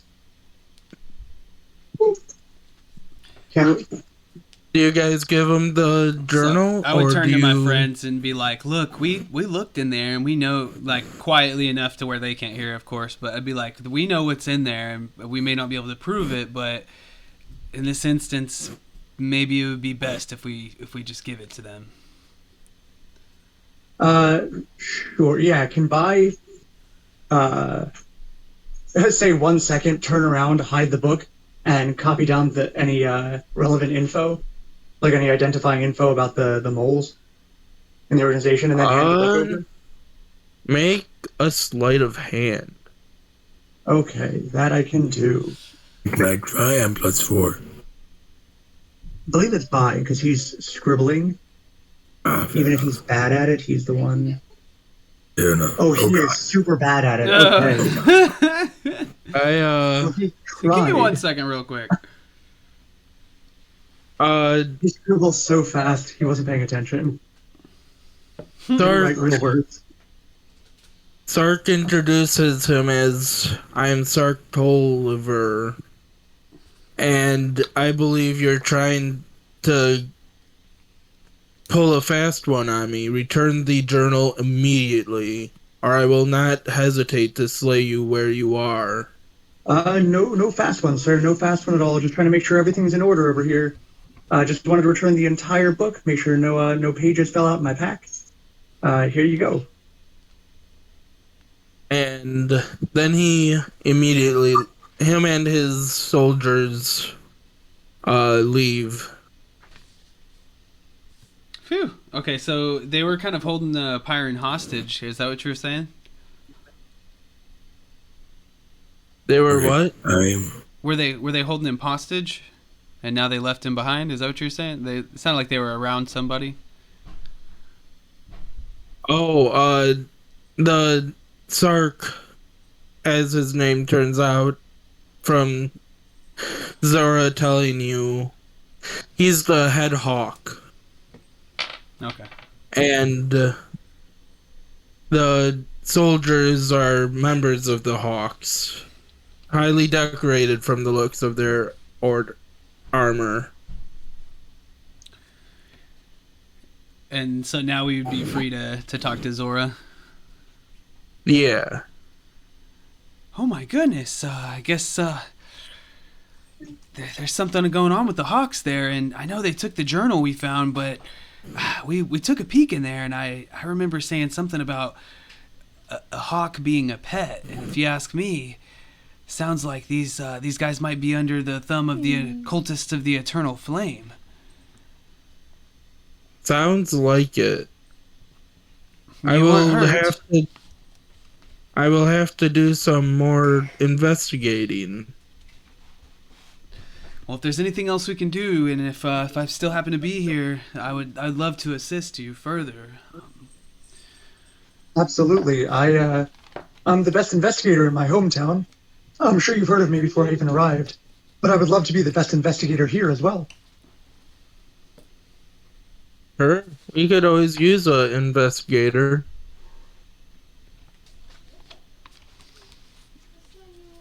Alright. Whatever help you guys would be willing, we will gracefully take it. Yeah, and I So, just take some time to relay whatever last minute info we found, and Yep. And she thanks you for it. I'd be but, like, well, I'd like to stay in your manor again, but maybe next time. next time. But above, guys, let me know what we all got as you move. Let's doing our dialogue. Bye, guys. Have a good night. All right, good Have a night. good night. Yeah, we'll make sure the session logs gets posted in the Discord so you can see it. If you got a quick second, I could probably give you some of it. Looks like a level if you... Oh, You no, already he's gone. left. You already left. He's gone. Okay. Yeah, you left. All right, no worries. Go away, son. Is that the end though? Yeah. So you guys got the Staff of Charming. 500 gold pieces. Split between No, the three of us? 450. I'm sorry, 450 split between everybody. So 150, nice. That's a And good payday. So it helps 10 to be a small party then, huh? Yeah, yeah. I'm gonna go ahead. And then Sorry to what? interrupt you real quick, but I'll go ahead and end my stream. So thanks for anybody that checks this out. Yada yada yada, and we'll be back very soon for the next one, of course. And just for you guys, of course.